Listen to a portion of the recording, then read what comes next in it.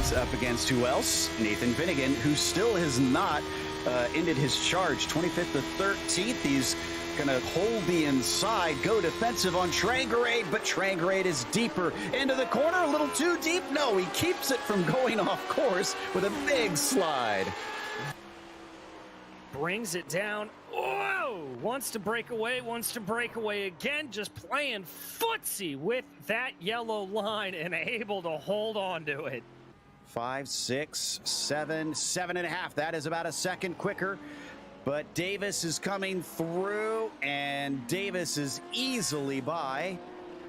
Quoc Ninh is not quite easily by. They're side by side, and now it's going to be a drag race as they come through. A lost sight of Quoc Ninh, and it seems that Quoc Ninh is going to try and lose sight of Davis as he's going to make the overtake here. He's got the inside down into turn 3, and he's through.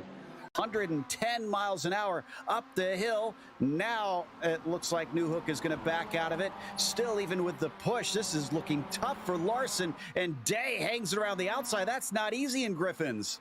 No, it's not, and now they're going to come down into the cutting where Raymond Day will have the preferred line. They try to hold on to it there. This is where we saw Boucher spin earlier, able to keep it both back under him. They continue to be side by side up the hill. Wow, this is tough stuff from both of them, neither willing to give it up. Into the wall goes Handsome Pete. It's down to 3 cars for the race win. Sowell, Cope, and Campbell.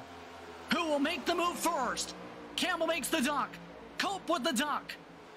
The block. The dive. The second block. Thomas Cope to the inside. Will Campbell get a run back? To the checker flag. Thomas Cope wins the Daytona 500. Waiting for that cone. This is gonna be close between the two, and I'm not sure who's it gonna be at the exit. They're gonna be side by side coming out of the pits. Daly chucking that car around the outside, trying to see if there's a little bit of speed, but Romig has it for now. Oh, but they've got that run down the straight. If there was somebody watching a monitor for him, telling him what he can do, hey, try to pull that Loyola move, but he doesn't do it. He stays on the outside with a defensive move, pushing just a little bit too far. Got some tire smoke as they come off of Charlotte's Web, heading down that straightaway into the museum turn. And it's going to be a drag race here in a battle of the late breakers between Romig and Daly. Daly diving onto the binders.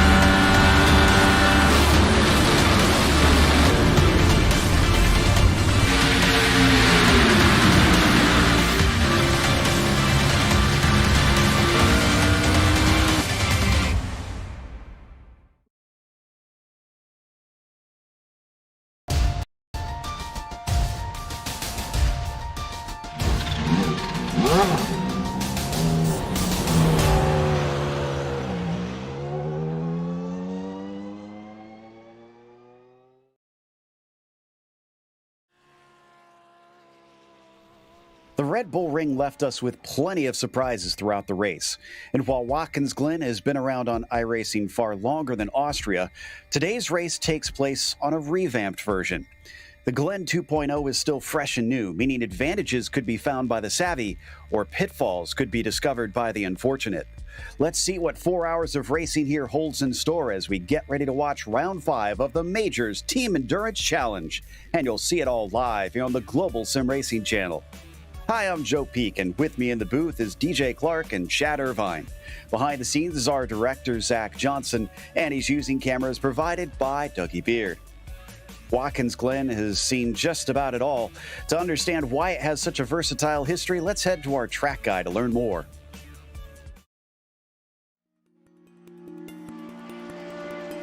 Welcome to Watkins Glen International. Situated in upstate New York, just south of the Finger Lakes, this track has seen it all. Few road circuits can boast hosting Formula One, IndyCar, NASCAR, and IMSA during its history. Though it did have a brief fallow period in the early 80s, thanks to the investment of local companies, it's grown into one of the premier road tracks in the U.S. With 4 layouts to choose from that range between 2.5 and 3.5 miles in length, lap times can vary greatly. But it also means it's suitable for lots of different levels of racing, from amateur to pro. The one thing that stays consistent no matter which car and which layout you're using is that Watkins Glen means speed. Many of the straights are very long, and the majority of the corners are fast sweepers. Some of them include a surprising amount of banking as well. Combine that with the proximity of the barriers, and this historic circuit retains a very old-school feel. Drivers in lesser-powered cars can expect drafting battles, while higher-powered machinery will test the skill and bravery of their pilots. Some of the turns are visually iconic, such as the carousel and the S's. Others, like the inner loop, the chute, and Turn 9, greatly challenge even the expertly skilled. And of course, we haven't even mentioned the drastic amount of elevation change drivers experience. Between its rich history and popularity among drivers, this track stays busy and seems likely to be that way for a long, long time.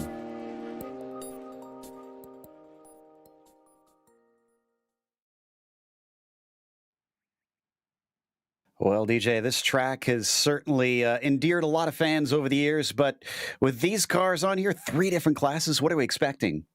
Well, Joe, it's going to be a good time out there with plenty of overtaking opportunities and plenty of areas to catch you out. Now, in terms of that multi-class area, the area that you really want to be catching cars, well, that is going to be the run really from the 90 all the way down to the outer loop.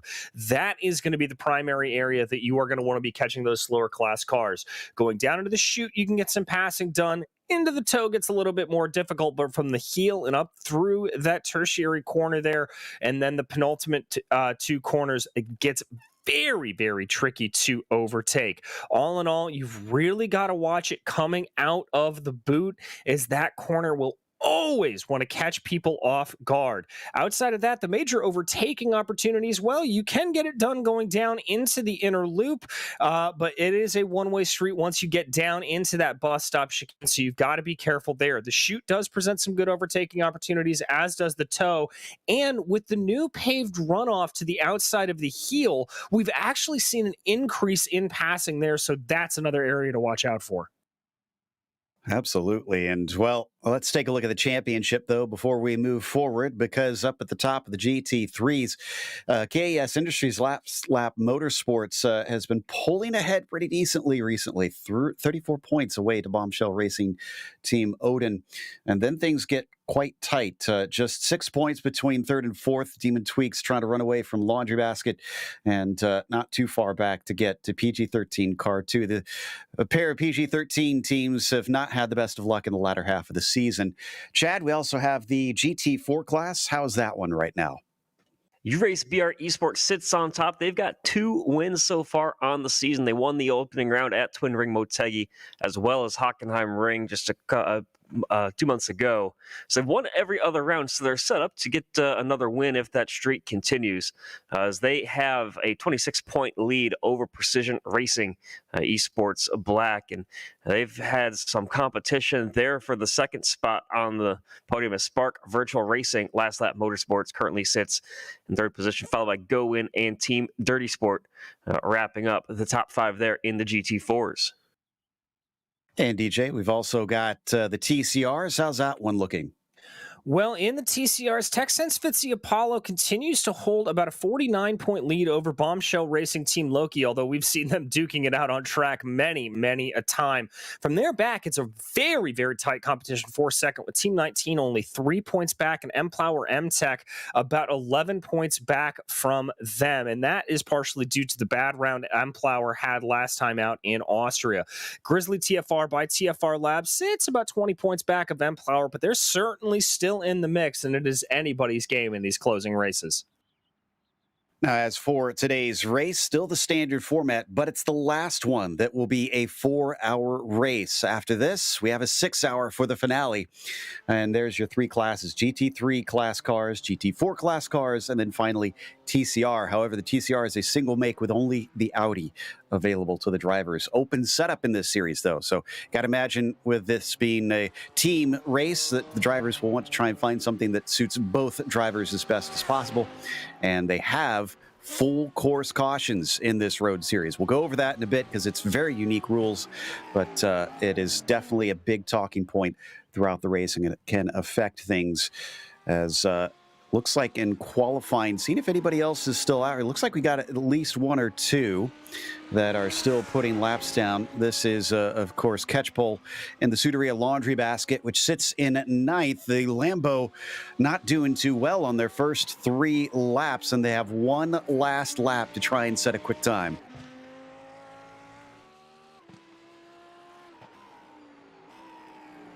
'69 coming out of the boot section now and onto the main circuit.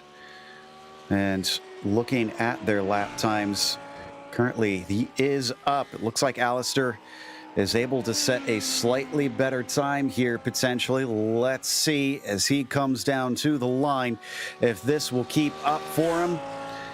And it looks like, yes, a 44.3, an improvement by 0.2 of a second, but only up to 9th for him in that GT3 class.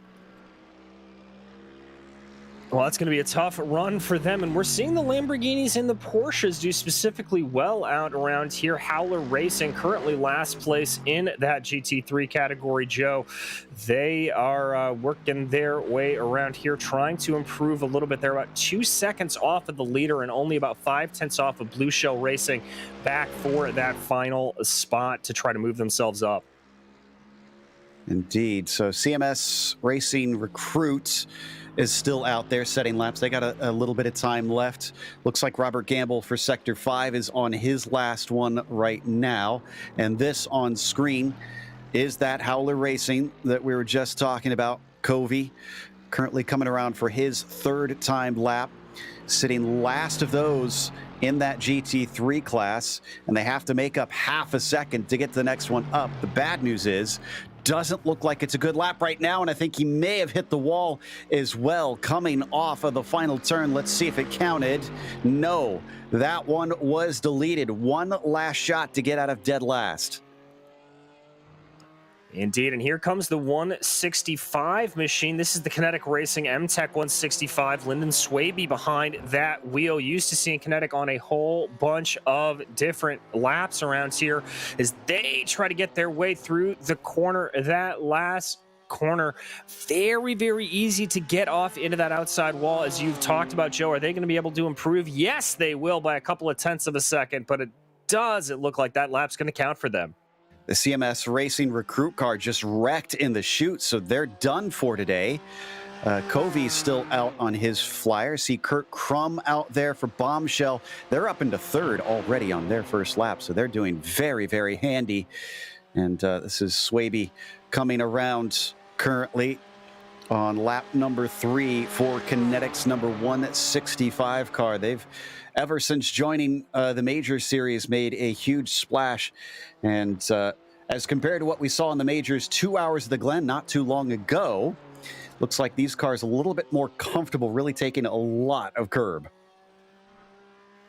Yeah, Joe, the GT4s here, they're really going to be able to take a lot more of that curbing, and that's something that we'll talk about over the course of the race. The new scan here for Watkins Glen has really raised the curbing in some specific areas, specifically on the inner loop, and so it can throw the cars out for a loop, but because of the lower horsepower in these cars, a little bit more softer suspension, it's really going to allow them to be more aggressive, really go over the curbs with a lot more tenacity. Specifically watch for that in the GT4s and the TCRs. Got to think that 14th in these GT4s is not satisfactory for Kinetic Racing. So Swaby is going to try to bring that car around and pick up the pace from the 55.9 they put in, about 0.2 to make up to catch up to just 13th and Black Tree Race Crew. Pegleg takes it up to the final turn. Let's see if this one's going to be clean, as he dips it down to the curb all the way out to that exit wall, keeps out of the grass. Is this going to be good? It's looking like it's a little slow. No, it is good. A 55.7 is going to jump him up into 13th. That is one spot, and he parks it. And the only car I see left on track is Kurt Crum in that Bombshell Racing machine. And they actually ran about 1 or 2 laps, then came back out, and this is their second time out on track here in qualifying. This is, I believe, the final lap that they will have, and he just took a warm-up lap. So Kurt Crum now trying to improve from the 3rd position, but he has to put up an absolute flyer as they were over a 10th off of Blake Reynolds' pace that he set earlier in qualifying. Reynolds looking strong lately here on the roadside for the KES Industries Last Lap Motorsports team, and off just takes it right up to the edge of the curb.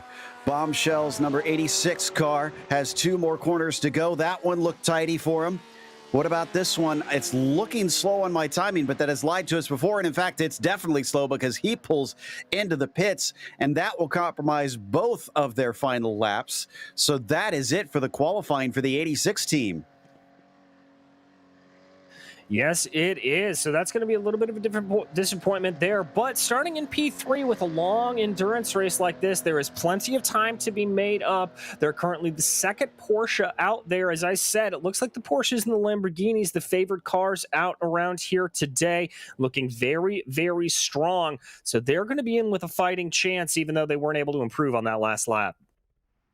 Yeah, certainly not the worst thing in the world starting from 3rd. And looks like we have most everybody out from qualifying. Before we get to the grid, though, we mentioned the yellows. DJ, for our audience that's new here to the series, this is such a unique system using the incidence points. Quickly try and wrap this up for those that don't understand how this works.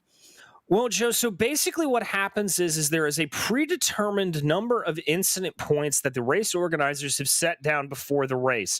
When they surpass those number of incidents, they will throw a full course yellow out on the track. Now, that number could come before the halfway point, at which points we could have 2 full course yellows over the course of the race. It could also just be 1 later on in the race. So it really comes down to just the number of times drivers pick up incident points. Now, that's not just from contact. That can also include running off track, losing control of the car, etc., etc. All different ways to pick up those incident points. And so it really creates a frankly, unique challenge for this kind of racing.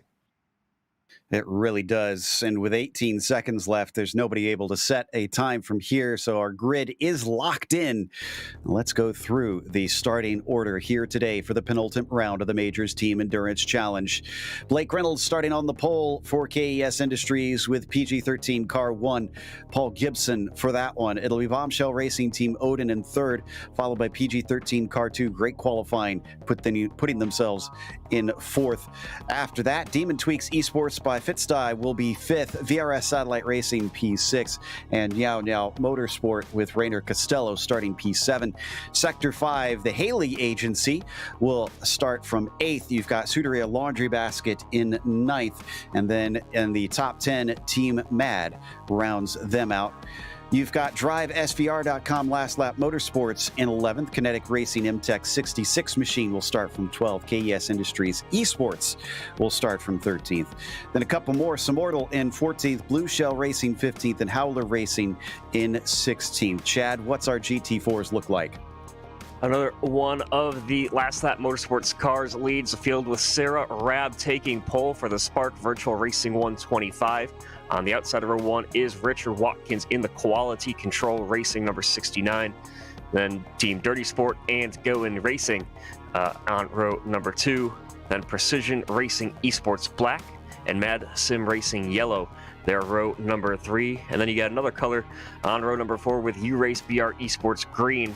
Christian Pereira there in the 7th spot with V-Apex Racing Group Atlantis in 8th. And then Dog Bear MTEC as well as Milner Motorsport Blue wrapping up the top 10 there in the GT4s. And then it's Forge Endurance GT4 in CGC Motorsport on row number 6. Then Lyndon Swaby and Kinetic Racing MTEC 165 with Black Tree Race Crew on the outside of row number 7. Then CMSRacing.com Recruit and CMSRacing.com Endurance 2 side by side on row number 8. And wrapping up the field here in row number 9 is Lordy row number 9 is Lordy Racing Team, as well as Kinetic Racing MTEC 168, piloted by Jonathan Diggs. In that TCR category, it is going to be Bombshell Racing Team Loki taking the fight to Team 19 and TechSense Fitzy Apollo 1, 2, 3. Twin Turn Sim Racing will be lining up P4, followed by Grizzly TFR by TFR Lab, with Lars Weil and that M-Plower M-Tech machine starting back in 6th. Sector 5 Scarlet will be starting in 7th, and Bombshell Racing Team Thor rounds out your TCR field. As they start to take off, looks like we have a full field out here today. 42 cars going to be taking to the track and trying to get them warmed up as we watch them head up through the S's. And this race starting at a little bit past noon virtual standard time. This is set in August here. So it's a pretty toasty track temperature, 140 or 104. I hope it's not 140 Fahrenheit, but 40 Celsius. So Chad, I imagine drivers will have to try and manage those tires, considering they could maybe save time if they can save a set during a stop. Yeah, I think that some of these guys are going to realize that and maybe try to either sit in the draft and save fuel and try to protect their tires a little bit, or if they know they're going to need tires with how hot the track is, they might be very aggressive with it and just go all out the entire race. I think that both strategies are going to be viable because you can. Yes, it does take longer if you do want to change the tires, but you also will end up being able to be more aggressive throughout the entire race and try to make up time on the track. Well, speaking of making up time, if you're not one that is all that great with setups, make sure and check out the Majors Garage, home of free Baseline Plus setups. Get help from any of the garage coaches 24/7. Sign up now for awesome, affordable monthly subscriptions, telemetry, coaching, and more by simply clicking on our link in the description below. Also, if you use our special discount code MajorsGSRC, you get 10% off. So, as we watch the cars now come through the boot and up the hill, of course, the sun will continue to set, but won't get too low in the sky here at the middle of the day start time here at Watkins Glen. But we should hopefully see the temperatures go down slightly as it gets a little bit lower in the sky. But Sudaria Laundry Basket, who took a win last race, going to be starting a little bit down the order here in the GT3s. Will that come back to haunt them, or will this be an endurance race, allow them to try and pick their way forward as the day goes by? We'll find out in due time as the Porsche pace car getting ready to head out through 2 more turns, and then it is going to release the car of Ray Kingsbury there for KES Industries Last Lap Motorsports to have control of the field. Hopefully we get a clean start both through turn 1 and through the S's, which definitely narrow up and offer few chances to avoid incidents. Pace car is in. Ray has control, looking for the green flag, and now he is on it. Green flag is out for round 5 of the Majors Team Endurance Challenge. Very good start for Kingsbury. Behind him, Gibson trying to hold on to it as Bidwell is to his outside and down through the first turn. I'm not seeing any incidents. Let's go to Chad with the GT4s. Sarah Rabb in the 125, keep them spinning.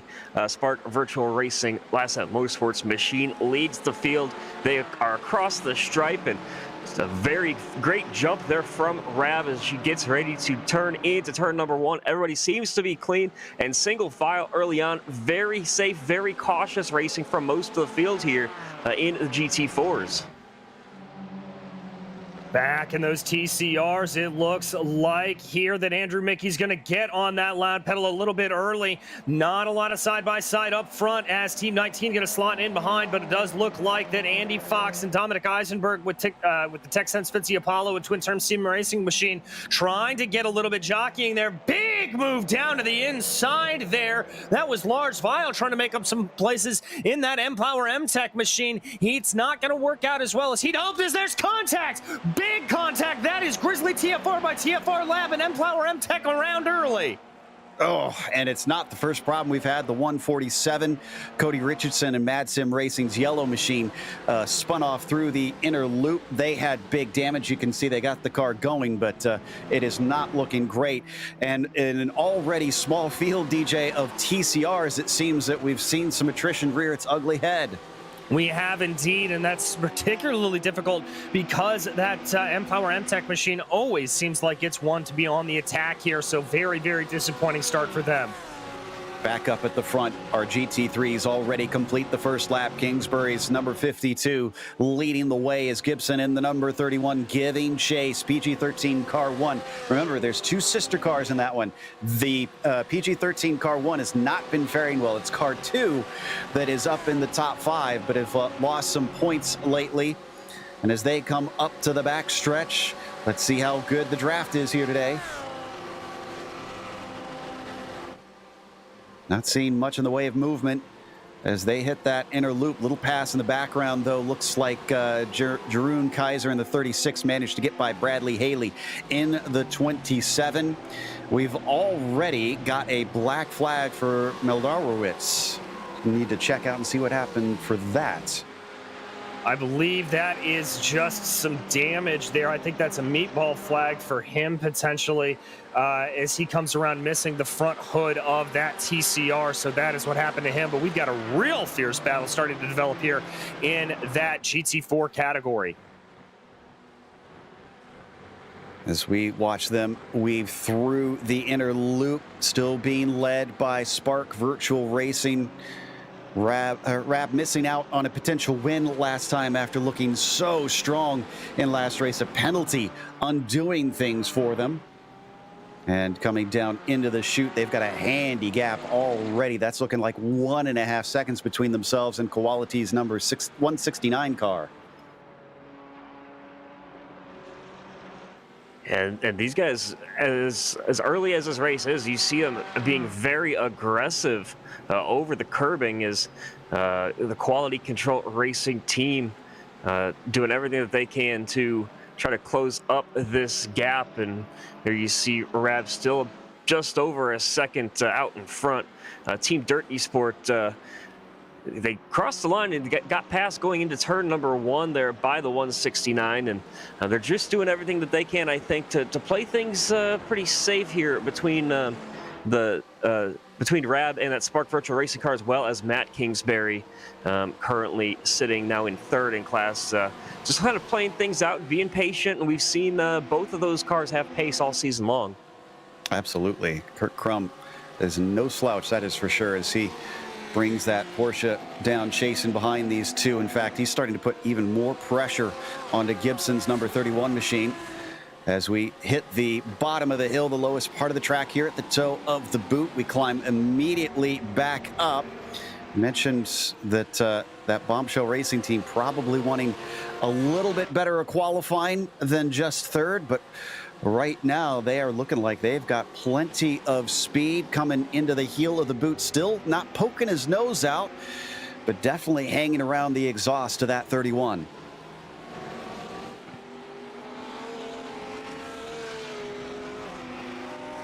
Still very early days in this endurance race. 4-hour event that you're witnessing here, as I think we had a little bit of a swap of positions in the GT4s. It looks like the 112 and the 167 changing hands. Blacktree Racing Crew's Thomas Silbernagel getting up in front of him. And in fact, this is quite a pack that is forming back here. Thomas now at the front of them.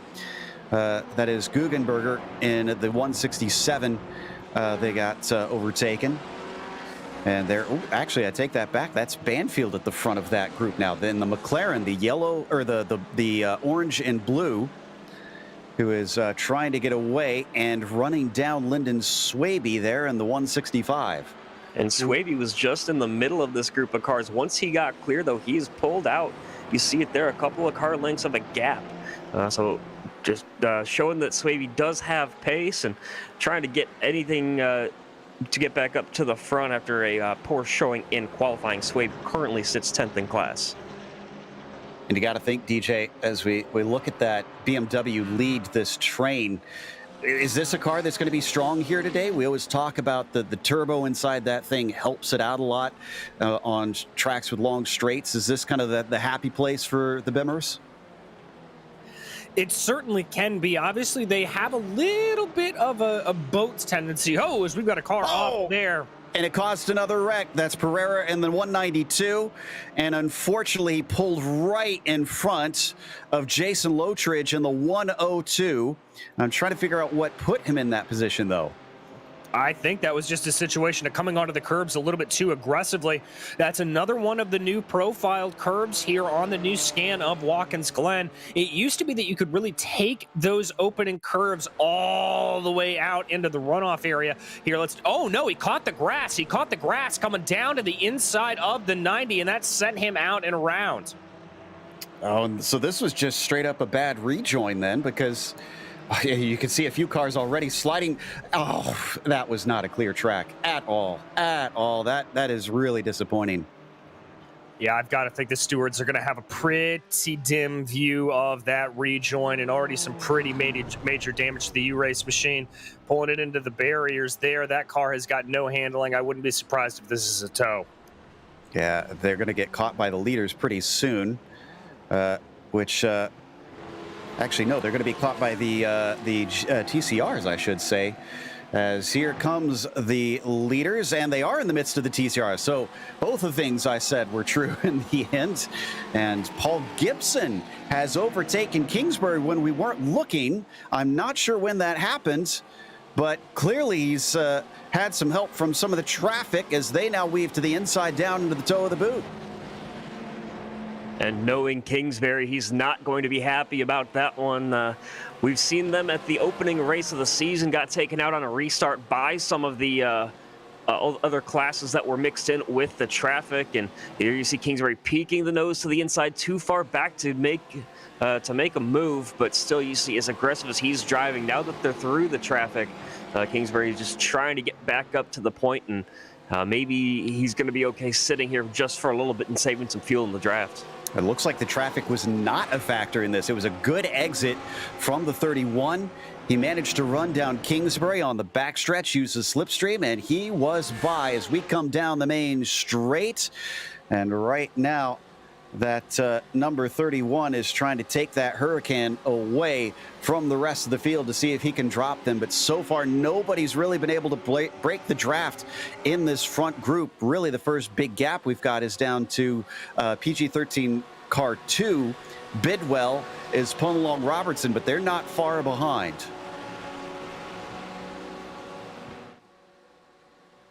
Yeah, the top five are all within about 2 seconds of each other. Then a huge gap, and that second train led by Costello, it's all the way down through about the 15th spot. So just about everybody in class is right there in a line. As there you look at your top five now working their way through the carousel.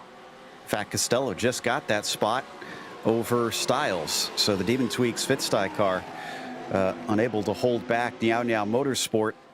We're now up into P6. There you see the Porsche. Ooh, and he's going a little wide there, coming off of the chute. Thankfully did not hit the grass, but that used a lot of the runoff. And back up the hill they come. Has about, 3 seconds to make up to VRS in the 64.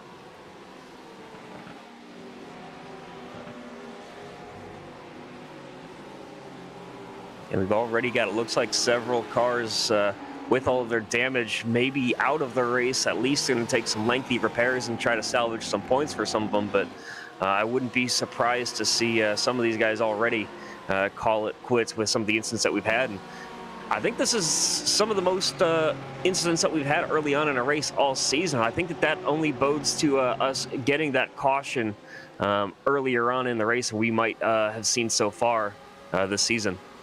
And let's not forget that they have all this paved runoff here now in the newer version of Watkins Glen. So that will certainly play a part of things as we come back up the hill. Yeah, we've only had one DNF so far, despite a lot of incidents there. The Mad Sim Racing yellow car is out, and here we go again. Are we going to see a repeat, a mirror version of what happened before? Kingsbury thinks so. He's going to go on the attack, as in front of them, Gibson does not back down. Now he breaks early and allows the Porsche through. Kingsbury is now at the front and into the lead. That was a very aggressive move from Ray Kingsbury under braking, and you just saw him as they got to the braking zone for the bus stop, just flew right on by and is already almost a second clear. So we mentioned the 147's out. The car's taking repairs is the 108 Gowan Racing. They've got 192, the U-Race BR car, the 102 Forge Endurance GT4, Grizzly TFR's 269, and Implower, of course, with the very opening wreck, still down there for nearly 10 minutes. They are going to be multiple laps down by the time they even get back out onto the track. So all of the GT3s are still running, but you just mentioned all the racers that unfortunately are taking significant repairs. And I was surprised to see how small the field was today in the TCRs, down to only 6 cars, but they're all within about 10 seconds of the overall, or of the class lead. Yeah, indeed, Chad. They are just kind of biding their time here. We haven't seen a lot of major aggression happening from any of these drivers. Everybody just kind of going along here and seeing what happens. Obviously, with the takeout of Implower MTEC and Grizzly TFR by TFR Labs. Oh, that's the 21 around. KES Industries' Christian Ost has spun his Porsche and it's going to get the GT3 car going again, but judging by the tire marks, I think he found the wall there just before the final turn. And something to note about that car is Christian Melchark's the driver actually that qualified it, and he unfortunately had a connection issue to the server and disconnected just as we were getting ready to take the grid. So I'm not sure if it was planned for him to be in the car at the start of the race, but he did end up taking a tow and is now back in the pit lane, but Ost not the start that he wanted to have. Down the hill once again, some lap traffic now in front of them. That's Diggs in one of our GT4s that's trying to stay out of the way, and he's going to have to hold off at the left-hand side. And they've already passed the TCRs here in the GT3 class. So now it is to the GT4s, which aren't all that much slower, DJ, than the GT3s. No, they're really not, and so that's going to make things very, very difficult here for these GT3s to get by. It's not like passing the TCRs where there's a massive straight line speed advantage. The biggest difference is there's a couple of miles now they'll be missing on the straightaways and just a little bit more downforce. So really the best place to try to get by is through the twisty bits for these GT3 machines. That's where they have much more of an advantage. Almost trying to take it too wide there down the main straight. And they all get by Anderson in the 122 eventually, but there's still more to go, and this is making a compromised line for the PG-13 car 1. He is going to be slow as they split on either side, maybe. It's 3 wide coming up through the S's. This does not bode well. Getting a little bit of a hip check. And there goes Ladash into Robertson. He goes back across the track, taking more with him. And there's now a car upside down. That's Jack Stiles. He gets hit. This is turning to an absolute mess. He's got to take a tow. There he goes finally. Oh my goodness gracious, Joe. Utter calamity out on the track. You said it yourself, trying to go 3 wide through the S is never a good idea. And this starts with Burke making contact with the 183. The 183 lost control. He hits Robertson in the 64, and then those behind them, well, it's almost like a street course through that part of the circuit. So drivers were running out of options on places to go. And just watching guys work their way through. Fortunately enough, about the top 4 or so of the GT3s from Kingsbury to both of the PG-13 cars, all of them were well clear by the time that they tried to make that 3 wide move. And leaders are unaffected, but they're still dealing with some lap traffic. Here's a look at the replay once again. Yeah, there you see, and the BMW comes back across the track. It's clipped. That's Stiles upside down. That's also Catchpole that gets into it. That's Bradley Haley in there, stopped at the side of the track. Who ran into Styles the second time, trying to find out who that is here. Because that was just a full-on, I almost think he didn't lift moment. The 168 of Jonathan Diggs, who launched him into the air. And I was surprised, as long as that car had been upside down, it looked like there was not even an attempt to try to work its way around. But man, just calamity, and that's the part of the track where everything is so tight. The guardrails are right up against the track, and there's really not a lot of room to escape from any danger. Well, there was what, at least 4 or 5 4Xs right there, adding to the tally for a potential caution eventually. Again, we don't know the number, but that was a big chunk right there of drivers getting involved with incidents. Meanwhile, down into the outer loop, this is the battle between Catchpole and Greenfield. Alistair, one of those that took some damage from that. The question is how much? Well, I'm not sure, Joe, but we're going to have to see. That's going to be a storyline that'll start to develop out as we see their pace starting to fall off. But the battle here continuing to be very, very tight up front. This between the Drive SVR.com Last Lap Motorsports machine and Scuderia Laundry Basket. Indeed, and Laundry Basket, again, under the gun a little bit, trying to show their speed, trying to show that they are a factor in this championship because they've had 2 wins so far. And having to go around the outside a little bit. This is Guggenberger, and he's going to get split. Thankfully, cool heads prevail, each managing to find some space, but Greenfield lives to fight another day.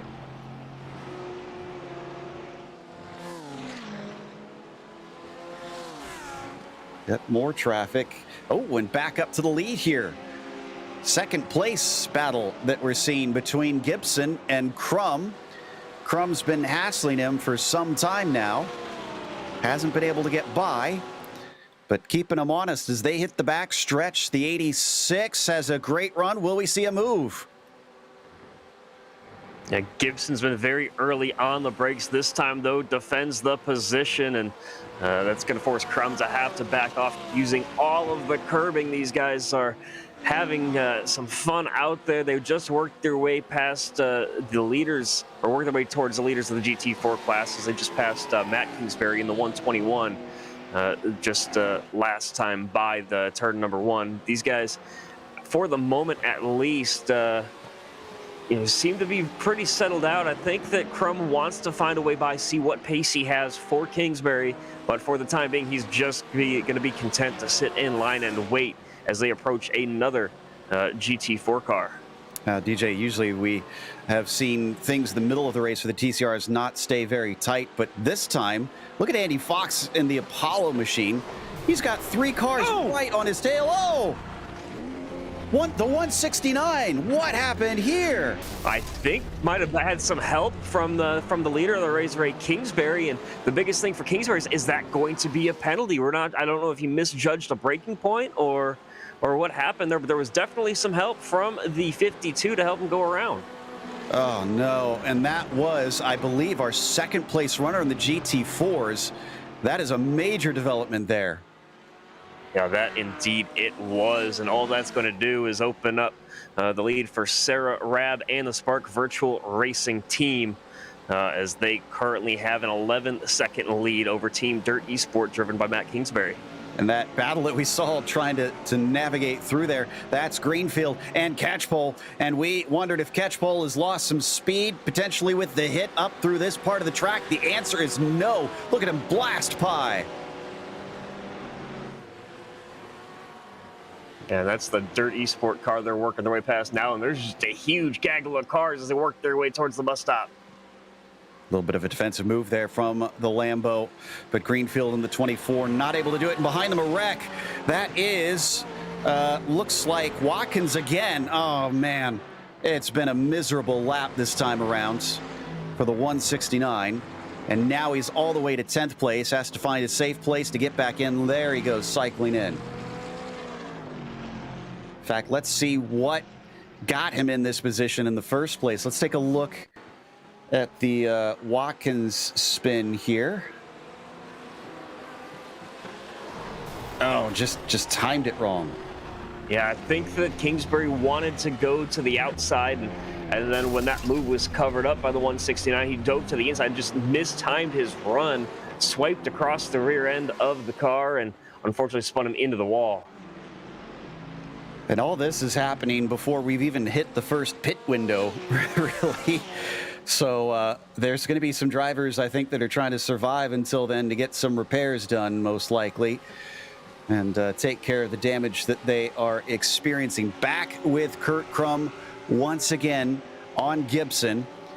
Battle for P2. Now, they haven't dropped off here, Chad, of Kingsbury, at least not too badly. He's still within half a second, but they haven't been threatening him like we saw before, which is interesting to me. I would think that if Gibson's got the pace, he'd want to try and be right up under there and save fuel like you suggested earlier.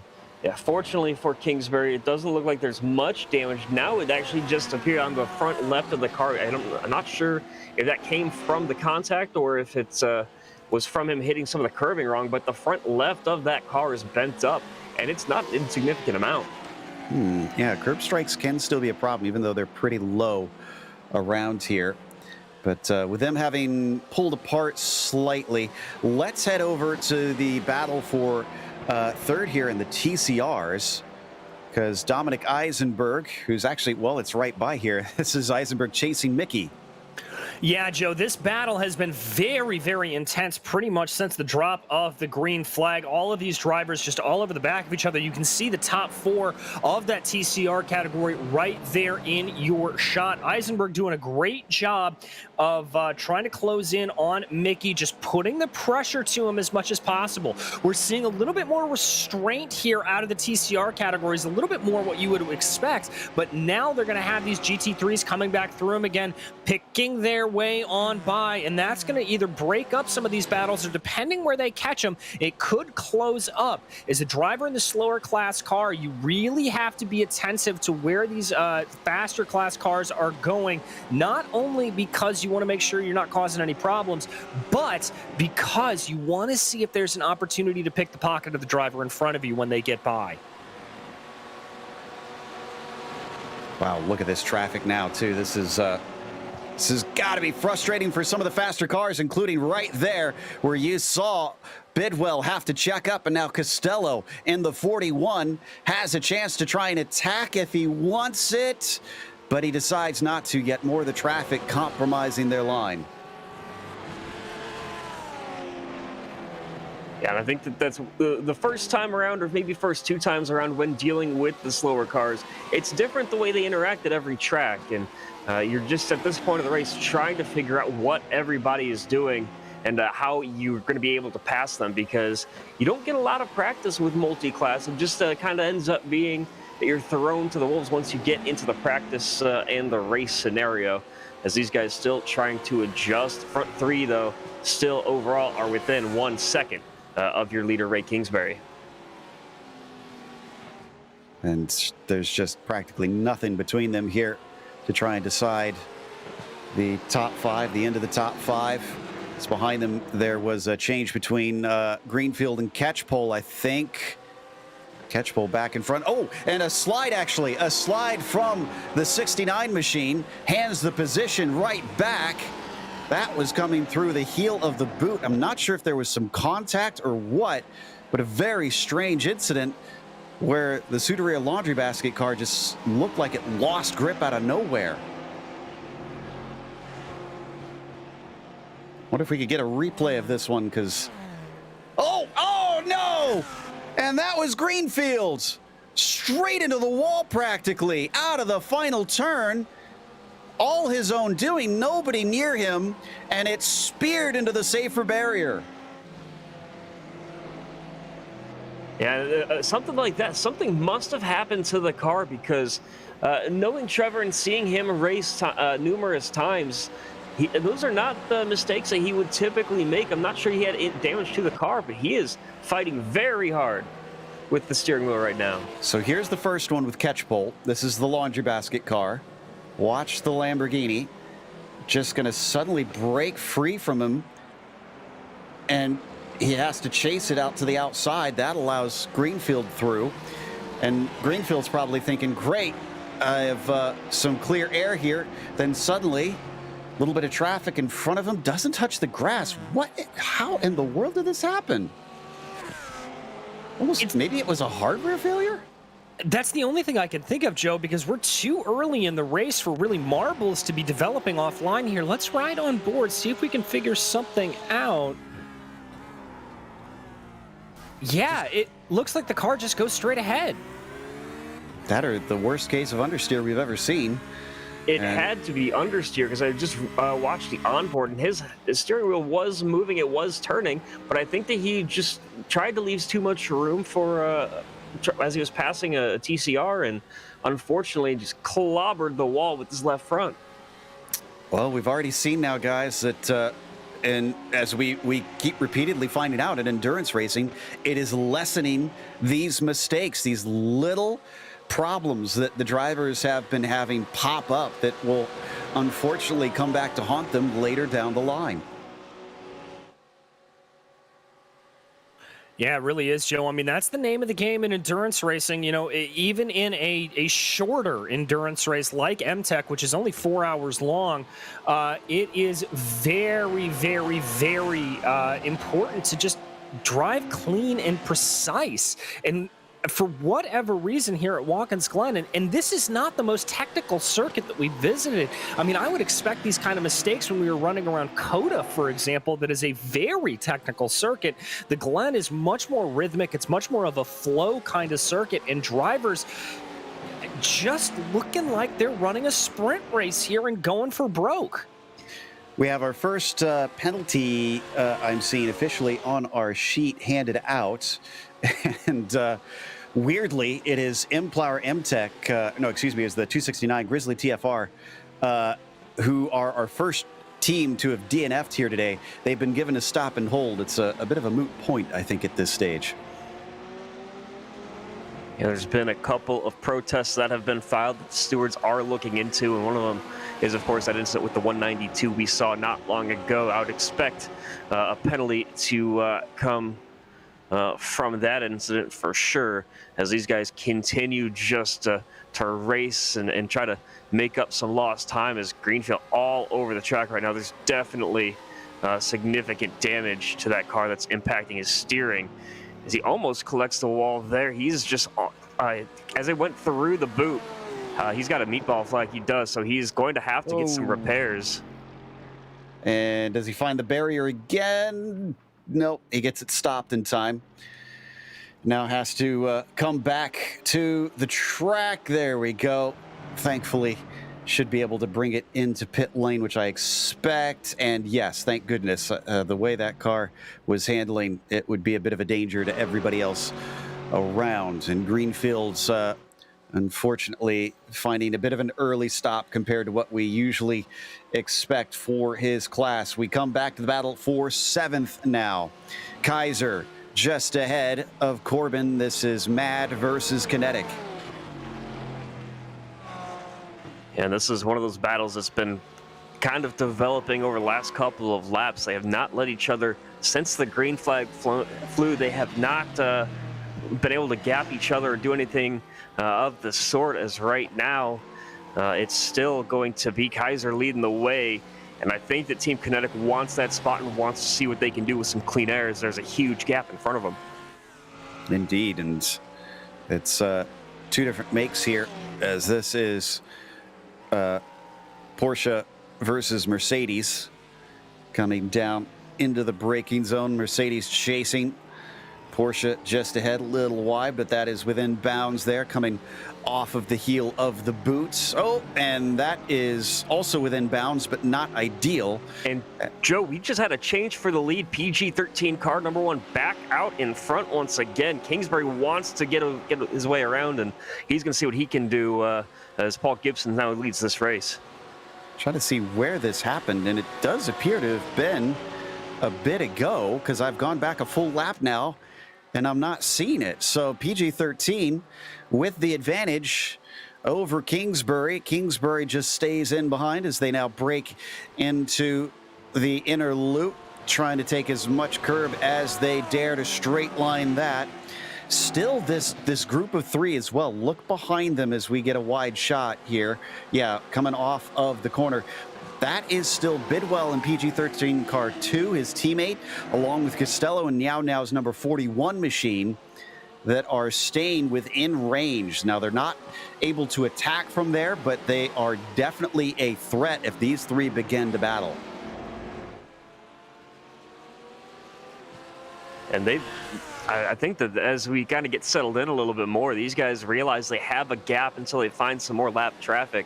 And they're going to want to try to make these moves, or at least be in the position to make a move if another driver's line is compromised. As right now, Kingsbury, he's trying to drive out his window, out his windshield, as well as out of his mirror, because he's got that Bombshell Racing Odin car just breathing down his neck. Indeed, and having started in third, they definitely don't want to stay there. Want to try and get themselves some track position. I wonder More how penalties being handed out, by the way, Joe. 30-second post-race penalty assessed to PG-13 car number 2. That's the car right there that we were just talking about in 4th position overall. 30-second penalty is pretty significant with how close these guys are racing. Also got to stop and hold, it looks like, for the 192. And that is the U-Race BR Esports green team. So as yet more of these drivers find themselves unable to stay clean out there. This has been a bit of a rough day for the second to last round of the season. You know, you got to think, if you're the car that is right now sitting behind, that's Costello and Now Motorsport, of that PG-13 car 2. You got to hope that someone is aware of that penalty and telling them you don't need to fight him hard, because you basically just have to wait for a safe pass. He is going to finish 30 seconds behind wherever you are.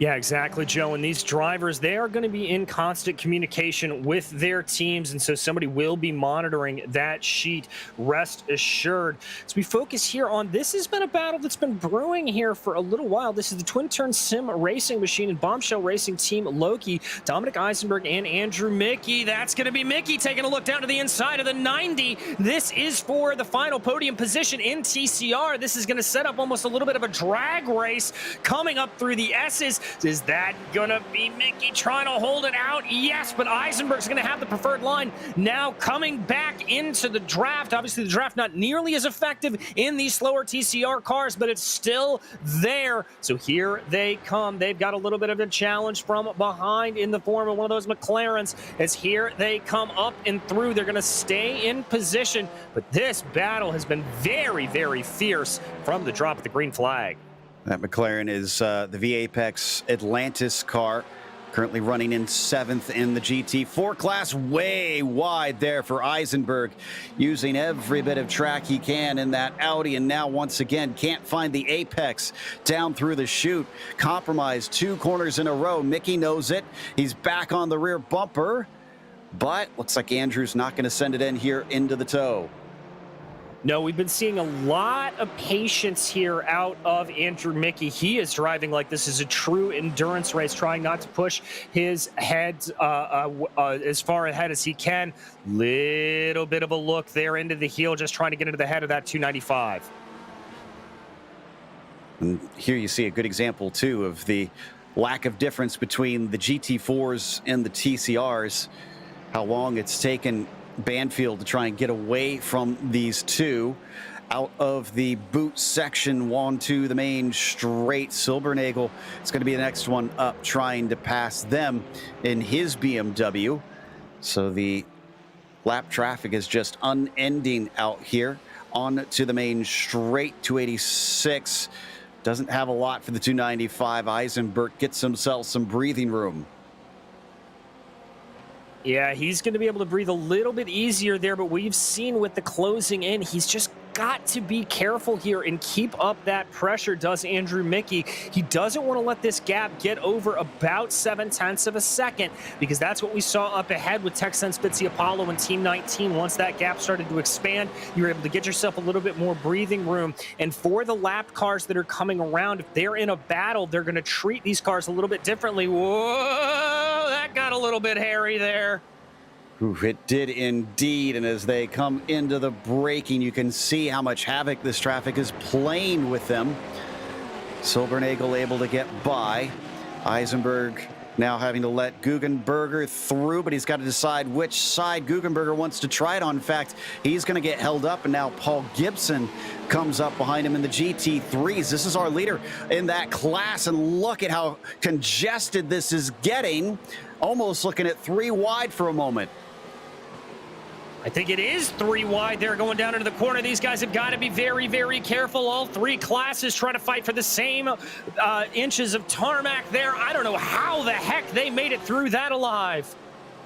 And thankfully, yeah, no contact in amongst them, but this is not over. Someone's trying to send it in deep in there. Trying to figure out who that is in the Porsche. That's Costello, I believe. Yeah, 3rd place in that class right now, who is currently giving watch. He manages to get by Kurt Crum in all of that, and one of the Audis actually taking to the grass. Tom Guest, 2nd place in that class, trying to stay out of everybody's way. Thankfully, does not come to an incident between them. And onto the front stretch, Banfield now takes a stop. Well, and he's not the only one, Joe. We've got a bunch of those GT3 drivers coming, or GT4 drivers rather, coming down pit lane. Andy Banfield, John DeSpring, Lyndon Swaby, Silbernagel, Pinto, lots, Jeff Evans, lots of drivers. We could be seeing the near end of that GT4 pit cycle. About 40 minutes we're seeing that they're able to make here so far. And back up to that lead group. Still a fight between Costello and Crum.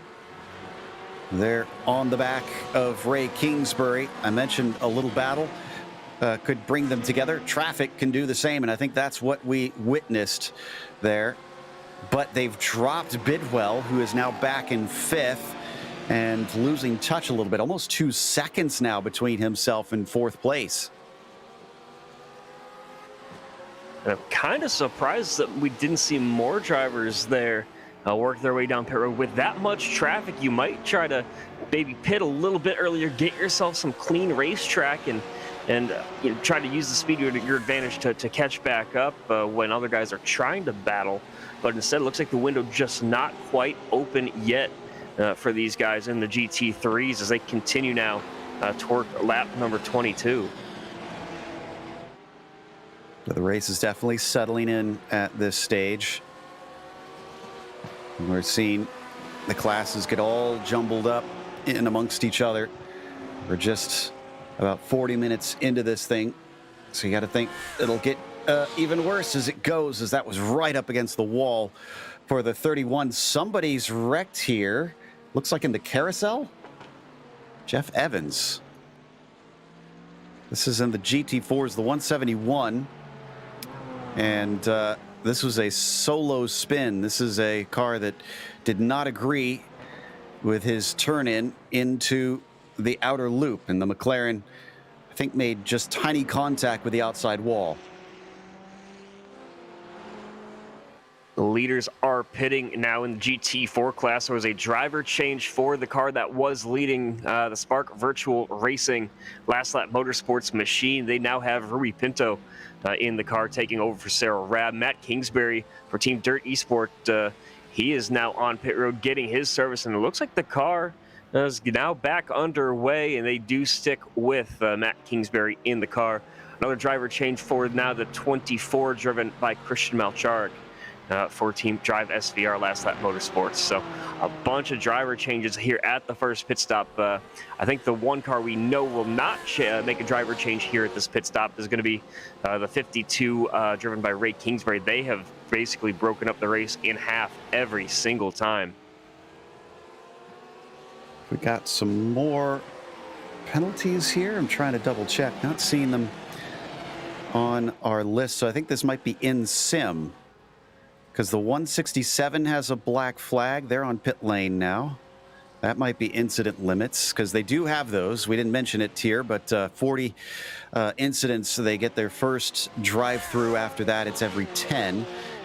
But the 68, yeah, the 68 is now sitting stationary. So interesting stuff for the Kinetic 168 team.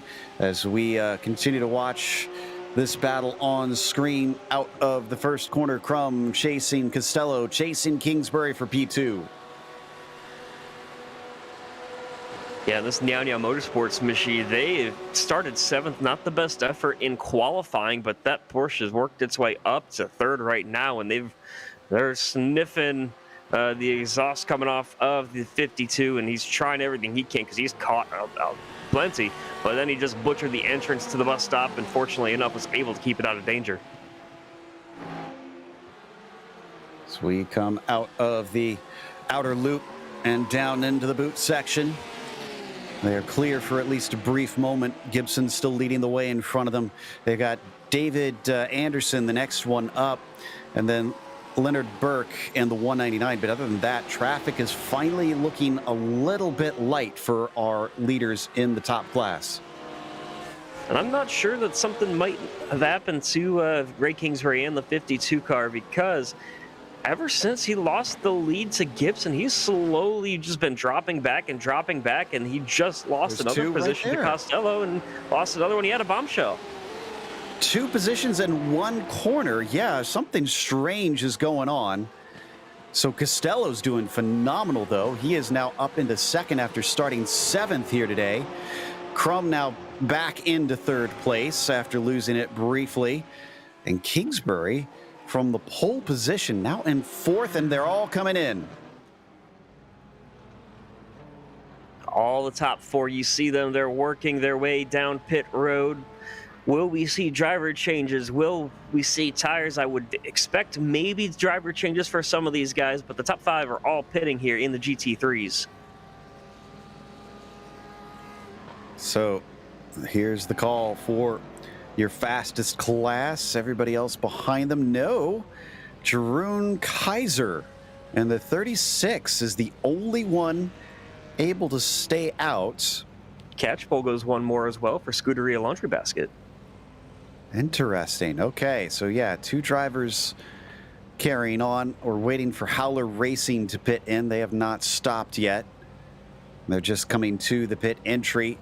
Still sitting stationary, Kingsbury looking to top up on fuel as we now look at Catchpole coming around the outer loop. Will this extra lap make a difference later down the line? Got to watch out for that pit exit. Can't go over that line. Very long stop for the 86. He's still in his box. Ooh, yeah. What is going on with Kurt Crum?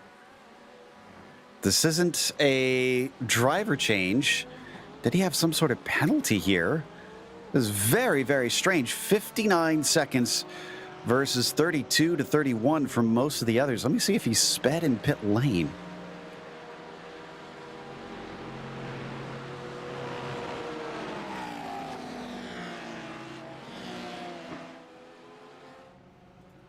Double checking. No, I'm not seeing any speeding penalty for Crum. Stayed within it.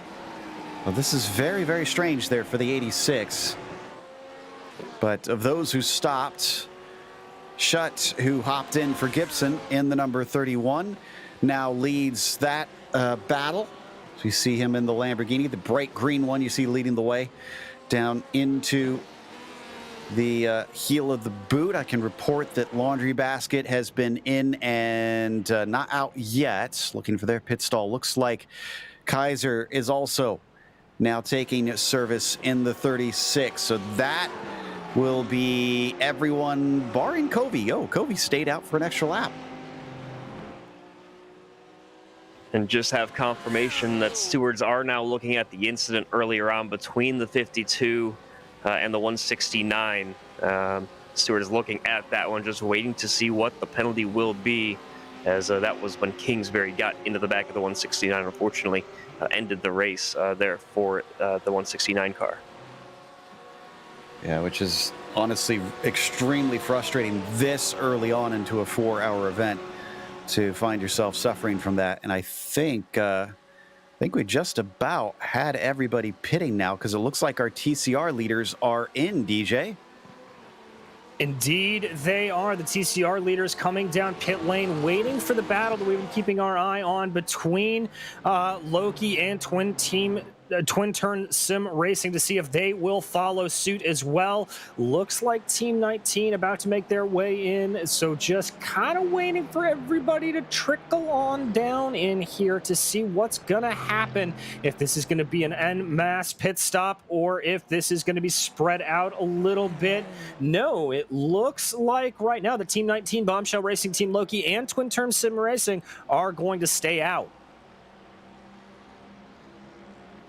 Okay, so I believe I'm seeing that is everybody throughout the field having taken their first stops. No, Howler Racing is still out there. The 72 has yet to pit. How are they going this long? Wonder if they got the fuel map set on that Mercedes as low as it can go, just to try and stretch it out. They haven't looked terribly fast here today.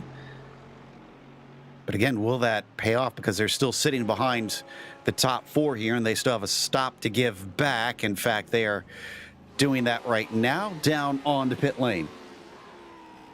Surprised to see them be able to go that much longer. Maybe they were saving fuel the entire run and seeing how far they can stretch it, just playing a little science early on to know what they can do come the end of the race.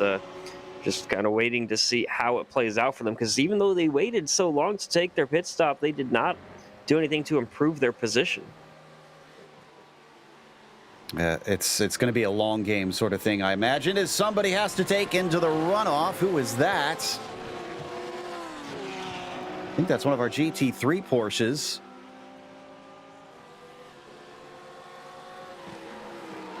That would be a Malcharek there in the 24, and that was him being lapped, so that was not for position, but that was a scary moment. Usually when you take to the runoff in the inner loop, you try and go along the paved part to the inside, so certainly caused a scare for everybody surrounding them for that. As you look at the bright blue and orange number 41 Niao Niao Motorsport still ahead of Kingsbury. This is for second place, and 3 hours and 11 minutes are left.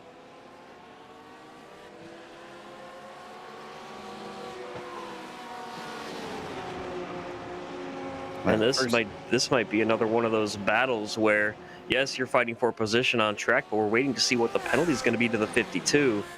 If they have to serve something here in the next couple of laps, it's all this battling is going to be for naught. Yeah, that's a good point. So really don't want to risk the car if you know you've got an easy spot coming to you a little bit later down the line. This is not too late in the day that they've got to try and go past in case there isn't one. And up the hill, Kingsbury ahead of Hodge, ahead of Bidwell. Bidwell almost bump drafting that Porsche up along the backstretch and then backs out of it.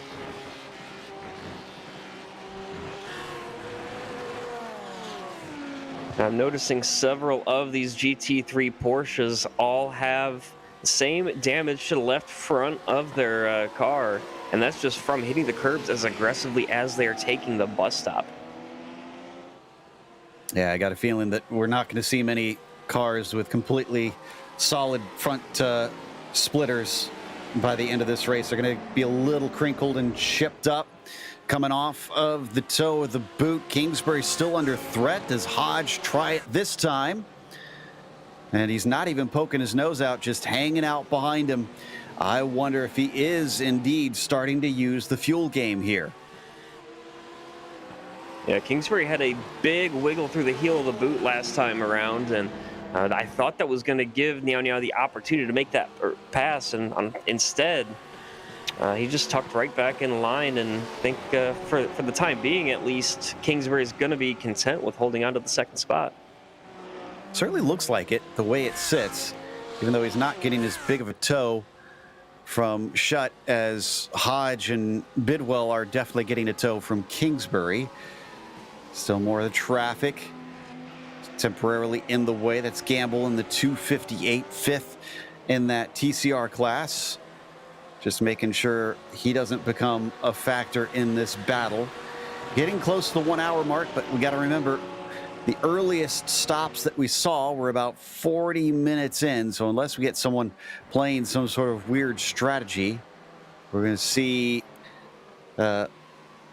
drivers use this to their advantage as we come out of the inner loop and into the outer loop once again. Your leader up in the GT3s is the 31 machine, David Shutt. You've got Spark Virtual Racing in the 125. And Texans Fitstye Apollo, Andy Fox in that car leading down in the TCRs. Yeah, and the lead battles there in those lower two categories, Joe, really starting to spread themselves out a little bit, specifically in the TCRs. Texans Fittipaldo has about a 10-second lead right now over Team 19. Battle for the podium continues to rage on a little bit with Team 19 just barely holding off Bombshell Team Racing Loki, but it's still a little bit of a larger gap for them to get up to Texans.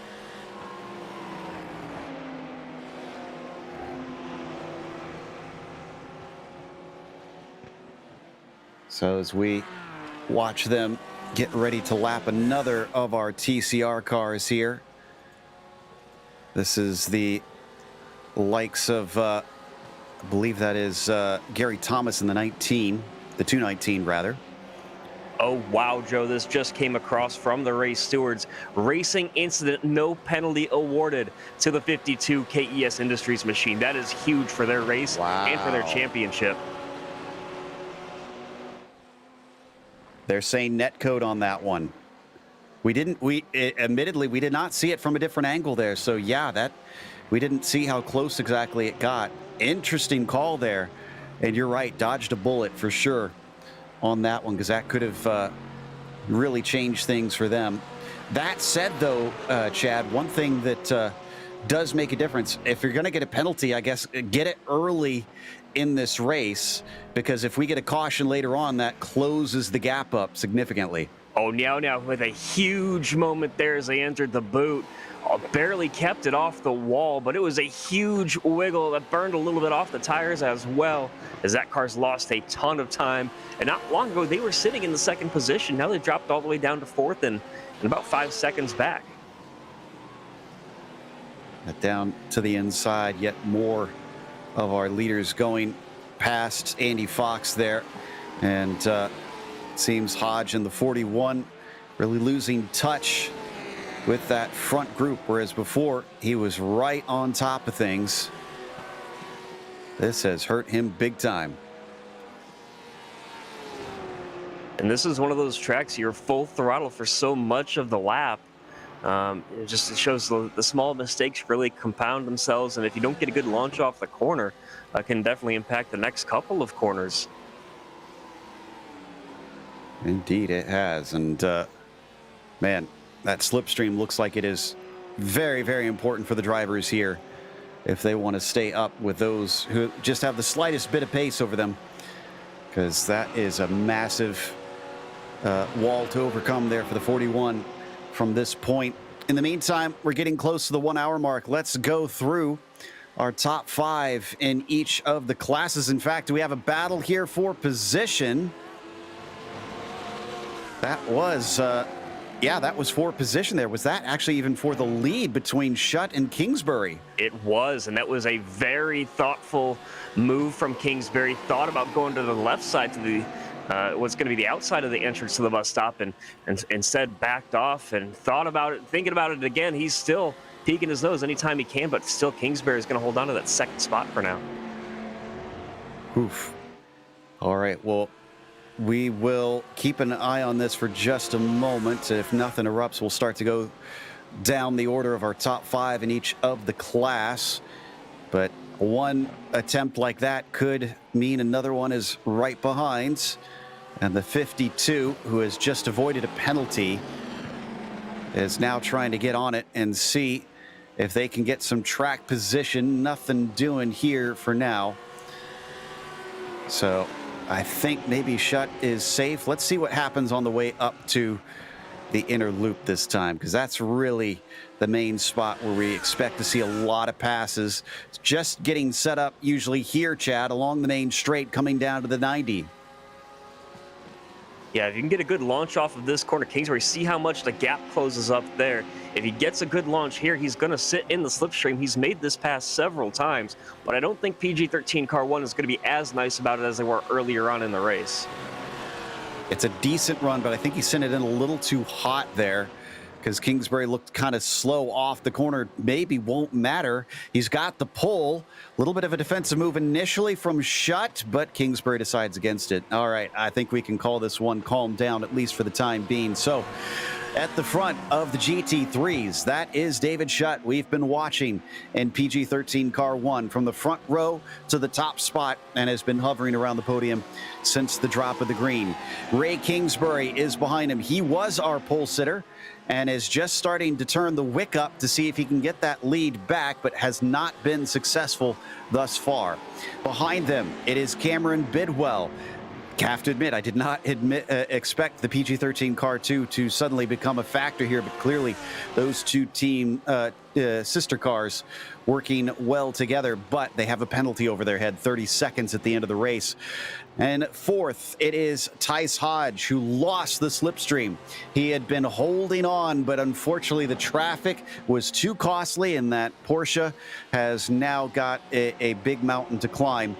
Meanwhile, Catchpole in the 69 had a bit of an issue a little bit earlier on. Big slide through that very corner, and that is what cost them 12 seconds back to round out your top 5 in the GT3s. Chad, how's the GT4s? We got a Spark last lap. We got a last lap motorsports car trying to fight for the lead overall. We've got a last lap motorsports car with Team Spark Virtual Racing right now leading the way in the GT4 class, and they've got about 9 seconds or so with Rui Pinto over Team Dirty Sport and Matt Kingsbury in the 121. Then another 6 or 7 seconds back to Team Mueller Motorsport Blue, and then Kinetic Racing MTEC not far off them. And we got a battle for the 5th position as well. Right now it's Ray Partridge and Team Dog Bear MTEC trying to just hold on to that 5th position for the time being. DJ, what are you seeing down to the TCRs? Well, TechSense Fitzy Apollo, currently piloted by Andy Fox, just continues to pull away here, but it is a very tight battle back for P2 with Team 19 and Gary Thomas behind the wheel. Andrew Mickey and Bombshell Racing Team Loki currently under attack right now from Dominic Eisenberg and Twin Turn Sim Racing. This has been a battle that has been raging the entire race long. So second, third, and fourth, very, very much up for grabs. Back in 5th, it's Sector 5 Scarlet with Robert Gamble holding on to that position in the TCRs. And with the first hour down, we are well on our way into the penultimate round here of the Majors Team Endurance Challenge. We'll come back with the rest of the race here, but until then, we're going to take a short break. Stick around, there is more to come.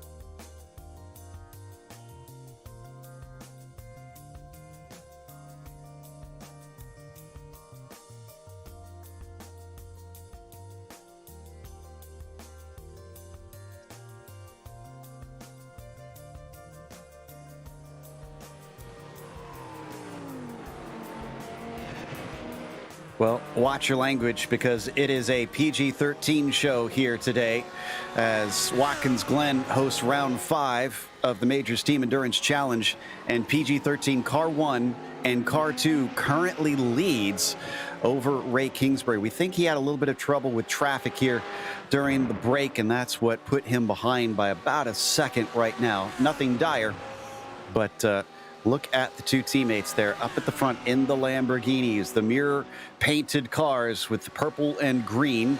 Will we see a swap of position, or is this going to be formation flying? That looks like formation flying.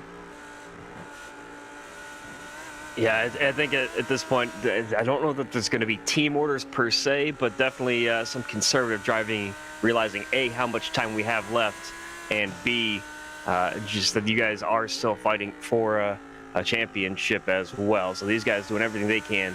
It's actually the highest PG-13 car in the standings is Car 2, currently sitting all the way down in 5th position. PG-13 Car 1 missed the last 2 rounds, so they're pretty far down in the standings.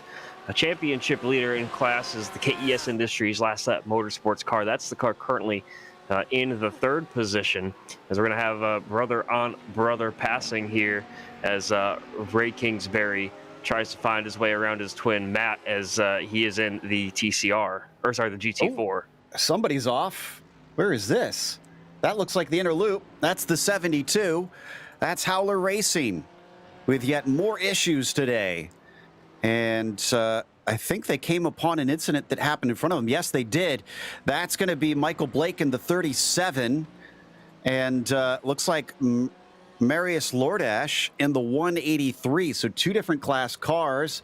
And then unfortunately, in trying to take avoidance to not get caught up, Morrison chucked it into the barrier. Yeah, it looked like that TCR just didn't realize that there was traffic coming. He just turned in like there was nobody behind him. And with as much speed as these cars have, it was surprising to see the way that they handled that corner. Well, and he had a lot of damage on the front. I wonder if the car was not doing so great in the first place. Here's Howler up and over the first curb. Yeah, and you could hardly see the incident in front of him in the first place. So big hit, unfortunately. Major damage on the front in a front engine car. And he's going to limp it back around. I got to think they're probably going to take a little bit of an early stop here. And he's got to brake hard down into the heel of the boot. Doesn't look great for Howler as we come back now to shut Bidwell and Kingsbury. And no surprises here. The 52 has gathered up some of that gap already. Yeah, this car has shown pace all season long. They are great with their setups, and it seems to be handling very well right now as Kingsbury's caught about a second off of the gap, and now he's 3/4 of a second or so behind Bidwell and shut the first 2 cars in class. And apologies from earlier in the race. I had said that PG-13 Car 2 had 2 wins. It was Laundry Basket that had 2 wins that I was thinking of in this GT3 class. So that is the one that needs this race to turn around a little bit. They're currently sitting in 5th is Laundry Basket, but up at the front, PG-13 Car 1 and Car 2. I think neither of them have had a win. Let's see, has PG-13 1 had one? No, they have not. Yeah, the biggest thing here is as close as the championship standings are, just about 30 points or so between KES and Bombshell. If there wasn't that late caution at Motegi, and they didn't have to take an emergency pit stop and get caught up on an incident on the restart, then the GT3 class would be very different picture with how much KES could have their championship lead be. But instead, they're just still having to fight here as they work their way now through the outer loop. And wow. That was brave. Picked the left-hand side and committed. And thankfully, the road cleared up. The TCR got out of the way. I think that was Mickey, that was trying to get out of it. And that's a battle for position there, too. That's Thomas, Mickey, and Eisenberg that are all vying for second in those TCRs.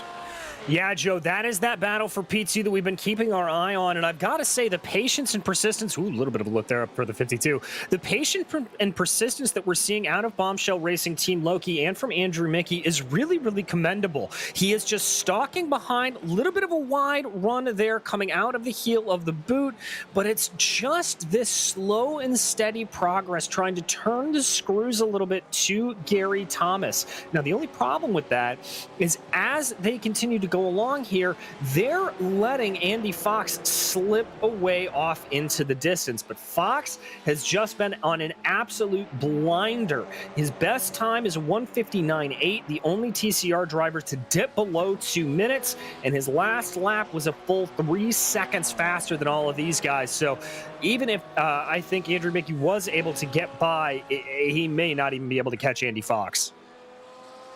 Certainly not looking like it at this stage, but every time we think, oh, there's a dull race here in the TCRs, at least for the lead or somewhere else overall, but by the end, it suddenly just explodes every single time, and they're going to have Laundry Basket come around the outside in the 69 Lamborghini, going to pull along one of the GT4s with him.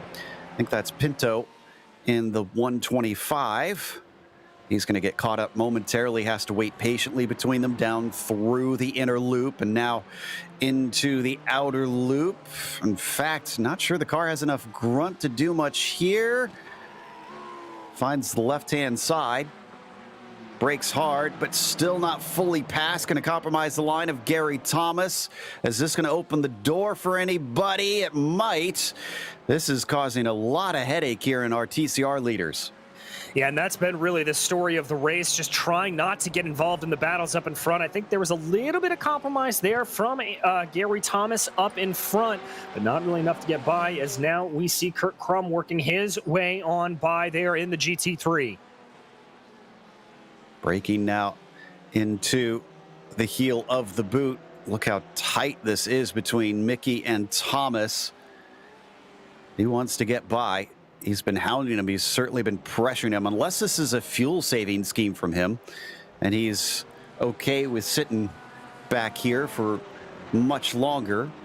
We're thinking we'll see actually about 10 more minutes before we'll see the GT4s in. And a little past that, we'll get the TCRs and then the GT3s along the front stretch to start lap 35 amongst our slowest class. And once again, still not seeing Mickey able to do anything on Thomas. Is up at the front. Was that a swap? But yes, Bidwell is now in front of Schutt. That was another move. We've seen this time and time again from the GT3s. If you can get a good launch out of the S's, sit in the slipstream and get by. It was a textbook pass going into the inner loop, and we've seen that several times from both the PG-13 cars as well as Kingsbury in this KES machine. Okay, so now Bidwell is going to be up at the points, and he's been racing since the start. Gibson has handed off to Schutt, so that team has switched it up while we weren't looking. In the meantime, Kingsbury has been in that Porsche since the drop of the green on this race, and yet more traffic in front of them, using that paved runoff to the best advantage they can. Enjoying having the modern Watkins Glen now on the iRacing service. That's Nicholas Gowan in the 108. Unfortunately, multiple laps down currently, as they have had problems at the start. And I think, yeah, they're our last car running right now even. Yeah, and good for some of these guys, just kind of logging as many laps as you can, hoping something happens to guys in front and picking up a spot here and there to cars that DNF from the race. As there's a huge moment for your leader, Bidwell, very wide at turn one. Looked like he just completely missed the braking point. He lost a ton of time. Gonna try and check. Car seemed very loose. We need a replay of this one for sure. In fact, he nearly took it all the way out into the tire barrier. So that sends him to P3. Here we go. Watch the green car in front. Ooh, ooh. Big wiggle there, and that's going to make a battle for lead now between Schutt and Kingsbury. as they're still nose to tail going now through and into the boot.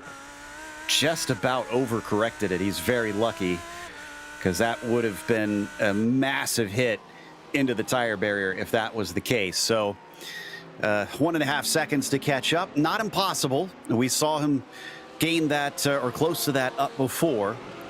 But let's see if he's got the pace here at this stage of the race to do so. That's Lord Ash there that they're going by. Another driver that's had a lot of problems here today involved in that huge wreck we saw in the first hour coming up through the S's.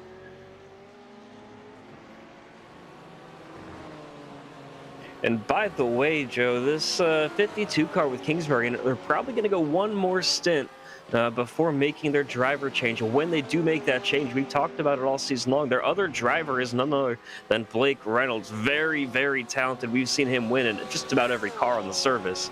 So once he gets into the car, he's got the pace. He's shown it all season. This car is just an absolute rocket with him behind the wheel. Yeah, and if Ray is easily keeping up with the leaders, you got to think that that could be lights out, especially if they get the timing right. Remember, they once had to swap them back late in the race because they mistimed the driver limits, and unfortunately found themselves having to put Ray back in to try and finish it out. And Ray is going to finish out a pass for the lead as he overtakes Shutt down into the inner loop, and that was smooth stuff there. Yeah, that's the same move that we've seen for just a lap or two ago from Shutt to get, or for Bidwell to get around Shutt. But these guys know that that's the best passing opportunity, so it seems, as Kingsbury now tries to build something, but Shutt's still going to sit right there in the draft and just kind of hang on and save a little bit of fuel. So Kingsbury now back up at the top spot. And as we carry on, we should start seeing some of these GT4s come in. Well, speak of the devil, Andy Banfield, who was one of the first last time, is one of the first this time. So the 166 looks like executing regular strategy. Also worth noting, you know, we've talked about how there's been a lot of action out there. We started off the season with our protest page that we keep up where we track all the stewards, just almost full very early on. We've had only 4 of them so far here in this race. So it's been pretty quiet for the stewards. Now, Jeff Yeager, by the way, hopped in for Banfield. So the 166 is now got a new pilot in the form of Yeager, and ready to go on his way once he gets his fuel topped up.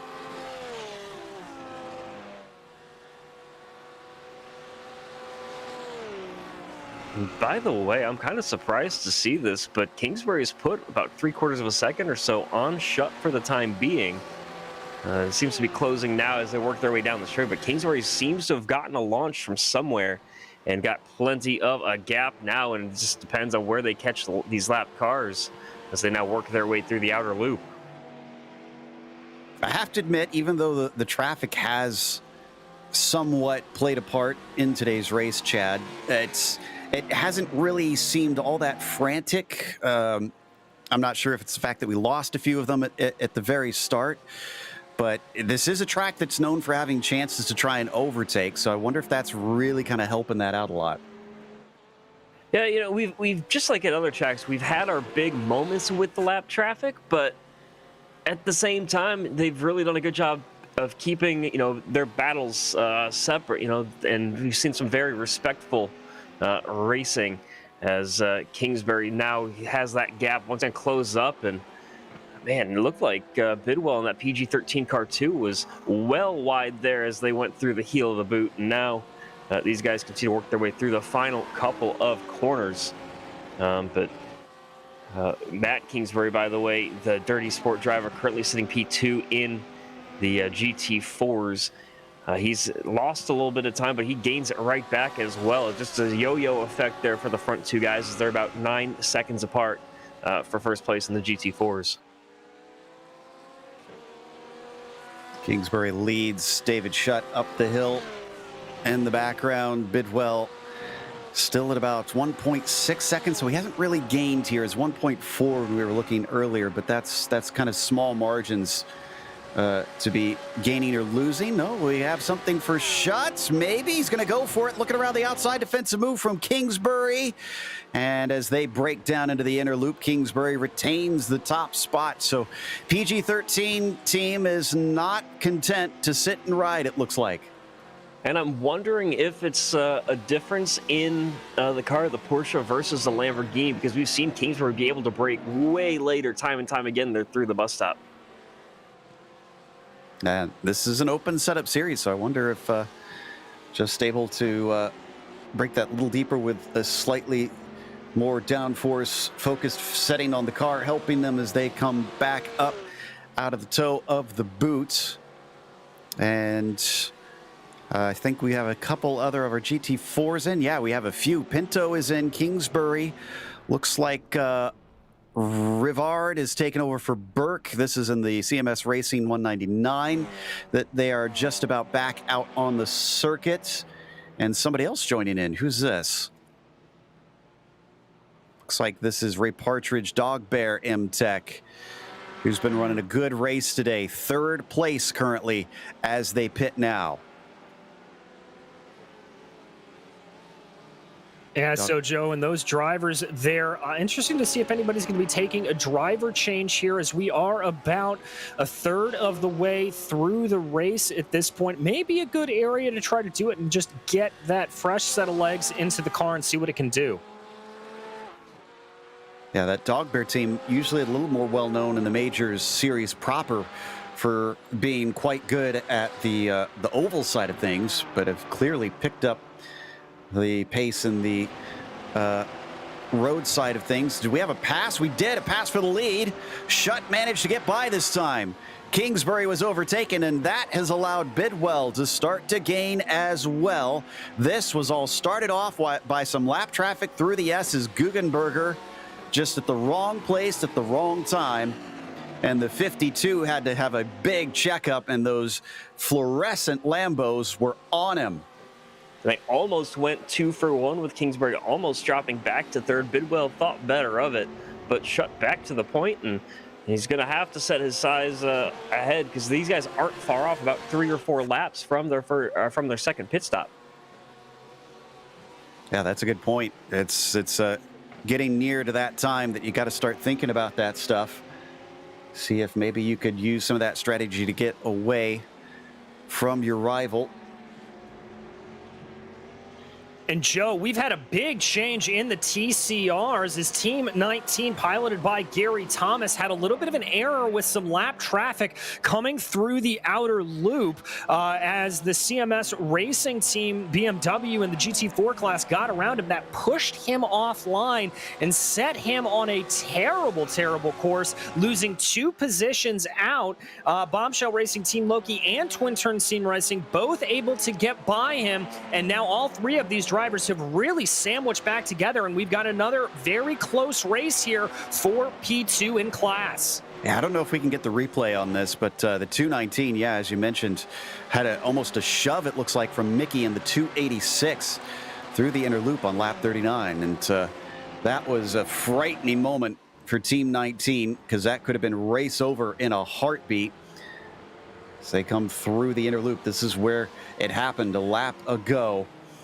And let's see if we get any more incidents this time. The leaders coming through certainly don't want anything to collect them. Battle for the lead in the GT3s goes by the battle for second in the TCRs, and they are able to carry on just as you please.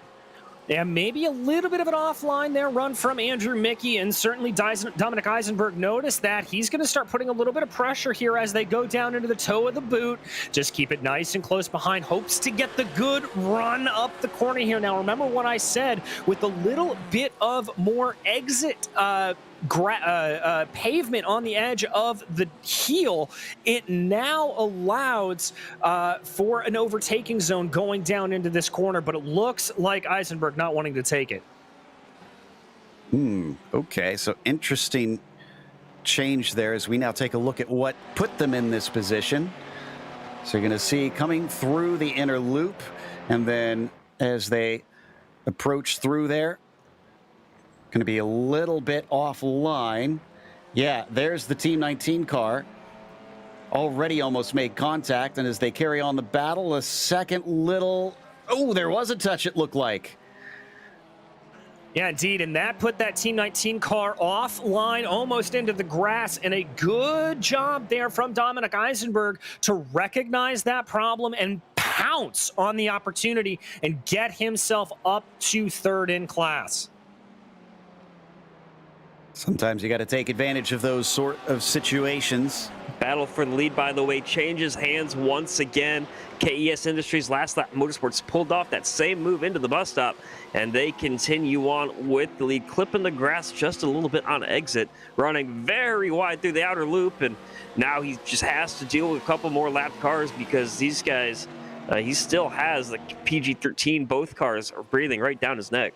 That was Fox, our leader in the TCRs, but this is the GT3 car that they're going to lap. So their own class, the KES Industries esports car, Aust in front of them. And that often can be a little bit more hairy because it's a car that's got the same abilities as yours. So you need a little cooperation. Yeah, that car has not had much pace here today for that Drive SVR Last Lap Motorsports car. Or sorry, for the Christian Aust, that car was involved in a wreck earlier today, so they have not found much pace, and they're just kind of limping along here. They're currently 11 laps down. They are indeed.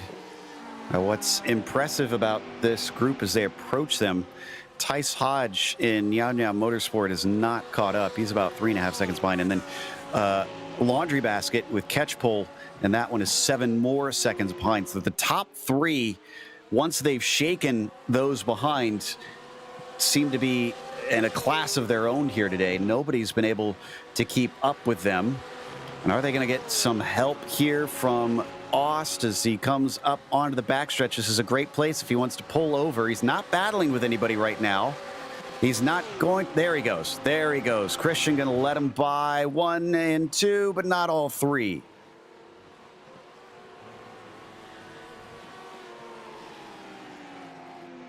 Good, smart heads-up driving there as they continue to work their way now through into the boot.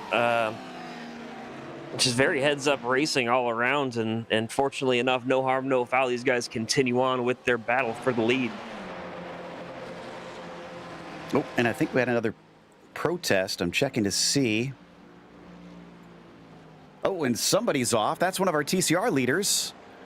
That is Fitset's Texi Apollo. They're going to have to give time back, and that is going to cost them the lead of that little battle for P2. That's turn 19, Team 19 able to go on by, or excuse me, the Bombshell Racing Team Loki that had the off there. Got a little bit confused on myself. Now the question is going to be is if Twin Turn is able to get on by them as well, as Team Loki just tries to bleed off that speed from the off track. They're going to be side by side coming down now into the toe. It looks like they're going to be able to hold it off for now.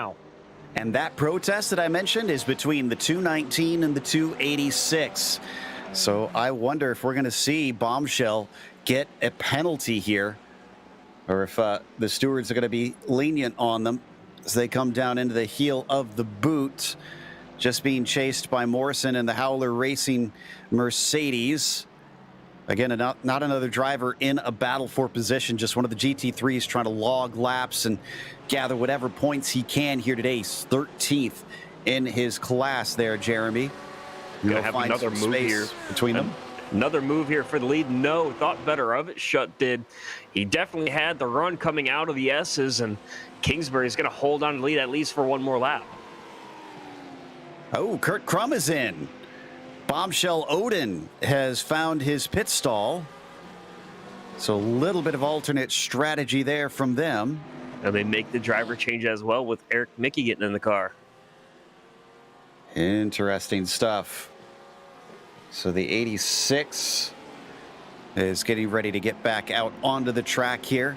Hour and a half into this race.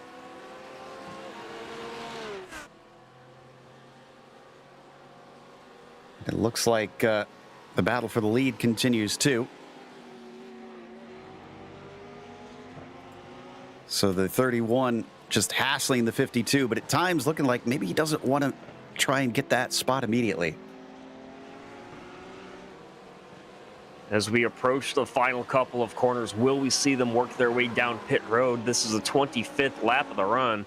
How far will they stretch it? Coming through the final corner, and here comes your leaders with Kingsbury down to the line.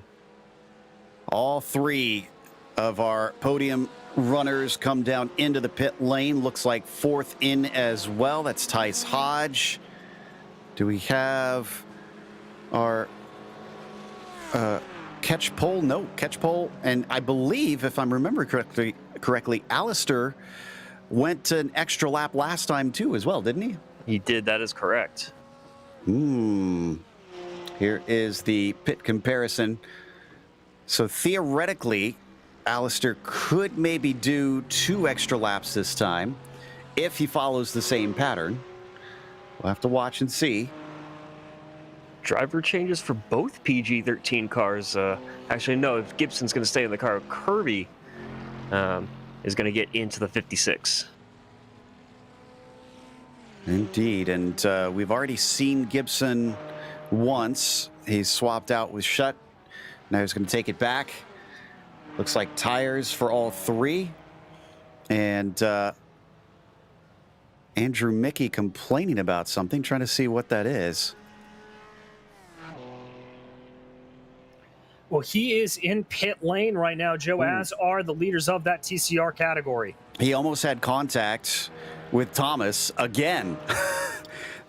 Entering pit lane, if we want to replay on that, he had to get on the brakes hard to avoid smashing into the back of that car. So I think he did not like the entry speed of his rival. Those two starting to brew a little bit of a rivalry here today as we watch Catchpole come around. That was the 268 and 219, 219 and 286 rather. It nearly had the contact with one another, and there we go. So only 1 extra lap for Catchpole, so he's not able to do it both times. And here is that approach down into pit lane here that you can see. Ooh, just a big check up there for Mickey. I'm not really sure that was much of a fault necessarily from Team 19. It is their prerogative to take whatever speed they want to get down there, feel a little bit safer on it, but you can understand the frustration. Both drivers taking tires, interestingly. And a different driver as well. So Catchpole in and out, Kaiser in and out. Well, Catchpole still has to take tires, I should say. It was a minute pit stop for Kingsbury, Gibson, Kirby. The reason they have those longer pit stops this time, after you saw them taking tires, they're not allowed to take tires and fuel simultaneously in the GT3 class. And that's one of those things that they do for safety in the real world, as now getting his first lap back on the track is Kingsbury. This should, I believe, be his final stint in the car, as we're coming up about half an hour or so away from halfway. I would expect Kingsbury to finish off this stint and bring it down pit road for the final time for his duties today. Indeed, and let's see, we should have the TCRs in for a second stop. No, we've got a second stop for all of them. We missed that somehow. No, I take that back. Looks like we just had Eisenberg in and out. We're waiting on Fox and Gamble to bring the Apollo and the Scarlet cars in. This is some of our GT4s in a nice little battle here. That's Schwartz attacking Gilbert. This is for 4th in that class. Doesn't look like much of a fight from the BMW as he allows the McLaren on through.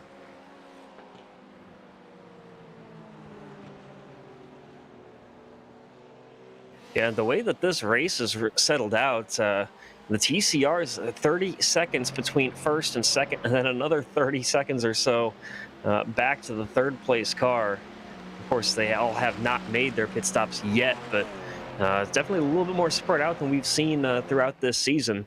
And then the lead in the GT4s has tightened up just about a second or two as well, as they just made their pit stops a couple of laps ago.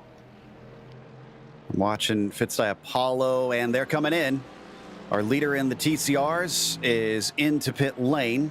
And to give you an idea of their gap, the next one down, the 258, is still coming into the heel of the boot. So there is just a massive, massive gap between the Fitzdi Apollo team and basically the skill of everybody else in that TCR class. Looks like Fox is going to hand it over, though. I see Ethan Bass getting into the car. Yeah, he's going to hand it over. Now, this is the Sector 5 Scarlet team. Now, they're a little bit out of position here. They have not yet pitted, but they've got about a 30-second gap between them and Edward Shelley in that Team 19 machine. So if they time this right, they may be able to insert themselves a little bit into the battle for P2 overall in this category, as we're seeing about 30-second or so times for the pit stop, but I think they're going to be a little bit behind. There goes Shelley by in that Team 19 machine. Bombshell Racing Team Loki with Elias Roman behind the wheel. Sebastian Eisenberg in that twin-turn sim racing car. That is a little ways back, but there is your leader in and out. Waiting there, and it does look like Gamble now on his way. He's going to have some catching up to do, it looks like. Yep. Back down to 5th position, and that's where he'll stop because Daner is a whole full minute behind, it looks like. But that's spread apart some of our TCRs. Really the only battle left now there is Shelley and Roman that you see on screen here. This is Team 19 leading Team Loki. Still haven't seen anything from the stewards in regards to a penalty assessed in that contact they had. We think that they had through this corner here, the outer loop. So everybody is now done with that second stop and on their way. Kingsbury used those stops to great effect. He's about 2 seconds ahead of the first of the PG-13 cars, which now has Gibson back in it. Kirby jumping in for the first time for PG-13 car 2, trying to catch back up to his teammate. 2.5 seconds to try and do that. But he's got to watch out because Costello is right there in the 41. Yeah, Kingsbury took tires on that stop and has just been in a rocket ship ever since, as he's pulled out a 1.5 seconds or so of a gap on Gibson. And then, yeah, Costello has just seemed to have struggled a little bit, Kirby has struggled a little bit as Costello now gets by and now sets his sights on the next PG-13 car. Story of the day really has been these GT3 leaders. Even though the TCRs have given us some good fun, GT4 has been a little quiet, frankly. Pinto up in that Spark Virtual Racing car, probably hoping for a quiet one to continue, considering the drama that they had late in the race last time out in Spielberg.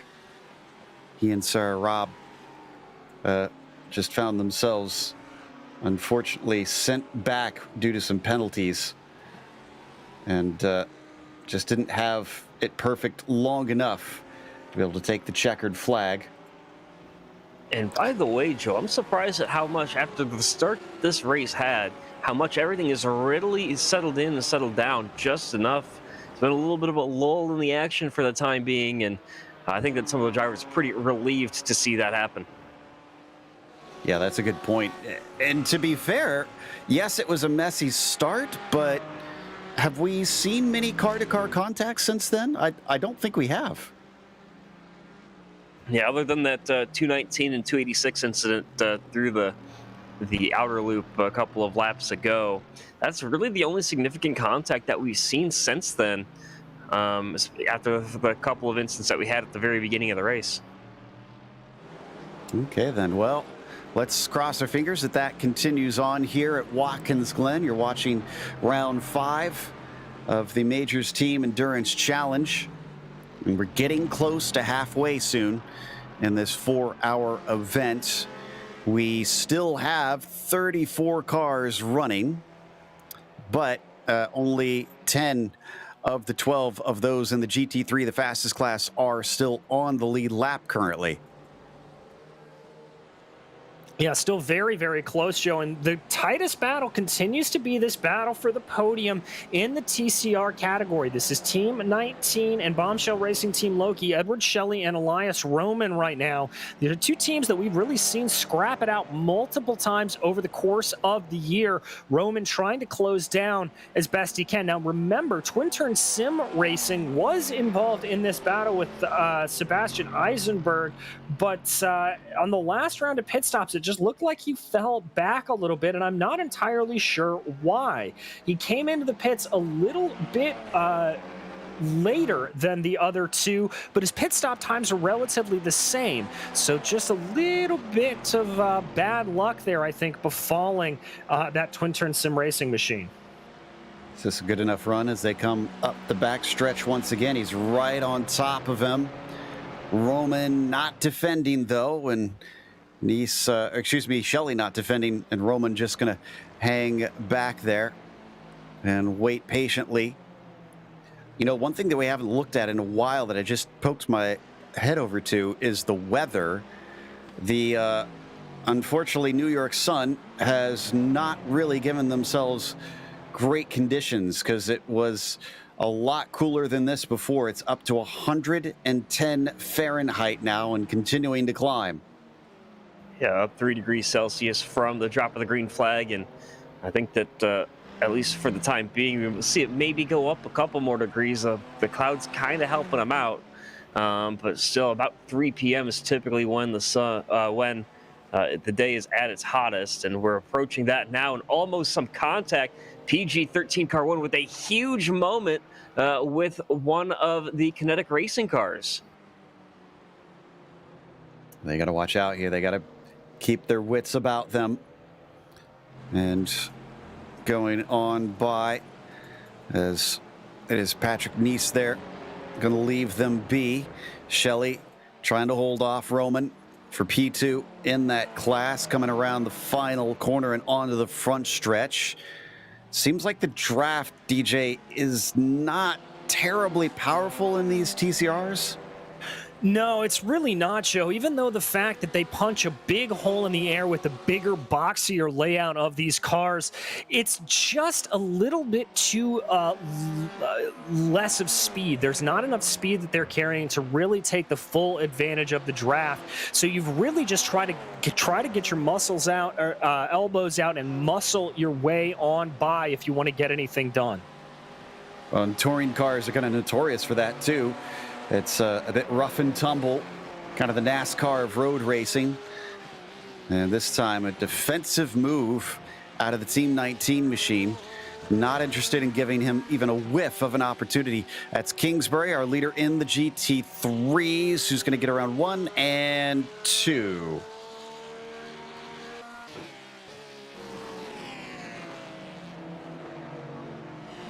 Yeah, and unfortunately for Gibson, got caught up a little bit there, compromised his exit. Should be able to get clear before they get to the heel of the boot, and he does. So they continue, your leaders do, to build, and that gap is now over a second for the first time in the overall lead.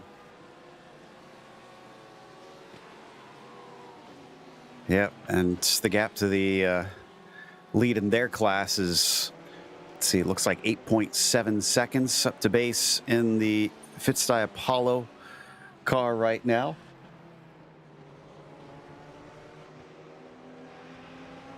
So, as we get about 18 minutes left before we hit that halfway mark, we come over once again to the GT3s, two of our Mercs here, plunging down into the boot.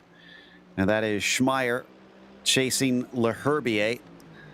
LeHerbier coming off of a somewhat disappointing Daytona 500 nearly a week ago, as he tries to run away from Schmeier. This is for 8th position.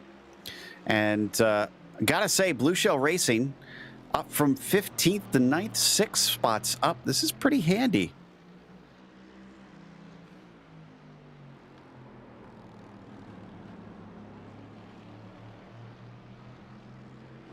Did we lose? Oh, PG-13 car 2 is now in 4th. Now, what happened here?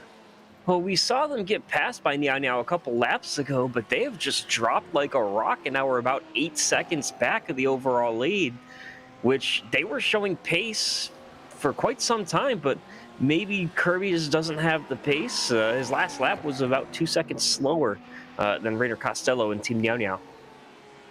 Wonder if Costello is just simply the faster driver, because I'm looking at the lap times, and yeah, consistently quicker. Rainer Costello's putting the foot down. There you see the comparison between them. Kirby just can't hang right here, so this is not going well for PG-13 Car 2, the one that's higher up in our point standings currently. And that kind of surprises me. With this track, it's one of the most popular ones on iRacing, and a lot of drivers very comfortable with it. Maybe there's just something about it that Kirby does not get the feel for that everybody else seems to have figured out, as he's just kind of logging laps at this point, and he might be under some pressure from Scuderia Laundry Basket here in the next couple laps. Up and through the toe of the boot now. Again, this is for position that we see these two equally matched cars, barring any setup differences between the teams. Kinetic Racing there versus Blue Shell.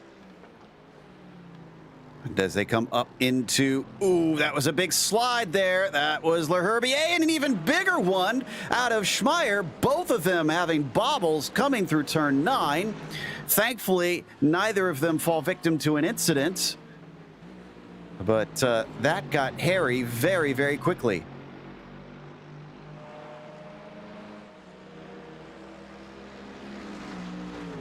It's going to give an opportunity maybe to Schmeier. He shows his nose down into turn 1 and decides to back out of it. We're hearing we're having an issue with the 72. That's the Howler Racing car. It's not the first time if it is a problem. They, looks like they had an off at the inner loop, just spun the car. Nobody else hit them. Eventually got going, but 72's basically been just trying to struggle home today.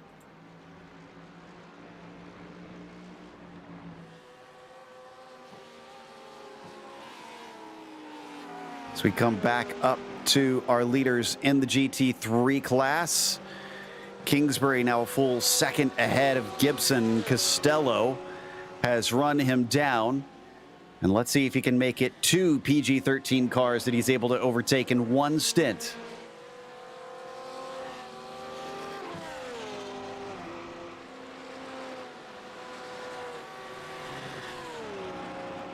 So they come up through and into the back stretch. Great run here from the Porsche. Not sure that the Lambo's going to fight this one hard, and indeed, he is going to break early. Now Motorsport now moves up into second place. Now, wasn't a super early stop to trade drivers, to switch drivers, so I don't know if Costello can keep going all the way to the finish, but I gotta think if I'm seeing this pace, I really want Rainer as my anchor today. Yeah, I think that they're going to have to set it up that way. Sorry, DJ. Yeah, just the way that we've seen these guys and what their pace has been. Costello right on the back, and he has found some momentum, somehow shot out of a cannon all over the back of the 52 now. They're going to have to go to the inside of yet more lap traffic briefly. The 183 of Lordy Racing Team just trying to stay out of the way, and down to the inside. There goes Rainer Costello to the lead like a shot. Now Motorsports look like they might be the one to beat here today, and they've been quick in the past, but they've yet to get a victory this season. Is this the one where they can finally get the W?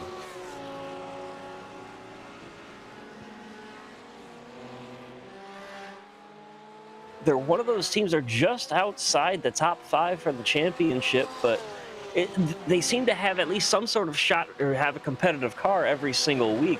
They have their best performance was all the way back at the start of the season at Motegi. So this is by far their best performance so far. Might have a swap for the lead once again, side by side, coming up to the braking zone for the bus stop. And it's still going to be that Meow Meow Motorsports machine holding on. Not the best exit there for Kingsbury, as Gibson's right over the back of him. Yeah, he's got to watch out. He could find himself attacked, and Porsche versus Porsche, ooh, kicking up dirt on the way out. Kingsbury is pushing himself now, trying to see what he can do. Gotta think, let's see, as we'll probably pit around the exact halfway mark here for these GT3s. Kingsbury maybe will want to just pit a lap early, see if we can get Reynolds into the car, get some track position, and get back ahead of Meow Meow. Speaking of Kingsbury pushing, the other Kingsbury in the field, currently P2 in the GT4s, he had some sort of incident because he just lost about 15 seconds to Rui Pinto, now down 23 seconds behind, and still able to hold on to second place. Here's a look at the replay, though. This is, we saw a little smoke there coming into the chute, and now he's down into the toe. And, oh, that just looks like your basic too much speed into the corner. The rear did not want to grab, and I think he glanced the wall, but that shouldn't cause him too much damage, thankfully. We had another incident. Let's see. The 21. Oh, not so lucky. The big slam into the walls on the exit. And that unfortunately forced him to come into pit lane because he has been given what we call the meatball flag. You must take repairs. Your car is unsafe.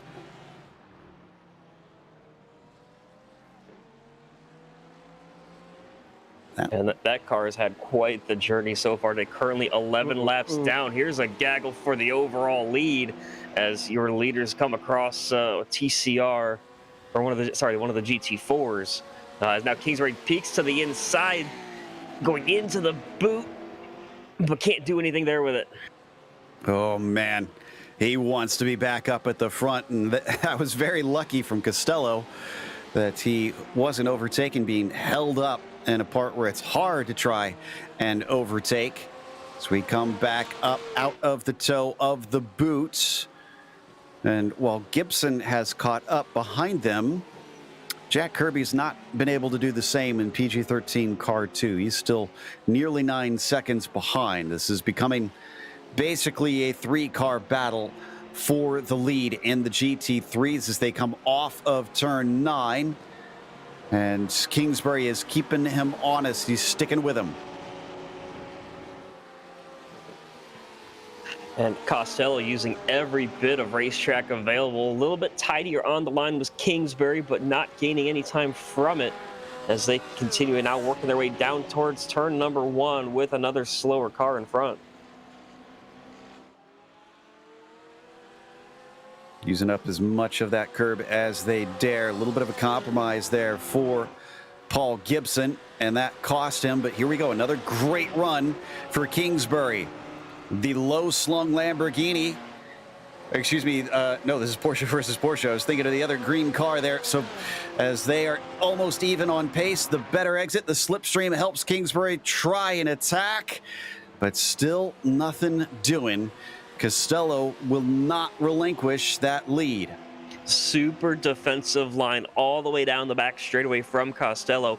Doesn't even give Kingsbury the opportunity to get to the inside as they enter the bus stop, and now he continues to hold on to that first spot. How long can he hold on to it is the question, especially if Kingsbury just decides to pit a lap early, put Blake Reynolds in the car, and send him out on the track. Got to think he'll be a bit of a match for Ray, or for Rayner, I should say.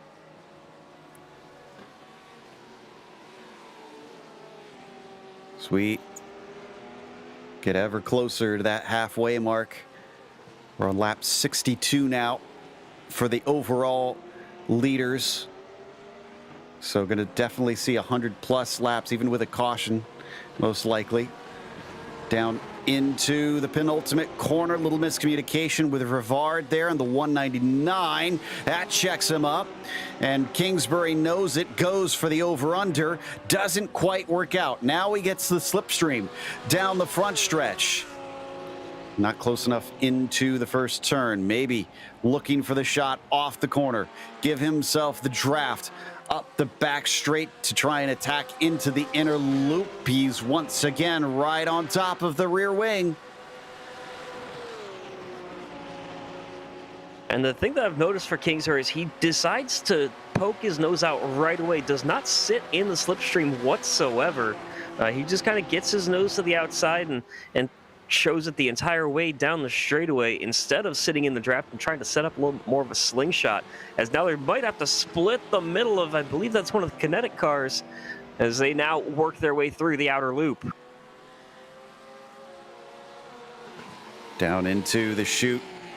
Still your top three and not being caught in spite of all this battling and all this traffic by Justin Kirby behind them. This is looking more and more like this is between these three. That is granted not considering whether or not we get a caution here today, which is still a realistic possibility. But it's been somewhat clean racing here for the second hour. Down into the braking of the heel of the boots. None of them able to find an advantage. And we were joking off the air about how this race started and when that first caution might come in the first hour. But ever since, it's been pretty quiet. We still have yet to see the safety car be deployed. So that's a good thing that not looking likely that we'll get two of them here today now that we've come close to the halfway mark. We've lost a lot of cars, so there's fewer chances for incidents to rack up for sure. The 108 in 34th is currently the last car running, and that was the last place that Gibson really wanted a car to be. Matt Kingsbury, unfortunately, helping out his brother a little bit by placing his car in an awkward position. And the thing there for Kingsbury is there's really nowhere for him to go. He's just trying to hold the racing line and then realizes faster cars are coming, gets to the outside, and just nowhere for Gibson to go. And unfortunately, Matt Kingsbury right in the way. There's a car off. And I'm trying to see who, I didn't get a good look at who that was. That was Jaeger that was off into the left side. 166. And he had a little contact, a little help from the Porsche of Costello, unfortunately. I wonder if we're going to see another protest out of that one. Jaeger able to get the car rolling, so hopefully he can drive it back to pit lane. It does look to be quite off pace. Yeah, he hit that Armco on the outside, and yeah, definitely is going to give him a meatball flag to say he needs to get that car repaired. There's not much cosmetic damage to it, but something structurally is off in that race car. Let's take another look at the contact here. Once again, when the leaders are in a hurry and you misjudge, and yeah, that really pancaked the left-hand side. So I got to think he's probably going to need some repairs. Just that is too much. They do have a meatball flag, but we are at about that halfway point. Let's take a look at our top five in each of the classes. Nyao Nyao Motorsport, now your new leader, up from 7th on the grid with Costello in the car and has been looking lightning fast. KES Industries Last Lap Motorsports have led a decent chunk of this race, but have been swallowed up by those around them who are a little quicker. PG-13 Car 1 is in P1, and then you've got PG-13 Car 2 behind them as well. Another big distance back in that 4th place. They seem to have lost their knack a little bit here at this stage. Suderia Laundry Basket will round out your top 5, but a full 13 seconds behind Nyao Nyao. And over in the GT4s, Reed Pinto and Spark Virtual Racing, Last Lap Motorsport, that car has been in front just about the entire race. They started on the pole and are still up there. Matt Kingsbury, we talked about him having a slight moment, no contact, and the car seems to be okay. Now he's now 20 seconds behind in second place for Team Dirty Sport. And then Dog Bear MTEC about a minute behind. He's in a quite the battle with the Kinetic Racing MTEC 165 with Precision Racing Esports, about 90 seconds back of the overall leader in the 171, wrapping up the top 5. DJ?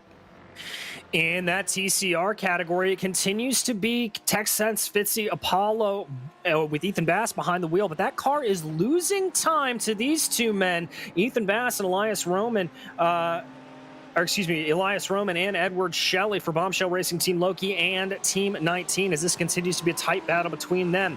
Sebastian Eisenberg has lost touch with them back in that twin turn sim racing, number 295 in 4th place.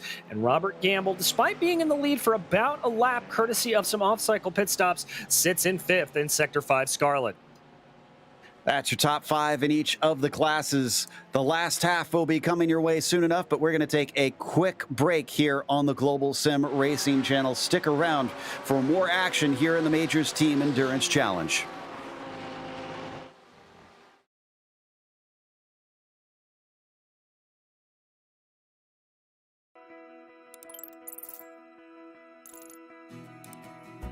iRacing is a sim racing game that combines a true-to-life racing experience with an online community of virtual racers from all around the globe.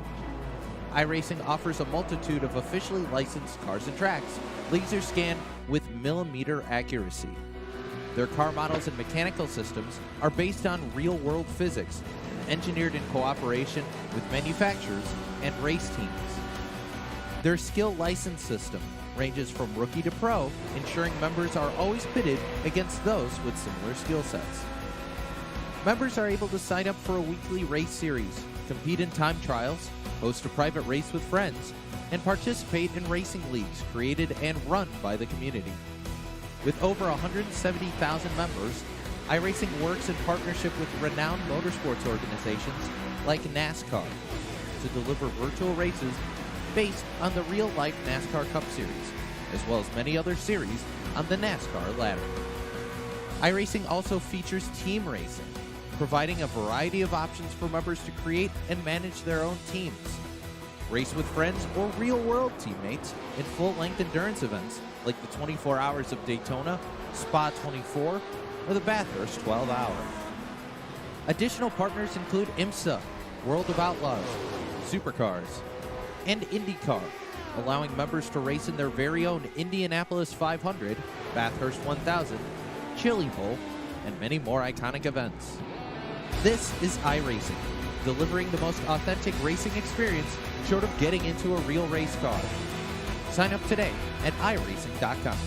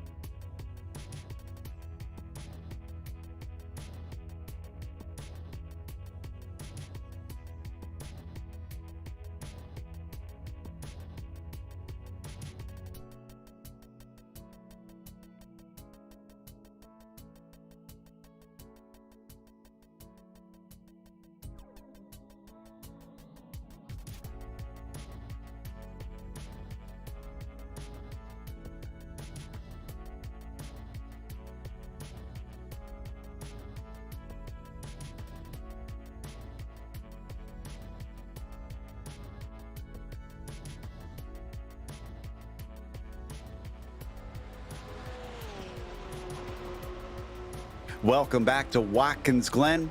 We have half the race left to go here, and it is still Ray Kingsbury who is leading ahead of Costello, but that has been close up there, back and forth. swapping the GT3 lead. Rui Pinto with Sarah Robb as his co-driver is leading in the GT4s, and then they've got Ethan Bass in the Texas fence tie sharing with Andy Fox leading the TCRs. We have had a couple penalties since we last updated you. The one that we were wondering about between the 286 and the 219, 286 team, bombshell team Loki gets a post-race 5-second penalty. Even worse one, though, for the 168, it is going to be a stop and hold. In fact, he just served that just now. That looks like him who is just coming out here. That is James Troger, who took over for Jonathan Diggs in the last pit stop. 10th in the GT4s, but also many laps down currently. So they've got work to do now that they have to make up for that. But this has really been the talk of the show ever since the first pit stops. It is Costello and Kingsbury and Meow Meow Motorsport and KES Industries Last Lap Motorsports, who have been glued to one another. Now, they did have Paul Gibson close to them, but it seems that PG-13 car 1 cannot hang for this stint, and he has dropped back to nearly 3 seconds behind. You can see flashes of them. There he is right there in that green and purple Lambo. Yeah, and I was talking to some of the Last Lap Motorsports teams during the break, and they are getting set to make their driver change in just about 5 laps. So I expect a driver change there as well for Rui Pinto. They just made their pit stop. He just made his final pit stop. So the next time that they come in, Sarah Rabb getting back in the car there, currently leading the GT4s in the 125. GT4s have definitely all just been in and out recently. Patrick Neese really the one that has been out the longest in that GT4 class, 6 laps since his last stop, the 112. So we'll expect him to be the first one in. But what about these guys? Still need a pit stop here, and it's probably coming up pretty soon as they just sneak by some of the lap traffic. Cody Cosgrove in the Dirty Sport 121. Yeah, we're up to lap 19 and 20 here for our GT3s, and that's way wide there for Kingsbury. Critical mistake, keeps it out of the barriers. As even though he's able to keep driving without damage, look at how easily Costello was able to get by. And Ray is one of those drivers, once he gets heated, he takes him a little bit of time to get settled back down. He's very aggressive there going through the final corner and very late under braking. He wants to get that spot back once again, as he's very aggressive right now, doing everything he can to continue on here, as he now needs to try to find his way back past Costello and to get back out in front of the field. And we said it's been swapping back and forth. That's what, the 4th different time, I think, that we've seen them exchange the lead in the last hour. Yeah, it's been fantastic racing to watch as they now work their way, just hammering those curbs. And what's going to happen here with the lap traffic cleanly by on the outside as they set sail now through the outer loop and towards the boot.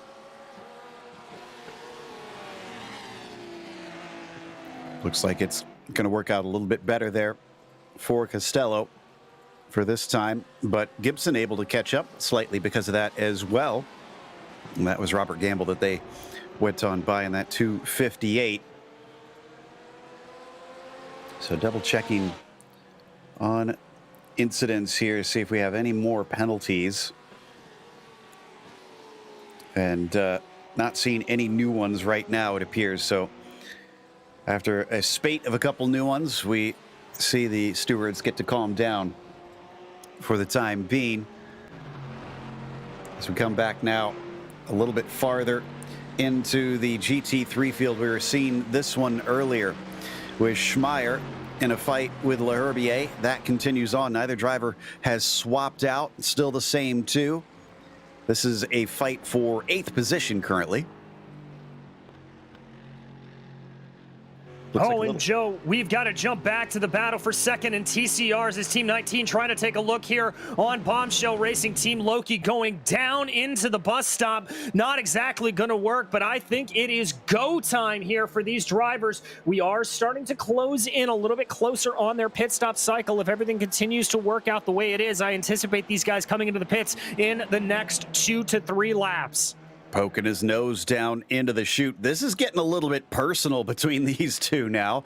Twice having made contact, or at least close to contact, and there's flashing of the lights.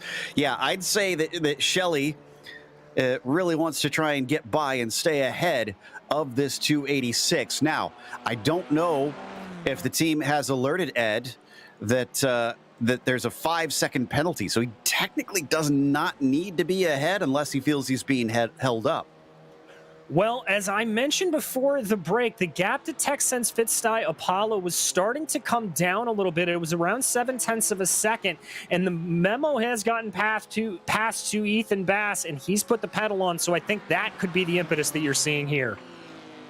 Had a problem for Dirt Esport, the 121. They've got a meatball flag here. Checking to see, oh, this is a big one.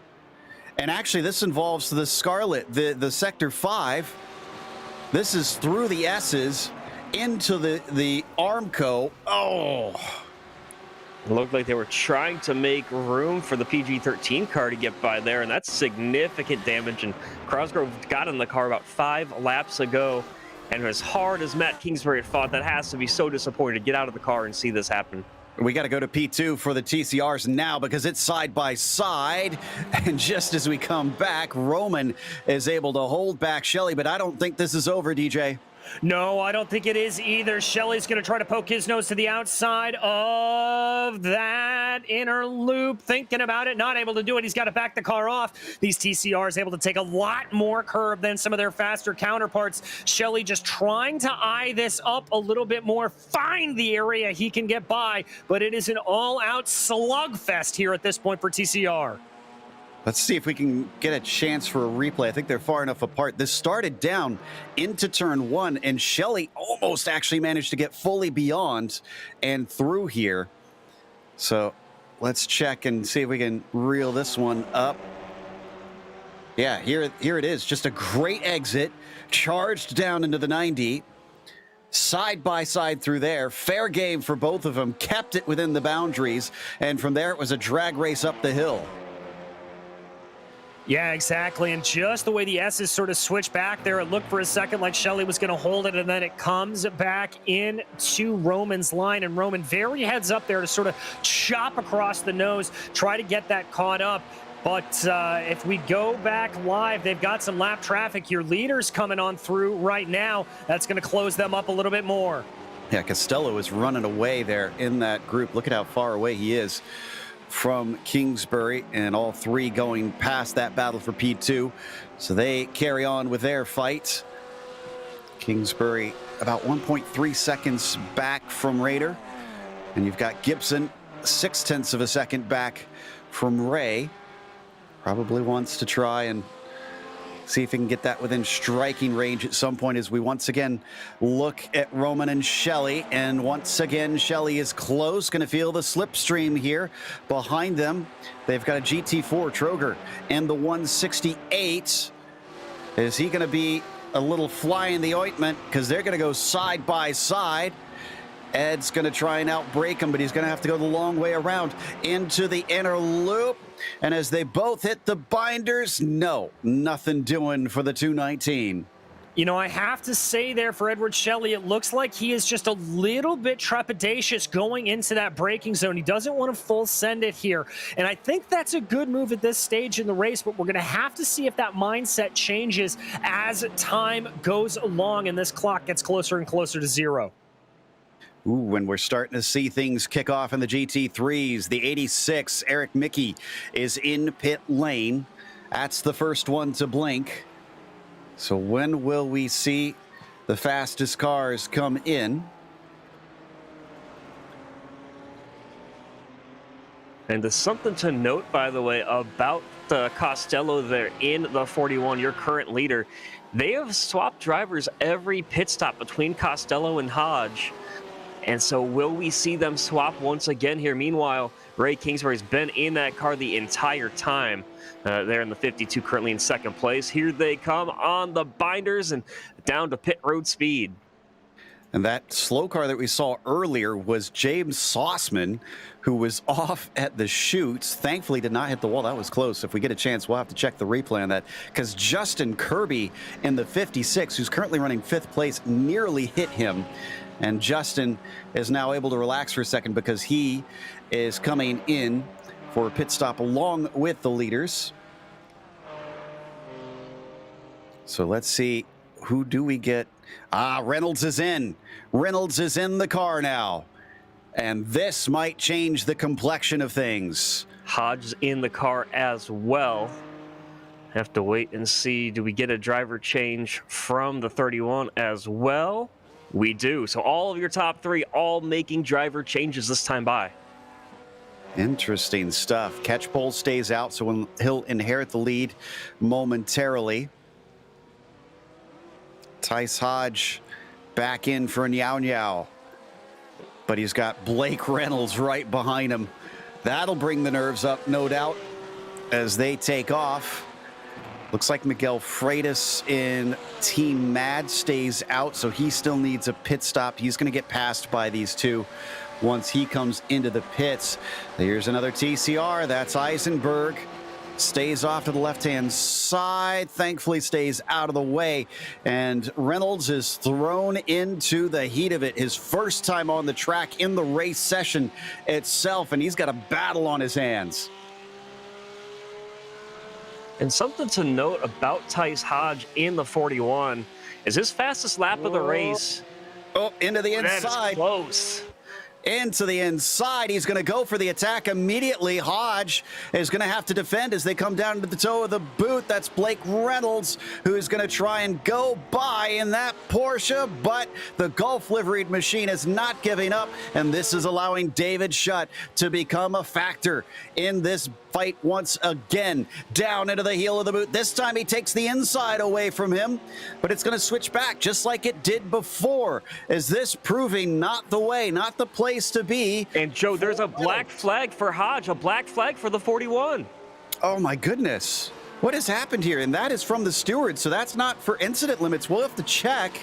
And it's see. for the contact that the 41 had, that Costello had not long ago exiting the bus stop. Oh no. And just like that, Niao Niao finds their race scuppered. They're going to have to hope for a caution here at some point so that they can regain what time they're going to lose, because this is going to be massive. Oh, we got a car on the wall. That's Nick Schwartz. This is down in 6th, and he's going to take a tow. He's not happy trying to get that car safe.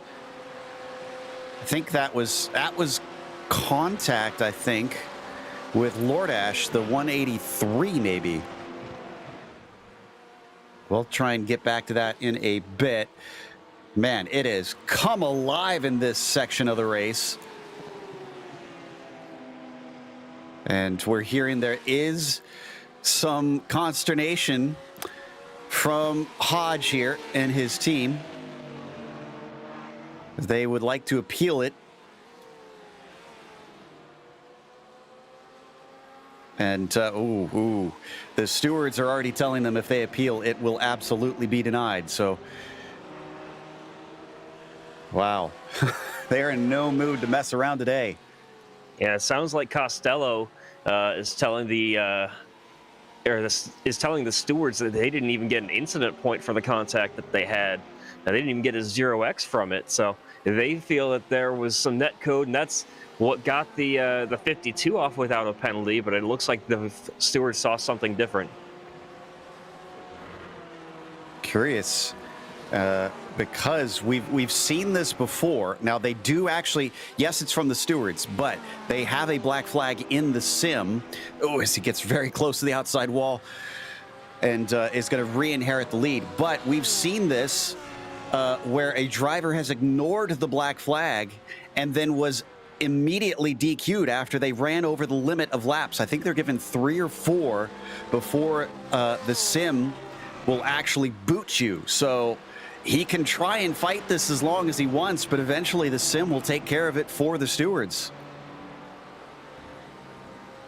And several drivers voicing some concern. They are communicating over the in-race chat with race control, and drivers are telling them, hey, please, we're trying to race here. Could you take this to a private discussion? Have to wait and see how this plays out, though, as the 41 does have a huge gap now.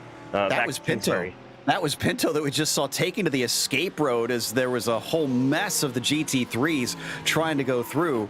So that's our leader in the GT4s who was just trying to play it safe. They've got a 28-second lead. They really do not need to do anything risky here. Yeah, this is Pinto's final stint in the car, currently working lap number 10 of the stint. So this is his final time out here in the car today, and Sarah Rabb going to get back in it next time they come in. So going to have to wait and see how this plays out. But right now it's still Tice Hodge trying to appeal the penalty. Yeah, now that they've moved it over to the Discord server, we can't hear some of the discussions. I am very curious. It's always, the drama is always nice and juicy in this series as they come out of the corner. They've had this, has it been 3 laps? Is this it? Let's see. This is it. They've got to serve it now. Frustration for the Niao Niao Motorsports. It seems like it's always something despite having the speed every race.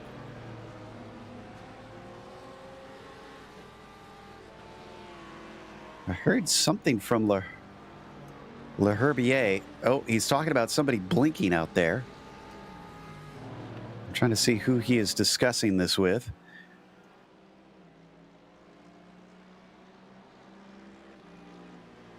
And can't quite... and I think that's Le Herbier that we see on screen right now, yeah.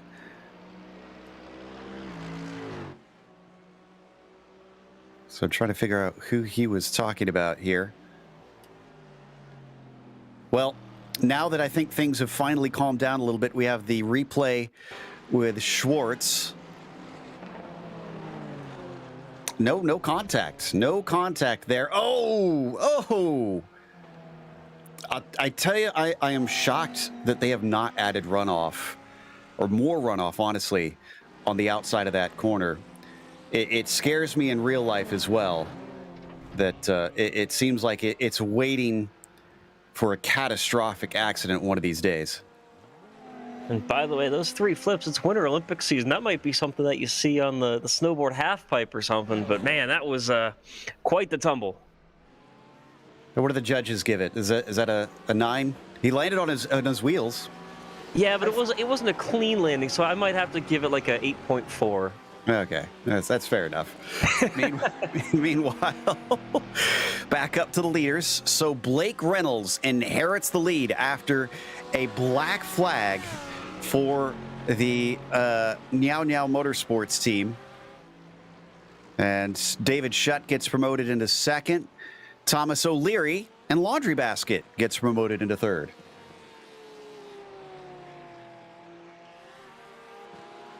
Where did Niao Niao come out, actually? 8th place. 8th place. They are a full minute and 20 seconds behind the leader, Blake Reynolds, now. Yeah, they absolutely need a caution.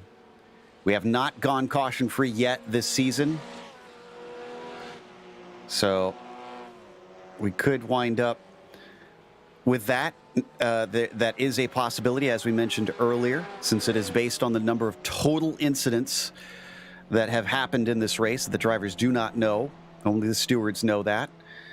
And they will throw it when it reaches that and reset the counter, and it has to go back to that number again. So we see one of our TCRs finishing a pit stop. That's the 268. That is Fitzdye Apollo.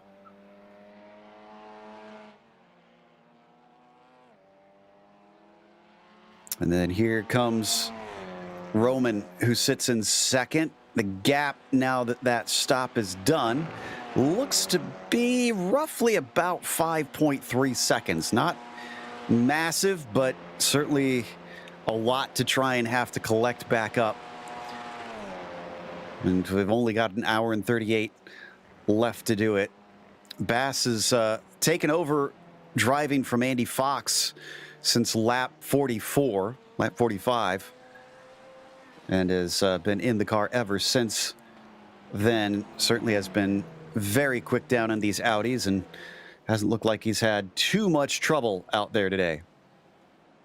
Still getting repairs is the 121. It's unfortunate. They qualified third, were running second just about the entire race, but now they sit 6 laps down. Unfortunately, as they continue to take repairs, they're going to drop at least into 10th spot. Man, this has been a rough one, no doubt. Definitely a lot of attrition. I think we are down to, it looks like about 30 cars left on the track from 42 starters here, with an hour and 30 left to go. So we take a look at Blake Reynolds, KES Industries, on a single win so far. Back at the Hockenheim ring, a shock win in those GT3s, really.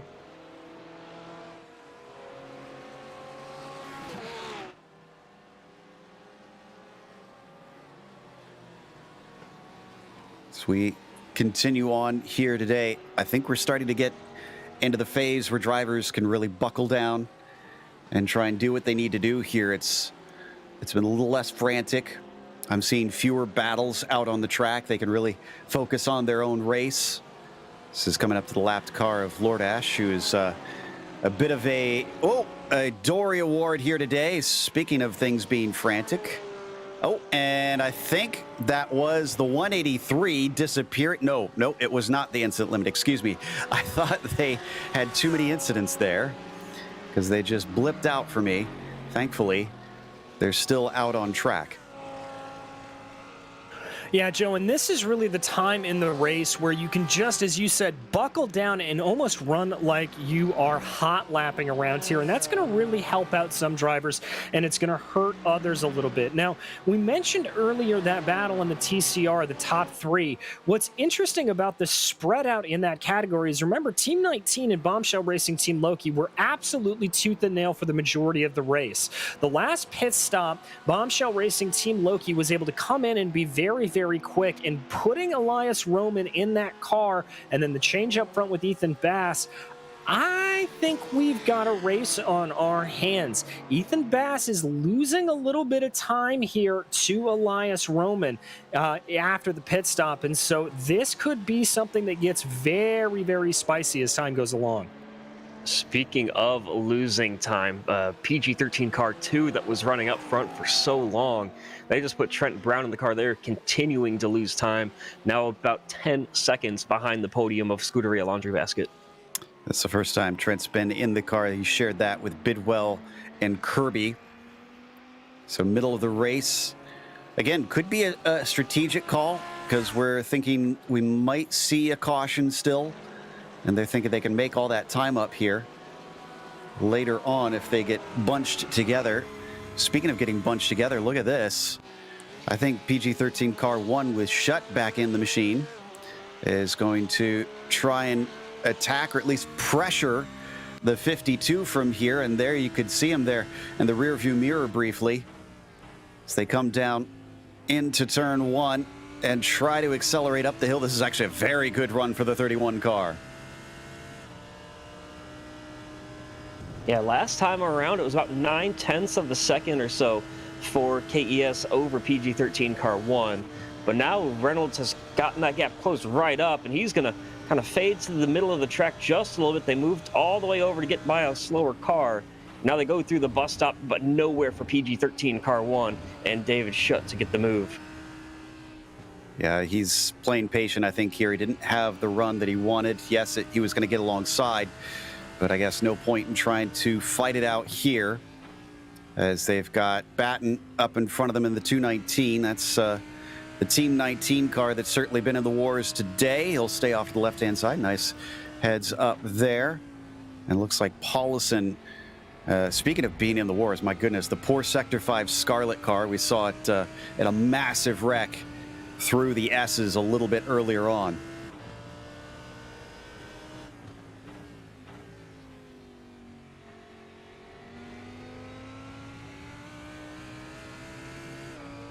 This is really our closest battle on the track currently.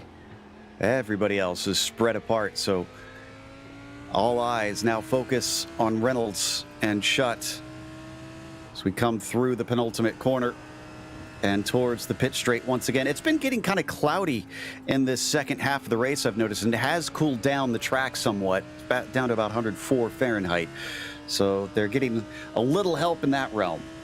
Yeah, it's about back to where we started the race at, and as that temperature drops, you're going to get a little more grip. You're going to be able to push the car a little bit harder. The thing is that, of course, that is going to be harder on your tires when you push harder and harder. So these guys doing everything they can just to click off some very competitive, very fast laps as they continue to work their way around now with about 90 minutes still to go. And Blake Reynolds does not want to give up the position to PG-13 car number 1.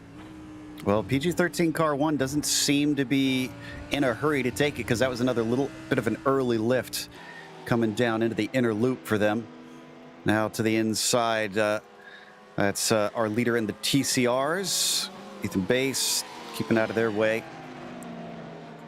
This is looking more and more like those TCR championships are just going to continue to spread apart. Started off with Apollo winning the first 2 races, essentially. And since then, it's been hard to beat them. There's a little peek from the PG-13 car 1. So he's starting to think about it. He's trying to get in the head now of the 52. But yeah, and flashing his lights as well. Yeah, he's definitely playing some mind games now to see what he can get out of Blake Reynolds. But good luck. A Coke Series driver, a black stripe on the oval side. I don't think he's going to be phased very easily.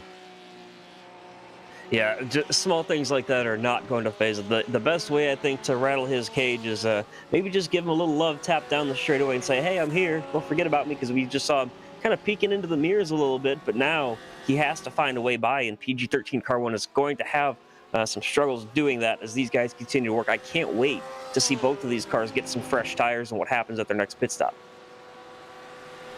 That will certainly be fascinating, and that could be make or break. Let's remember, the pit stops are everything, and the pit strategy could play a huge part. Do you take tires? Do you not? As somebody is sideways in a blind turn 9, the 72. How many times now have we seen Howler Racing with bad situations in this race? Thankfully, he's able to get going. And so I'm trying to see. No, he did not have help for this. This was a solo spin.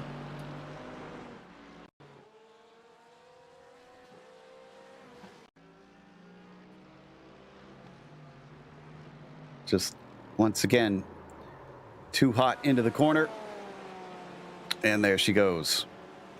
And Joe, that is such an easy mistake to make. The way the track really cambers on and off through that corner, you know, you rise up the hill and then it immediately flattens out. If you're just a little too hard on the throttle, if you're just trail braking a hair too much, especially late on in a stint as the tires have started to gone away, I can tell you that I have done that many, many a time.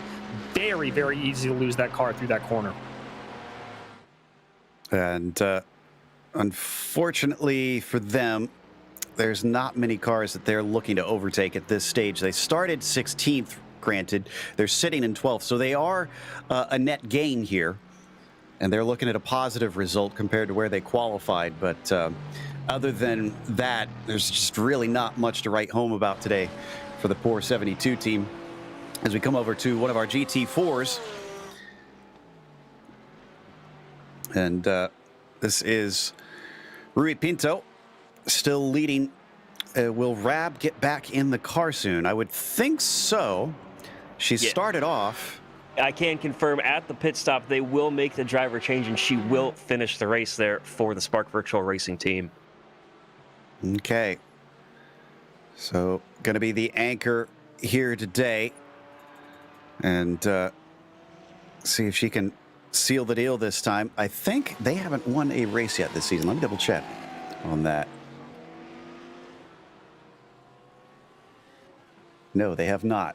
No victories yet for the 125 team here in the Majors Team Endurance Challenge, at least this season. This battle's still our closest out there on the track between Schutt and Reynolds. Still a long ways to go before we get to the next pit stops, though. They're only 10 laps into this stint. And by the way, this could be a very huge shakeup in the points for GT4, because currently iRacing, who's leading the class in the points, they're currently all the way down. They're 78 laps down, 38th overall. And then you go to Precision Racing Black, who they are not even in the top 5 in that class, as well as Gowan Racing, who's 4th. They are not having their strongest performance, as well as Team Dirty Sport. We saw them have an issue when Cody Crosgrove got into the car, and they are currently 18 laps down. The only team in the top 5 in GT4 class is still at the front of the field is Spark Virtual Racing, and they need this win desperately to help their chances in the championship. Now, we saw Troger in the 168 on pit lane there. Oh, a spin out of turn 1. I've done that so many times at this track in almost every car. There's a reason there's a tire barrier to that inside. So easy to spin it. And it was a pretty good hit. Oh, as some of the lap traffic making life fun there for our 2 leaders. And that was Rossman in the Mueller Motorsports Blue, number 153, second in that class, that was trying to stay out of the way. 29 seconds behind Spark right now. Not looking likely to catch up with them. They really need that caution flag, as Schutt once again thinks about trying the move, but then comes back to the racing line. Credit to David here. He's kept the 31 machine right on top of Blake Reynolds this whole stint, not dropping away. So, I mean, that's basically what you got to do at this stage of the race. Set yourself up for the finish. We're only about a lap or 2 away from pit stops in the GT4s, and that's where we're going to see things really start to pop off, is when they make their driver change. Sarah Rabb is the one that qualified the car, put it on pole, and started the race to pull away, and it's just been no looking back for that 125. Now, I'm looking down at our TCRs. DJ, it looks like things have been kind of developing for the lead. Am I mistaken? No, you are not. That TechSense Fitstye Apollo team, currently piloted by Ethan Bass, has been losing time to Elias Roman here. Slowly but surely, you can see there a lap ago, he was able to grow the gap a little bit, but that was very much the anomaly. There you can actually see that Bombshell Racing Team Thor machine as they come along. So it is very, very much still to play for here for the lead of these TCRs. Ooh, so we always say it. Wait, if it seems boring down in those TCRs, just give it a minute. It'll pick back up. Something always seems to happen, and that is not his class there with him. That is Freitas and Team Mad, so that's why you're going to see him go by. But Roman is visible in some of the shots in the background as we get another try, and down to the inside, actually getting his nose in this time. Is this going to be the pass? The Lamborghini wants it, but he doesn't have it. And once again, Blake Reynolds is going to rebuff him.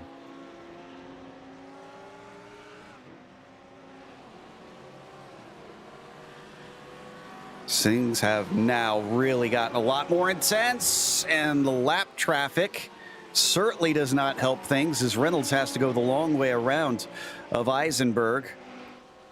Eisenberg doing nothing wrong there, just caught at a bad place. The biggest thing for that, we've seen both this 52 car as well as the 41 that was leading make contact or netcode contact with the lower class cars, just mistiming their passes. So fortunately this time it did not impact the 52. They did have an incident earlier, and then the 41, of course, had his penalty that we already discussed. But still, for now, 52 of Blake Reynolds, KES Industries, doing everything they can to stay out in front. And I have to say, I've talked about this a couple of times with this car, but that Keep 'em Spinning sponsor they have on the car is a really great sponsor. Great to see them getting more and more involved in the sim racing world. Been trying to figure out, the 121 Dirt Esport was given a penalty, and they're back in there now. I checked to see if it was speeding. It didn't seem to be speeding. Checked to see if they crossed the pit exit line, and I'm not seeing that. If it was extremely close, and they certainly got the bad end of the stick from the iRacing service on that one. But we come back once again to the 52 and the 31. This is where it started to kick off last time. And again, he shows himself, then comes back to the racing line. We are seeing a very savvy David Schutt here. This is some big brain stuff, I think, that we've got from the 31. He's not throwing crazy moves in, but he's still just hassling him every once in a while, keeping him guessing. Yeah, and I think that one of the things is, you can use the slipstream and keep with another driver for so long and maybe eventually get past him. The problem's going to be, do you have the speed and the pace to lead, to be the lead car in this group? Schutt has proved he can stick with them, but once he gets by, what is going to happen? He's got some work to do, though, to get out in front, as he thought about making a move there, still too far back. And will he have the run now as they work their way up through the S's? He's got the slipstream. I don't think he's close enough here. Not sure that we'll see anything unravel into the inner loop. Oh, he's very fast up the hill, though. He thinks about it. He wants to get to the inside, and he is going to try it as they go wheel to wheel down through the inner loop, but he's a little wide, and David will not be able to complete the pass, and that was highly uncharacteristic from what we've seen before. I think you can only be so patient for so long, and eventually you have to make the move, and there's the car off. That's the third place car. Leary. Wow. Something happened, and he's hit the wall. Single car incident. Too much curb for the 69. This has big implications. Trent Brown could start to catch up because he had a big hit with the wall. We don't know what shape this Lamborghini is in. Well, look at the rear wing there, Joe. There is damage to that rear wing for sure. Oh, no. Oh, and yep, the back is not in good shape. This is horrible for the 69 team. Let's see as he comes in. Oh, and 4 wheels off the ground. It's not going to steer well that way, and it just did not stop in time. And that used to not be paved. It used to be grass, and if you got off there, you'd be flying at a lot more speed. With the pavement being there now, all of that's going to do is impact the car. And there's a look at the onboard from the roof. Yeah, just catching the curbs just wrong, slams the outside wall, and they're the biggest thing is how much can you fix that wing. As here you look at your leaders, or actually let's look at that car once again, but your leaders working their way past the GT4 and that battle is still ongoing. I would expect to see that 125 car make its way down pit road this time. The 69 stayed out. He's going to gut it out as it looks like Schutt is not going to take it this time. For a while he thought about it and then braked. Also, we've got James Sauceman in the 122 on pit lane. This is a scheduled stop there. This is coming to the end of the pit cycle for the GT4. Is the only car that's yet to pit. Is that 125 of Rui Pinto. I think that they have to come down. This is the 21st lap of the stint here for Rui. Interesting. We've got a penalty for the 199 team. That is, are they still out there, actually? Yes, they are. That's CMS Racing Recruit, their 6th. 5-second post-race penalty for cutting off the 52, our leader. And I'm trying to recall if we saw that on screen or not, because my brain is drawing a blank. But interesting penalty there, because 52 is still leading this race, but a potential incident there that has caused a penalty. And I think the thing about that is it's a 5-second penalty, but they're 3 laps ahead of the next car, and they're a full lap behind of the car in front of them. So a penalty just it means a whole lot of nothing, I think, to those guys as they continue just to log some laps as your leader in the GT4s works his way down pit road. Fans of Sarah Rabb, are we going to see her back in the car as that Porsche Cayman trundles towards their pit stall? The 125 hits his marks, goes up on the jacks, going to take tires. Ooh, and the 69 is in. The 69 is in early. Was that too much damage? Yes, it was. I'm looking at the lap times, and they are slow. So they had to come in and take repairs. Wow. The most interesting thing about them is how long they were able to kind of trundle along there. They still maintained that 3rd position for quite some time, but unfortunately it got to be too much. As now O'Leary gets into the car, they're going to have to see how long these repairs take, because we've only got about a little over an hour left in the race. Well, I'm trying to think of the math here, which we know is always dangerous. 40 minutes each, so an hour 20. They theoretically could go and make it on one more stop out of this one. I think they should be within the window. So this isn't too dire, just changes up their strategy, and I think they're hoping that it'll give them some of the speed back.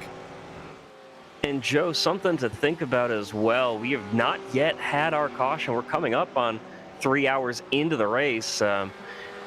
These guys have to be expecting it coming soon, as they're getting set for what could be somewhat closer to the final pit stops for the guys up front. And for those that are just tuning in for the first time to this series, that caution flag cannot come in the final 15 minutes of the race. Once that 15... Joe, big news here.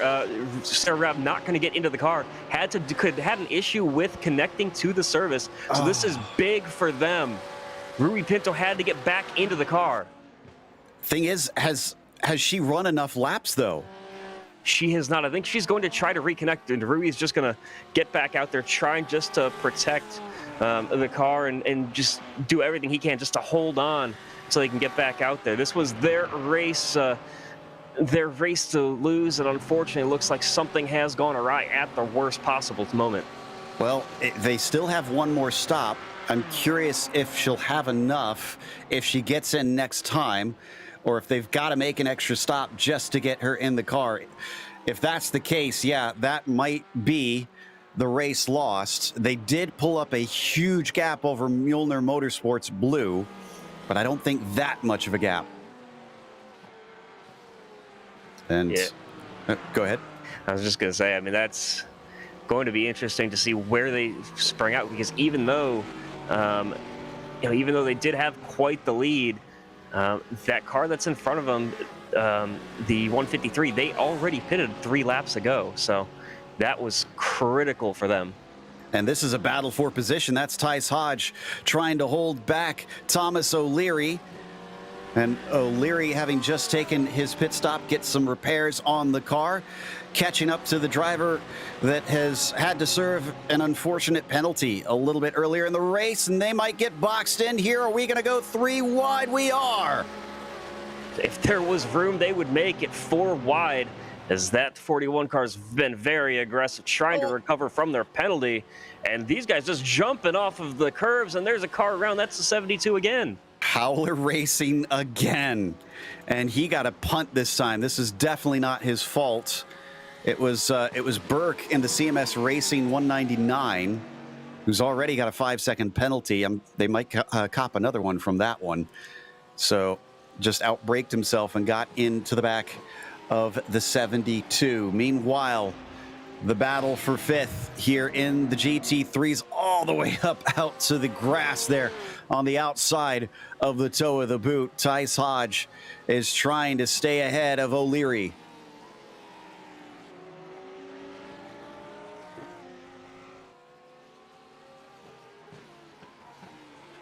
Coming back onto the main circuit now with an hour and 13 left to go.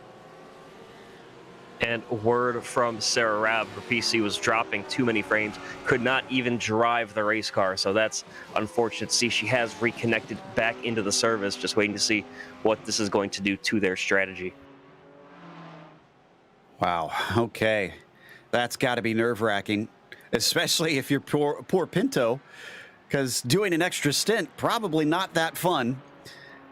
He's got to be tired now after having been in for the vast majority of this race. Was not planning to be out there, feeling a little bit of the exhaustion. He just ran 63 laps and is back out there for more. Understand there's a problem for the 122. That's CMS Racing Endurance 2. That's Sauceman. Trying to see if they had an incident here. And they've been in there for about 3 minutes. Looks like we may have found the replay. Oh, he was the one that made the contact then. Well, that was interesting. A meatball flag from that. Unless they had another one afterwards here. I'm not too sure. That's a very interesting way to have that happen. Actually, wait. Oh no, this was before that. If we go back about, just a little bit beyond this, what put him in this position was a big wreck in the S's, and that might be why he had trouble slowing the car down. Here we go. So it was something completely separate and just snowballed there from for the 122.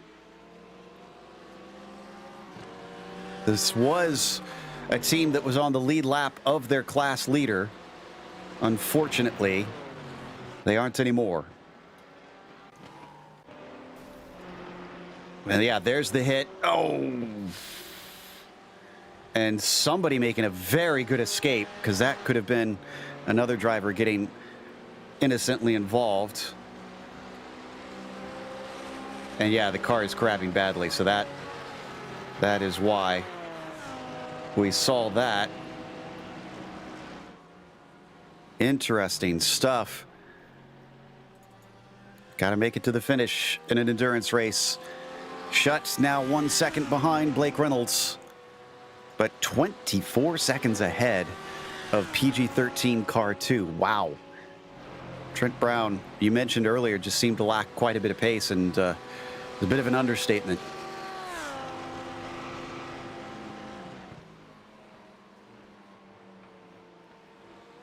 Also getting a black flag for Leonard Burke.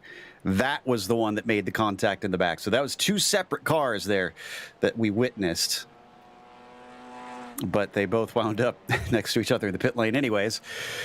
So, and just as we turned away, that's Burke coming back out. So having served the penalty, he is back rolling. And Joe, just want to give you a quick update on that battle for the top of the TCR category. It looks like TechSense Fitstye Apollo has responded. They've been able to regrow that gap out back to Bombshell Racing Team Loki to the tune of about 5 seconds. So I think they were just maybe saving some tires a little bit, being a little bit more conservative in the middle stage of that stint. And now that they have hit the numbers they need to, they're really able to start pulling away here to the tune of about 0.5 of a second per lap on average. It sounds like the 125 team is going to try that change again. Oh, have they already? Is Rob in the car? She is. She's getting into the car right now. Yes, and she is exiting pit lane just as the overall leaders go by. So down to third place, and they now have the stop done. But they still have to make another one. That was still a very, very short stint, wasn't it? I think the thing is they needed to have her in the car as early as possible to make sure that she can meet the minimum. I think this might shore up their final stint, though. It might be able to not have to take another splash. So I think it'll be close, just depending. I'm not the best on timing out these pit stops, but I think that they should be able to go on one more from here, and everybody else might have to take an extra splash. It always seems so simple going into a race, doesn't it? That an endurance race with a team, this is the plan, this is what we're going to do, and then you get in the race, and it just never seems to go that way. Yeah, and they're currently going to be sitting in third, which is still going to help them considerably in terms of their championship standings. The only question is, can they get by Swaby in that kinetic racing machine? I have to see where they cycle out to. That's almost a full minute behind Mueller Motorsports Blue. In fact, probably about 3/4 of a lap. It looks like that they are now having to play catch up. But then again, they did have to come in and take that extra little stop. Now, Joe, I just remembered we haven't even had our caution yet. So that could save them. Good point. That is an excellent point here. And to your theory here, we have had a number of recent car-to-car contacts, and those rack up the incident points. For those not familiar with iRacing, it is 4 incident points if you make car-to-car contact. It's only 2 if you spin, and 1 if it's an off-track. Is wow, really pushing the pit exit there. One of our TCR drivers, I think that's Roman there coming back out. So yeah, those car-to-car contacts, that will bump the numbers up much quicker. Yeah, and you know, we've seen drivers, even if it's a self-spin, that's still 2 incident points. If you make contact, that's 2. Going off track, you'll rack up 1 as well. So all of these incidents are going to add up, and the only question is, when does that caution come out?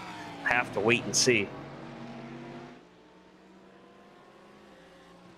So down the laces of the boot and into the toe, they're coming upon Vincent Leherbier.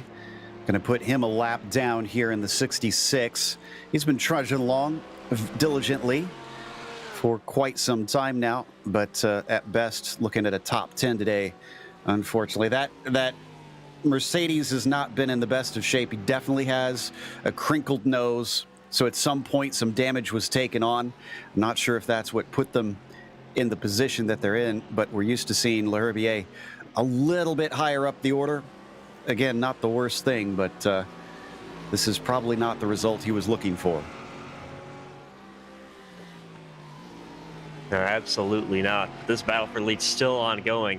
We're going to have 4 here. They come down pit road. This is a lap early, maybe 2 laps early. This is the 23rd lap, so they are going to take their pit stop now, and maybe I think they're going to have to take tires here because they did not when they made the driver swap.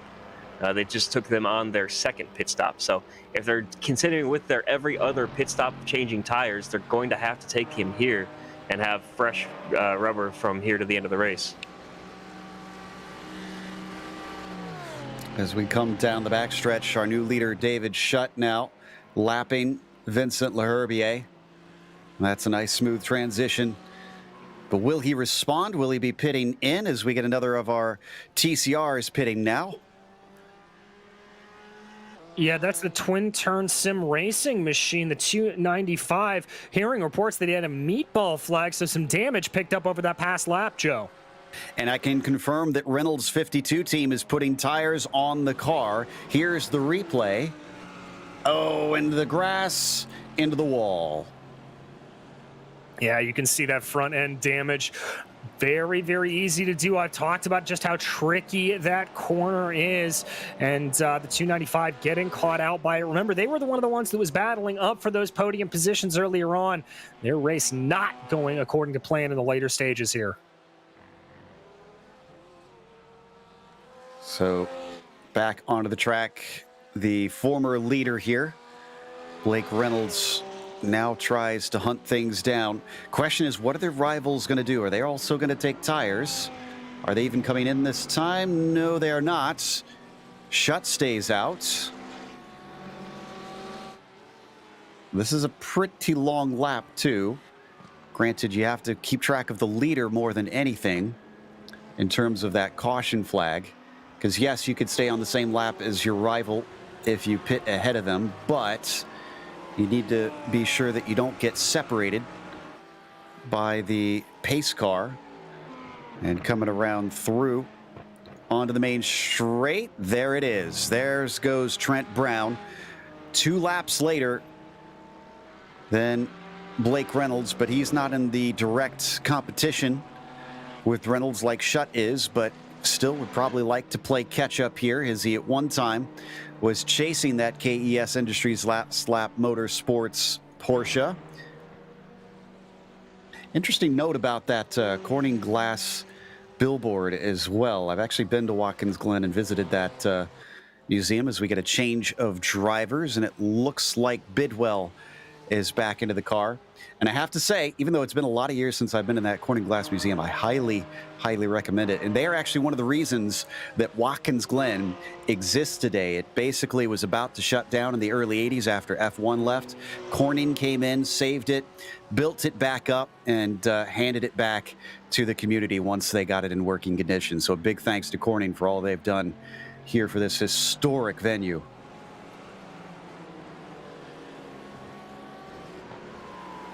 And it's such a beautiful track. Uses the landscape very well. The changes in elevation are at the perfect locations, and that drop off going into turn 1 is just incredible with how much verticality you lose, and makes the corner very, very difficult. As there you see David Schutt, your leader, working his way down pit road.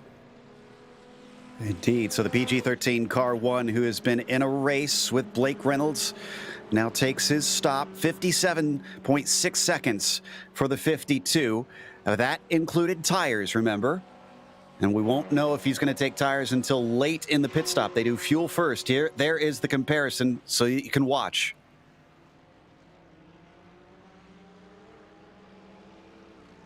Just waiting to see the car go up on the jacks. And if it does right now, the 52 working his way through the boot. So a couple corners left for him. But the car, PG-13 car 1, still sitting in pit road.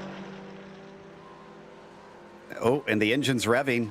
The engine is revving for the 31. It's up on the jacks. Okay. So he is going to take tires.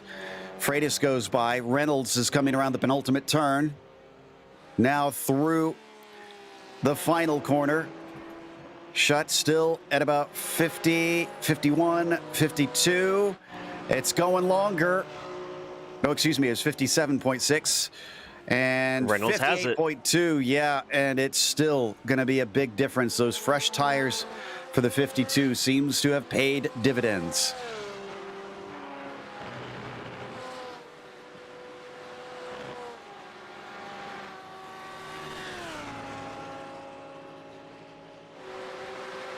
Well then, that puts some gap between Reynolds and Schutt. They have not inherited the lead yet. Freitas still needs to take his stop, but that will not be his last. Everybody still needs at least one more from here. But it's 2.4 seconds, and it was within tenths of a second before the pit stops. But Schutt caught him before. Can he do it again?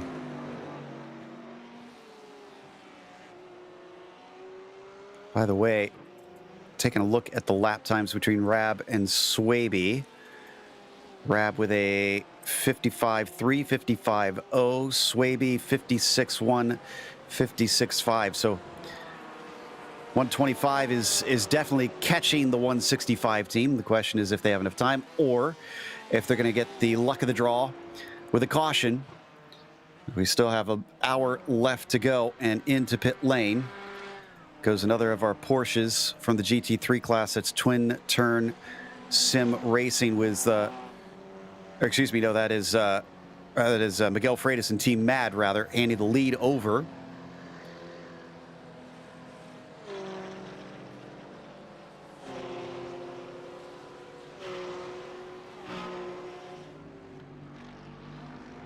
Come back and look at Vincent Leherbier, as he, I believe, is going to allow Schutt to once again lap him. No, this is a different one, actually. It's Bidwell. This is actually for position here.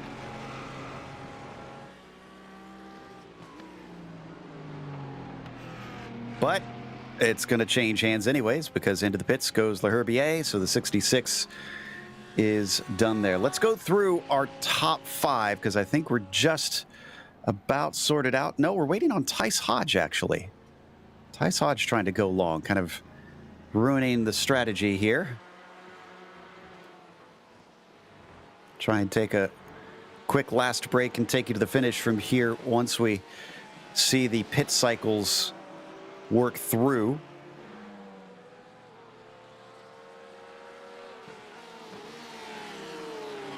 And of course, the 41 team is a bit on a strange sort of scenario because they took that stop and go penalty a little bit earlier in the race. And that's put them behind, but they couldn't take service during that stop and go. So where do they sit overall? They're going to try and go past Alderton, KES Industries esports car. Same class, but many laps down, so that's not for position. And then past the TCR of Paulson for Sector 5 Scarlet.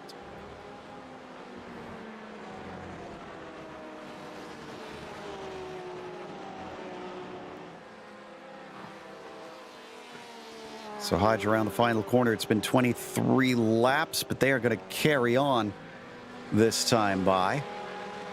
They're currently running in third position. So we'll just have to go without them, it looks like. But know that this could change before we come back, as up at the front, Blake Reynolds still leads. He is taking tires on the last pit stop. The early stop paid off, and that gave him fast enough laps that he was able to gap David Schutt, who is currently in PG-13 car 1, who runs in second, and that number 31, but it has come down in a big way since we last looked, from 2.5 seconds now to about 1 second. In fact, the traffic that you just saw them navigating had a big part in that. Tice Hodge, who we just reported, trying to hold out as long as he can, but I don't think he's going to be able to get within the pit window to save a stop here. He's on lap 24, and he's got to make it till about 40 minutes left. He sits in third. They had a penalty earlier on. That's what put them in the weird spot they are. PG-13 car 2 sits in fourth. Just took their most recent stop, with Bidwell getting in for Trent Brown. And he has been chased by Jeroen Kaiser, also recently taking over. Miguel Freitas was in that Team Mad car until last lap, pitted in and handed it over. Let's go to the GT4s with Chad.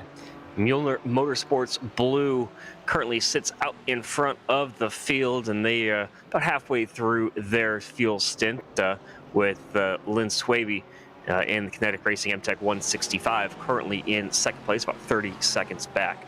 That Spark Virtual Racing Last Lap Motorsports number 125, still trying to recover from their technical issues that they had at their last stops. They're still working their way to recover. And in fourth place is the Black Tree Race Crew. They're the last car in class on the lead lap. And fifth place in class is Leonard Burke with the CMSRacing.com recruit team. And they wrap up your top 5 here in the GT4s. Back in that TCR class, it's a little bit of a battle of strategy playing out right now, as Texans Fitstye Apollo has not taken their pit stop yet, but continues to lead with Ethan Bass behind the wheel of the car.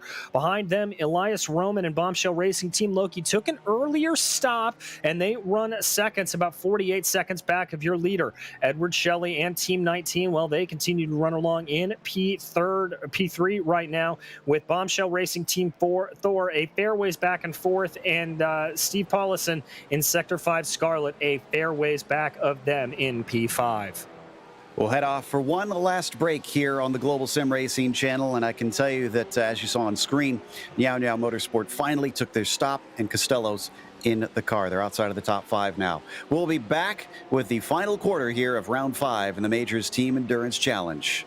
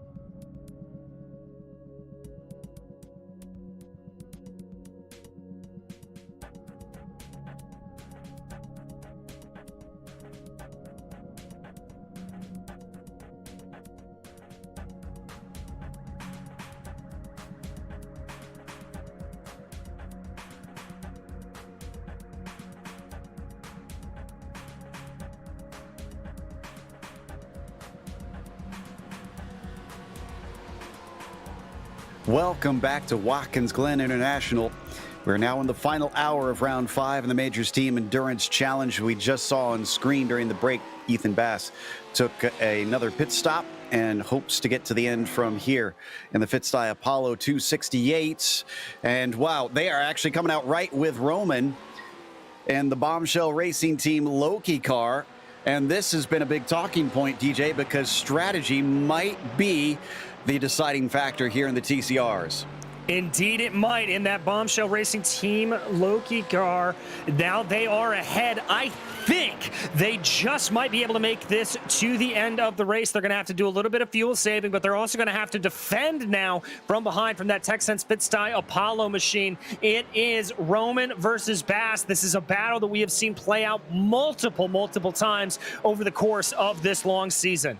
Also, we had an incident just as we came back. Don't need a replay, but the Lordy Racing Team of the 183 spun into the wall. I think they might be really done for the day this time after having a damaged car almost the entire run through.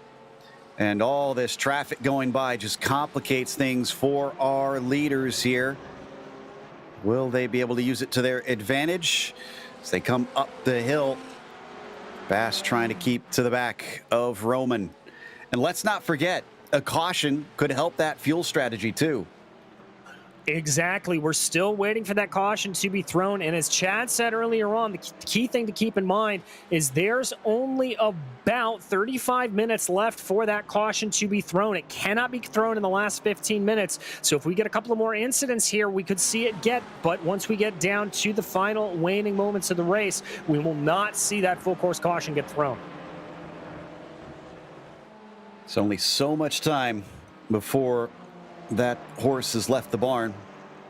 Also, worth noting that we mentioned that PG-13 car 1 was catching Blake Reynolds. Not sure if this is the traffic or if this is just pace, but Shutt has now lost. Well, it was up to 1.7. Now it's come back down to about 1.4. This seems to be the traffic because that was Leonard Burke that Blake just went by down through the toe of the boot. And I think that slowed him up a little bit. It's been ebbing back and forth, but David's not been able to get within distance that he could try and attack. No, and it's just all about when you catch the traffic. You can catch somebody at the perfect opportunity and make up a ton of time. But right now, PG-13 car 1 is running out of opportunities as they're about 2 seconds back. With still 50 minutes of racing still to go. Have to wait and see if that caution does come out and how it will shake things up when it comes in the pit sequence, because Blake Reynolds, he's been running about 2 or 3 laps longer since his pit stop, and the first time these guys have really been off sequence all race. And you can see some of those cars taking to the outsides of the corners as they try and lap them. That might be a bit dangerous here because I've been noticing the marbles getting thicker and thicker off the racing line. And if you get out there, good luck trying to keep control. Yeah, the worst part that I've noticed them is at the heel of the boot. They're just a mountain of marbles just offline. So you really have to be careful through those parts of the track, and you'll see them start to build up as the race continues. The various things that iRacing does to make this mimic real life as best as possible, as closely as they can get it. And we're watching the battle for the lead here in the TCRs. After it had been separated for a decent chunk of the race, it's all of a sudden back together. 47 minutes to go off of the final corner. Elias Roman for Bombshell Racing Team Loki has the track position. He has the lead. Ethan Bass and Texas Fitstye Apollo is trying to chase, and the Apollo team has been leading for a good chunk of this. So will they be able to retake that back as we come up the hill through the S's once again? Going to get interrupted by Richard McClure and his Dog Bear car, and Andy Banfield for V Apex Atlantis.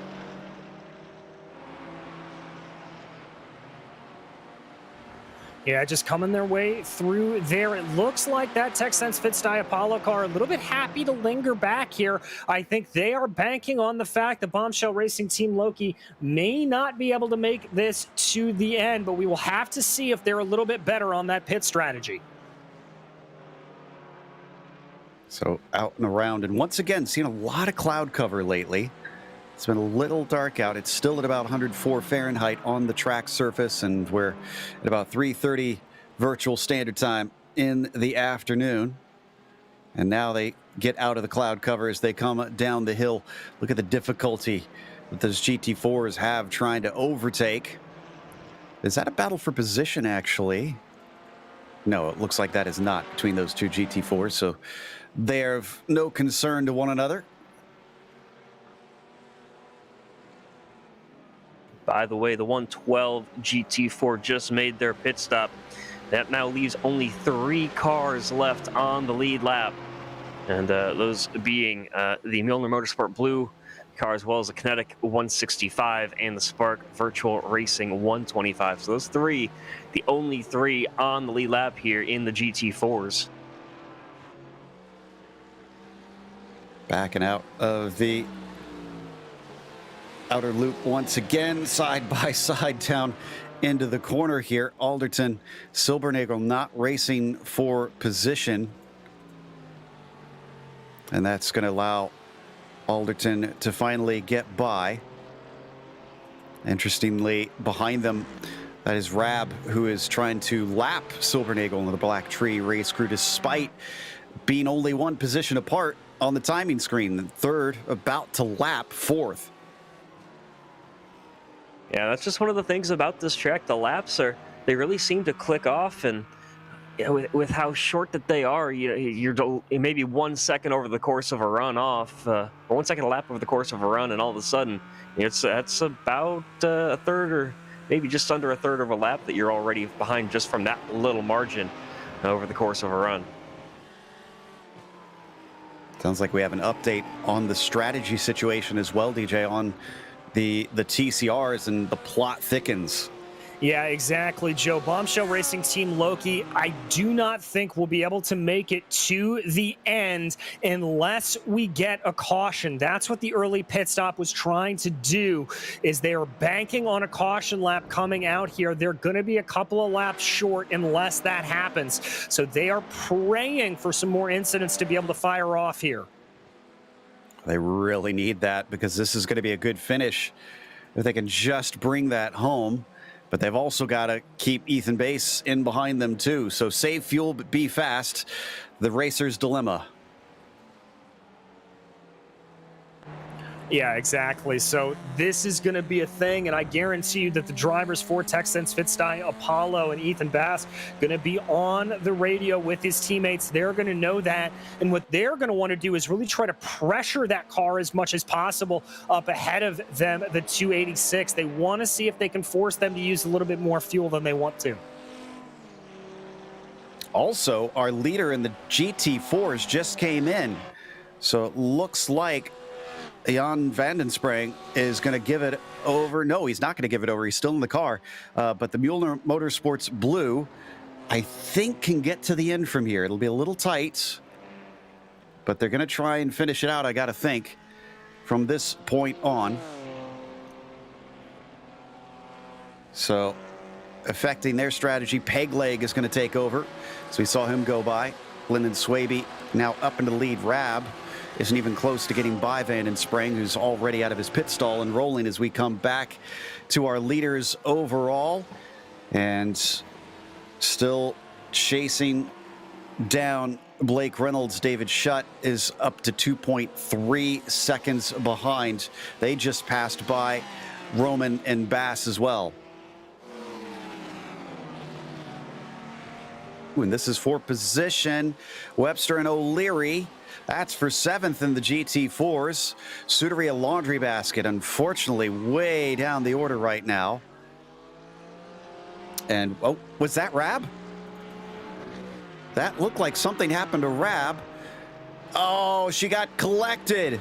She got collected. Kurt Crum with contacts. And that also involved Robert Covey for Howler again. And Silbernagel. Both in that one. Unbelievably bad luck for the Spark Virtual Racing team. And the only thing that they can think right now is that's a couple more incident points towards the total. And it's going to be really close. If we do not get a caution, I'm not so sure that these guys will be able to make it on fuel. Looks like, by the way, Blake Reynolds, I was showing him for a second there on pit road. He's going to be on pit road for the final time. DJ, I know you have an estimated, I think it's off tracks for these cars. I'm curious how many incidents Howler Racing has reached at this point, because I've lost track of how many incidents they've been involved in. Yeah, I'm not entirely sure. I'm checking back through on my numbers, and it is quite a bit, let me tell you that.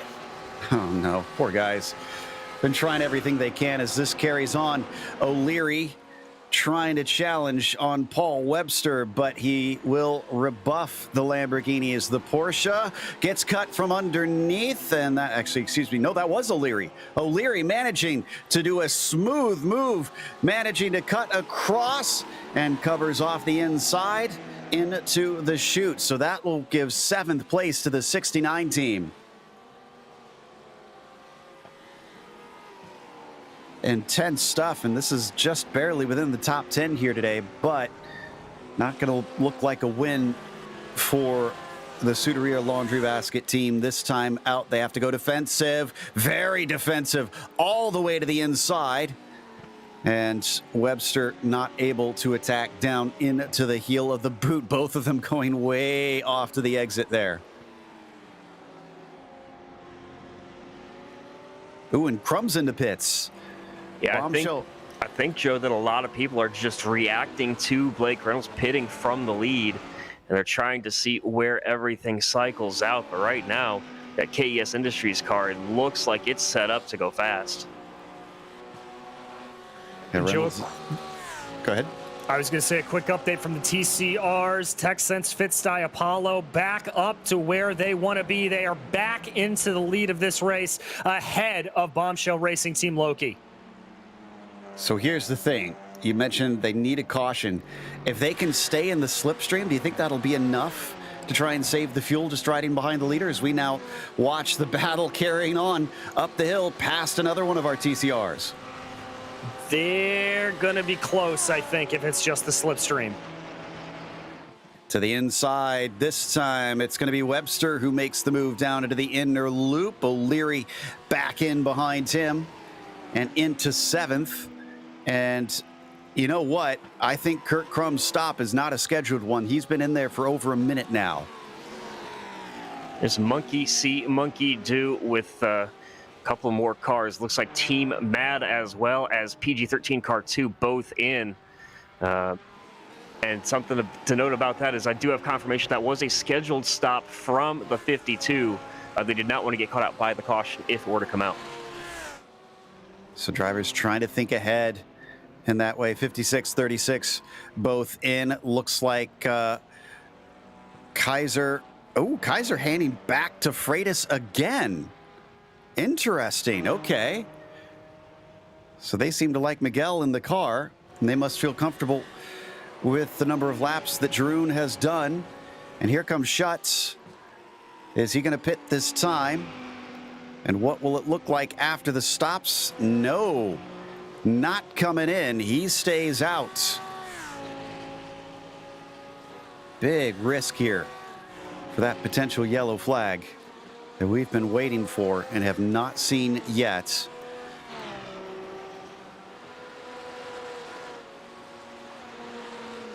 Crum back out on the track now. So the Odin team, 2 minutes and 8 seconds. That had to have been some repairs. Yeah, we're hearing he was given the orange disc flag, so that's why he was forced to come in and pit when he did. Good news is he should be able to make it to the end from here, but he's been sent down to 10th. There's a battle on screen. This is between Freitas and Costello. Yeah, this is for position, and that's Costello to the inside of Freitas, up to P4. So Niao Niao Motorsport now finds himself within the top 5. And it's been a wild ride for that Niao Niao Motorsports car because they started 7th, didn't qualify great, then worked their way up to the front. They were leading the race and then were handed a stop and hold penalty. Once they served that penalty, now they have clawed their way all the way back up to the 4th position, and we have yet to see the caution come out. The only driver at the front of the field that is yet to stop is your leader in the 31 of David Schutt in the PG-13 car number 1. So he is yet to pit, but 2nd, 3rd, and 4th have all come down pit road. Rayner's about halfway through his run. So we'll have to hand some of those back. Coming down through, this is Reynolds, I believe. No, that is the 37 that we're watching. That is Webster. And going to stay ahead of O'Leary for the time being. Schutt stays out for yet another lap around. 36 minutes left to go. Of course, granted, I guess it's a big risk-reward thing as we see Reynolds now going by lapping Wayne Hutchison from the same class. It's a big risk reward. Yes, you have a bigger chance for the caution to come out as we got a spin from one of our TCRs as it gets farther on in the race. But as it gets closer to 15 minutes left, it also lessens the chances because there's less time for it to come out. Yeah, about 20 minutes left for that caution to be able to come out. And we're kind of just waiting and at the mercy of that whatever that counter is at. We do not know when it's going to come. Neither do the drivers. The only people I think that know would be the stewards, and all that they're waiting to do is get the signal from their software that tracks the incident points. And once it tells you to throw the caution, it's going to come out. 35 minutes left to go. We had another protest filed, and it's from the 125 team. So on the 86. That was the incident that Rab that went around. Yep. Had to add to the woes for Kurt Crum, and that one seems like a slam dunk to me. That just that was a car that outbraked itself into the corner, unfortunately. So I expect we'll see some sort of penalty there on the 86 team. Meanwhile, the 37 still going to stay out. Go by some of the more lap cars. Ed Shelley in Team 19. Still a podium on the cards there for that 219 car, despite a few issues here and there.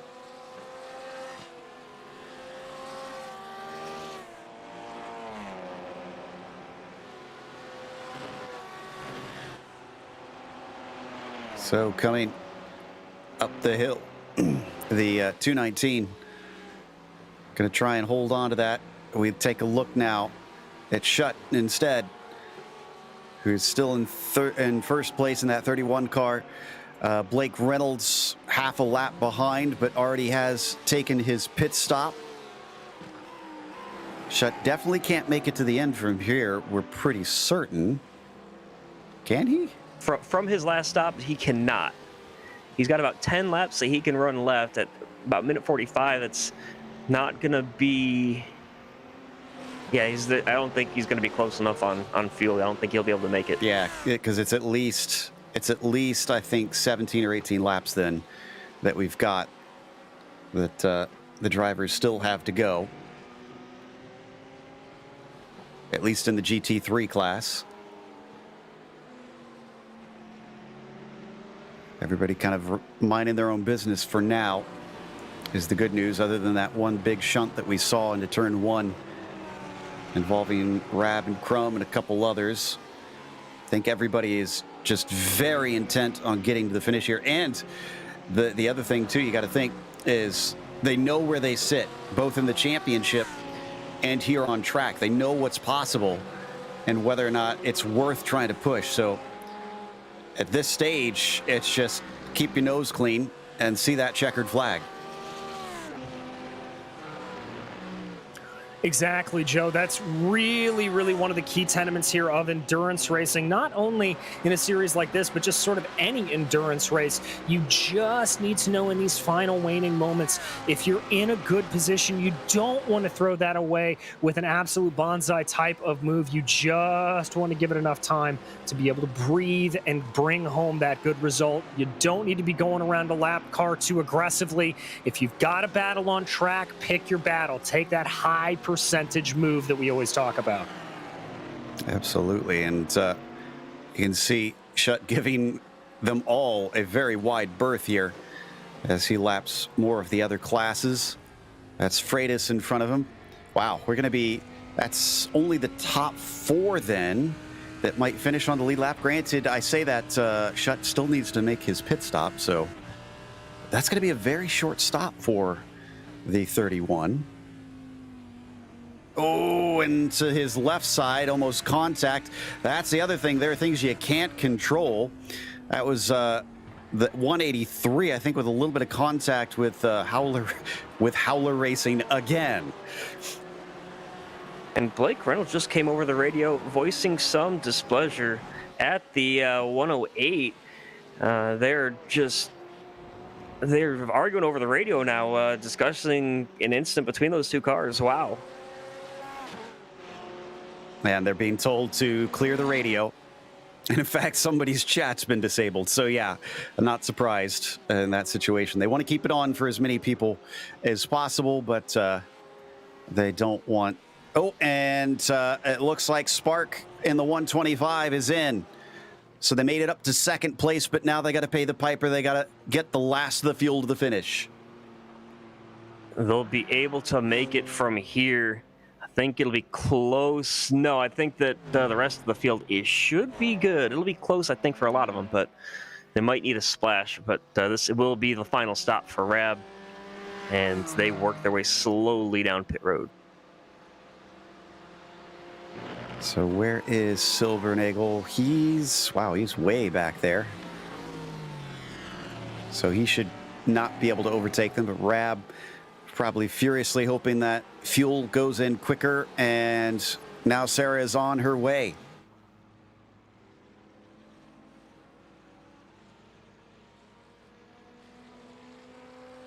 And what's the gap she's got to make up in half an hour? 15 more minutes as well that we could get that caution flag. And the time is evening out. Looks like around 38 seconds. That's a bridge too far for only 16 or 17 laps here that the drivers have to the finish.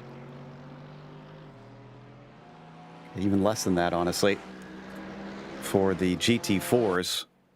Just probably about 15 laps because they're just under 2 minutes.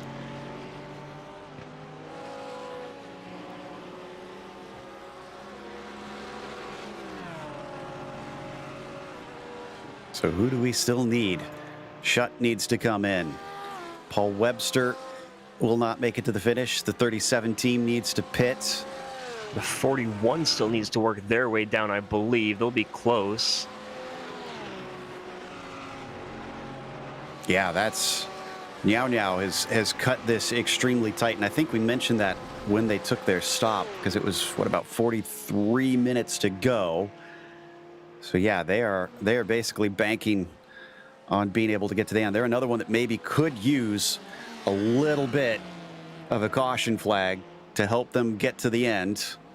Yeah, if my math is right, they're going to be about 10 minutes short on fuel right now. Oof. Last stop for them was a 102.6. It was a pretty long stop, too. So they did take tires at that stop, so. Yeah, so they had to have filled up as full as possible. What's been happening up in those TCRs? Well, it looks like Bombshell Loki had to take their extra stop. They've been in and out and are now 45 seconds behind. Bass is up there just cruising. Yeah, and he should be good to the end. He's got another about 12 laps to go on this tank of fuel, and that should very easily get him to the end of these 30 minutes remaining. Bit of a heartbreak there for Bombshell Racing Team Bombshell Racing Team Loki. They took a gamble on strategy, and it just didn't quite pay off. And Simortal is in, so the 37 team is finally going to take fuel. And we still have time for that yellow as well.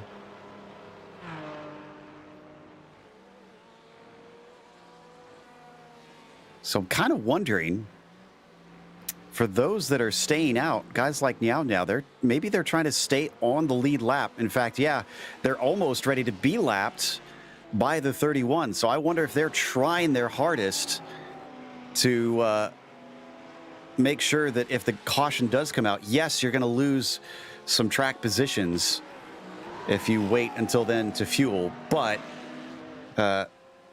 you're going to stay on the lead lap and have a shot at things. Unfortunately, it looks like O'Leary might not be able to do that because Scuderia Laundry Basket's a lap down. So is La Herbier in the Kinetic 66. Trying to untangle the mess that is the end of an endurance race and what everybody's doing. What's their situation? Huge moment, Joe, for the 52 of Blake Reynolds, working their way through the bus stop chicane. They tried to pass a TCR, and they just ran out of racetrack, almost completely lost it, but fantastic bit of driving there as Blake Reynolds had 2 tires in the grass working their way out of the bus stop. Let's see if we can get a replay of that one, because, yeah, he had a big slide and should be inheriting the lead here soon, so that was the last thing that he wanted in that situation.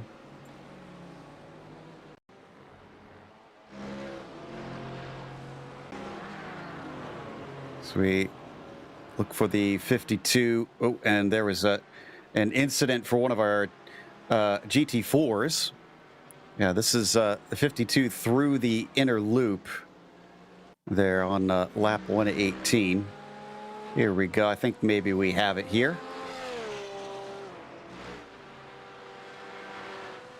I don't even see the TCR car yet. He's well up the road there, but he's going to run him down, and Blake is very aggressive through this chicane, so watch what happens when they get alongside here in the bus stop. Don't think this is the right lap, yeah. Unless, was it it's a right GT4? Here. Oh, yeah, it was right here, yep. I was thinking it was a TCR, apologies. So GT4, wow. Wow. That is hard. I don't think that the that Kinetic Racing machine expected him to make that dive on exit. No, absolutely not. And poor Blake probably felt his heart jump up to his throat, seeing the whole race flash before his eyes. So 24 minutes left, so less than 10 minutes that we could potentially get this caution. And I believe, I want to say this will be our first caution-free race, if so. Yeah, that is correct, Joe. We have not had caution-free thus far, so fingers crossed, it could be it. And whose strategy does that mess up? You got to wonder. We've had it so frequently. It's always a statistics game. You have to play it like poker. What's the most likely to show up? Where is it going to show up? And I'm sure plenty of them were banking on seeing a caution at some point, but just do not seem to get it. Oh, and Bidwell's had a problem. The 56 is off at the inner loop, and he made hard contact with the wall.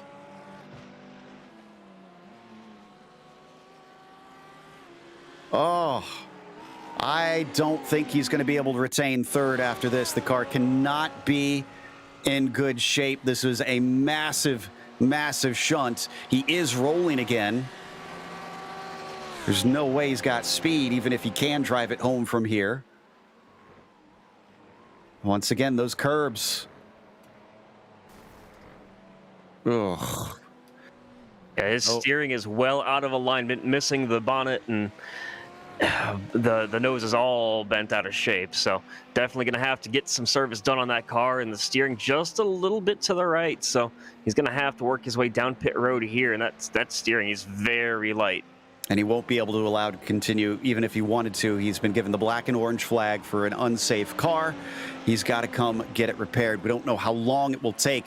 This will definitely allow Costello through, but we think it is marginal if the 41 can get through without another pit stop. There goes PG-13 car 2. And after that was looking like a great bit of points for them here today, it is all fallen apart in the flash of an eye.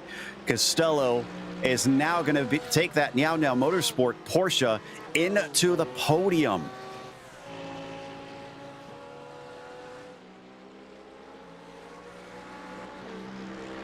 And that PG-13 car too that we just saw work his way down pit road, they were sitting 5th in the championship with a couple of third-place finishes to their record. And that's Sarah wraparound. That's huge contact. No! A podium on the cards.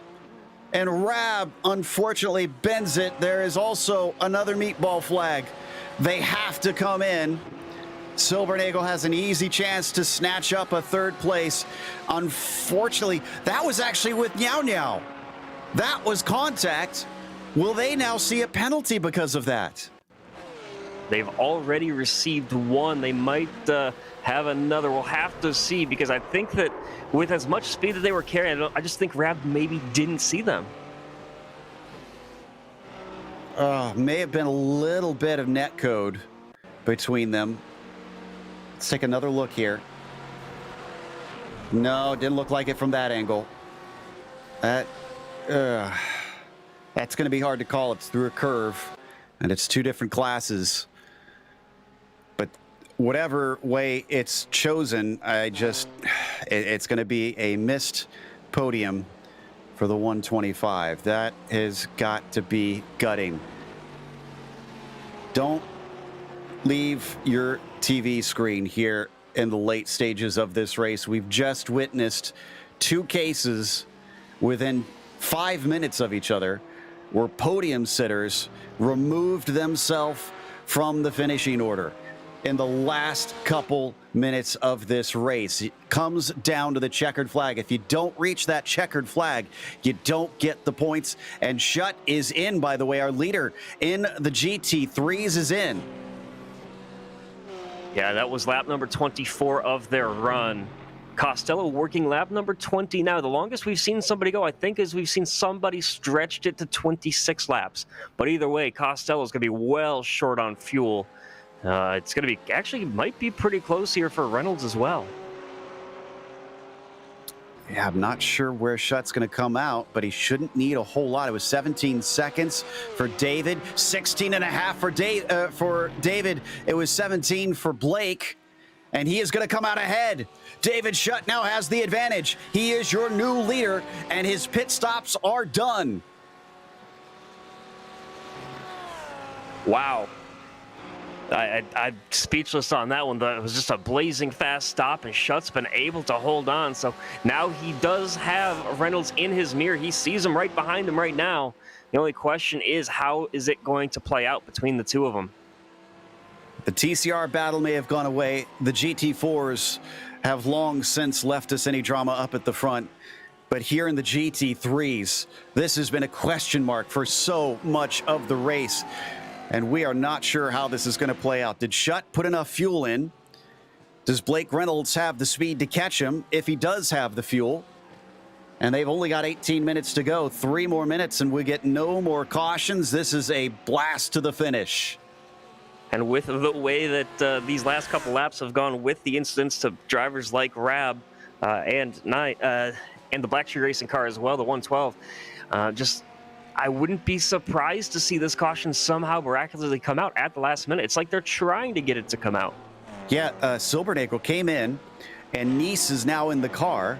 But for poor Rab, there are still massive repairs to be made. So she actually watched as that 112 took the 3rd place away from their team and strolled on by. But, man, credit to Black Tree for not giving up. It probably felt a little hopeless, but it suddenly came in their favor. And sometimes I wonder, is it worse to be the driver in the car when something like what happens to Rap happens, or is it worse as the co-driver out of the car where you just have to watch your whole race? You both have raced so well for 3.5 hours. Just watch that all fall apart. I know I made one of my co-drivers feel immensely bad, and I still feel bad about that myself once, because he wrecked the car. I got in it and had to drive and limp it around Sebring for a few hours, and I wasn't even talking to our spotter. I was fuming inside that thing because we had a good finish, and later had found out how much that upset my co-driver as well. So I felt a little guilty. I let my temper get the best of me there. and I'm sure there are some tempers that are flaring here by the end of this race, because there's more on the line now than it is at the end of the season. And you know what needs to be done to try and take a championship. But what can be done between PG-13 Car 1 and KES Industries Last Lap Motorsports? Remember that Blake Reynolds also is in the hunt for the championship here. PG-13 Car 1, they are not. So how much risk is the 52 willing to take to get max points? We know how fierce of a competitor Blake Reynolds is going to be. We've seen it so far this season on numerous occasions. Looks like, yes, Sarah Rabb has retired from the race. That their day is done, and that hurts. That stinks. So you have to feel for her and that team, because they were having a fantastic performance until it all fell apart. Both she and Pinto had put on such an incredible performance today, and it all kind of snowballed for them after they had that incident where Sarah's internet was not behaving, and just seemed like it all compiled with a hit and then a second hit on top of having to take an extra pit stop, and what looked like an almost sure win flew out the window once again. It's still at about 1.1 seconds. Flash into the lights there from Schutt, who wants to get through some of this traffic. Oh, and now it's down as he gets held up. And here Blake Reynolds is. The battle is on, and we have 15 minutes left to go. I don't think you can count on that caution flag coming out now. Working their way down towards the boot. Reynolds to the inside. He peeks his nose. He's alongside. Almost some contact there, but they're side by side going into the boot. Oh boy, don't run into one of each other. Let's get a clean race to the finish. I know there's a lot of pride in taking this win. Chops him off coming off the corner. Weaves back to the inside, and Schutt again. Only the win is important here. 3 wide as they go past the lapped car. Tries to cover off the black stripe racer, who cuts back once again, but it's going to be the outside. Reynolds not giving up. Down into turn 9 rather. Just a little bit of a slide, and still covering off every single corner now. It seems like Schutt is trying to plug up every hole that he can down into the final turn. This time he's able to take the racing line. And I think the biggest thing for Blake Reynolds, he had such an incredible run with Schutt being held up by the slower traffic going into the bus stop last time. We've seen them make the move. There's numerous times. Oh, that's close on quarter entry. If they do wreck, Costello is in third, the one who is trying to stretch it out to the finish here, which is not looking as likely right now. 22 laps in. I don't think Now Motorsports has enough. I think they're going to have to take another stop, which would mean that Team Mad should be able to make it to third place if they pit in. But as we watch these two weave through the inner loop, Blake Reynolds has got the bit between his teeth. He now sees a chance to try and get a victory. It'll be the second one this season. Last time at the Hockenheim ring, this time here at Watkins Glen. And at the Hockenheim ring, it came down to the last lap. So don't leave your seat, whatever you do.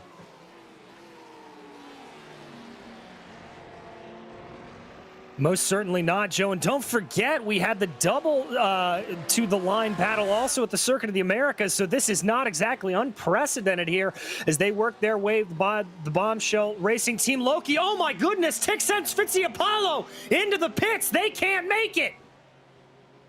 This is quite the development. Will they be able to get out before Bombshell Racing Team Loki is through is the question. And it looks like they are out. They are rolling.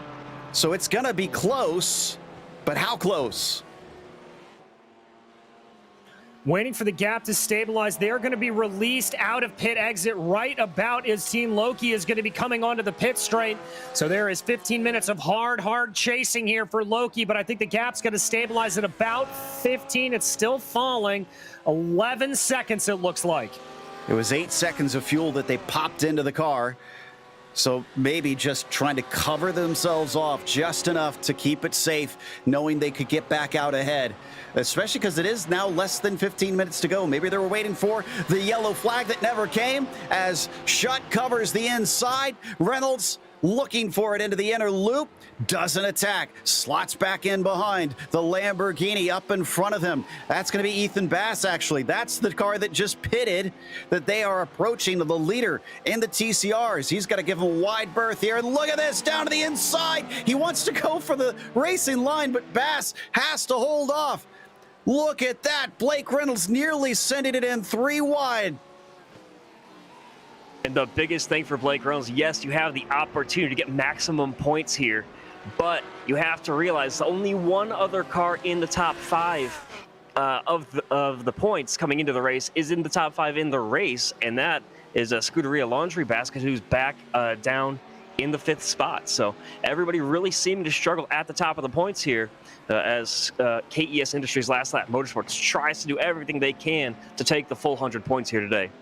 Oh, look at that, having to weave around these TCRs. There is no time to sit around now. Also, if you saw on the left-hand side of your screen on the tower, Nyao Nyao Motorsport has pit. That's given third to Freitas and Team Mad.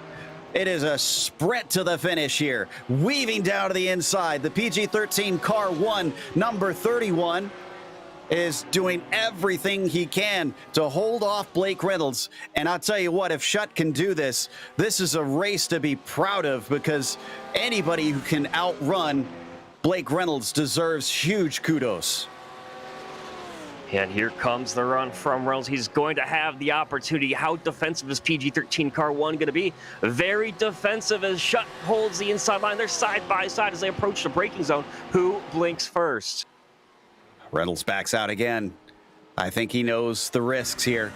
I think he knows he needs to make that move stick. And he's going to try and go around the outside here through the carousel. There's banking here. He could maybe use it to his advantage, and he's not quite there. Once again, David shuts the door, and now they come side by side down through the chutes. Will he be able to cover him off? He does! Weaving back to the left-hand side. Reynolds is trying everything. The kitchen sink is being thrown at it. Once again, the long way around through the toe of the boot. This time he can't shut the door, but it's going to be the inside with another right-hand turn for Schutt. Doing everything he can, looking at every opportunity. Blake rounds alongside, door to door, going into the heel. And they work the rep hill very wide as Blake Reynolds. He's going to collect the grass. And did he keep the car under him? He can. So fantastic save there, but he still did lose a little bit of time there to Schutt. Exhale as the 31 has some breathing room now, but it's still another 5 laps to go. This is not over. Blake Reynolds saw what's possible. He got some valuable information with that. If he can regain on that number 31, will he be able to do better? Will he be able to overtake next time? I think he knows the limits at this point and where those marbles are, because that's what threw him so far wide last time out, as these guys continue to work their way around. As we come up the hill, this is another very good slipstream. I think he's got a good chance at this. That's Gilbert up in front. That's second in the GT4s. And that, I think, will put off Blake Reynolds just a little bit because of the risk. So he's going to sit behind.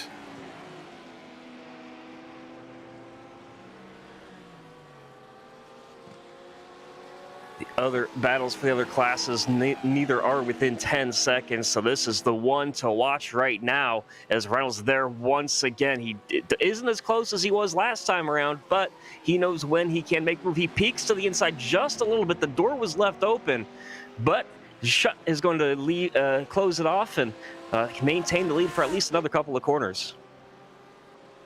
Can't imagine how hard his heart is pounding in there now.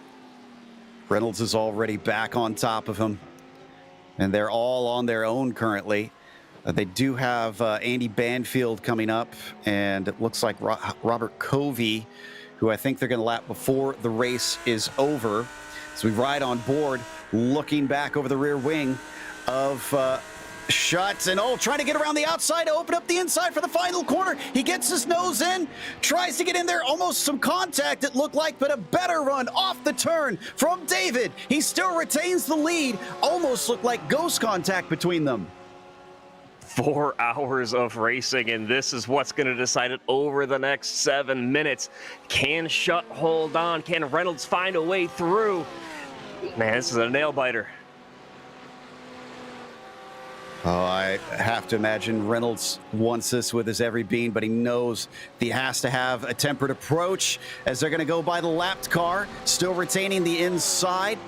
Shutt covers off, running the middle of the road down into the inner loop. No attempt from Blake Reynolds. Is he trying to size up the outside of the outer loop once again? If he was, it didn't quite work. Maybe going for a crossover here. He's got the momentum. David is not leaving that door open no matter what Blake Reynolds thinks.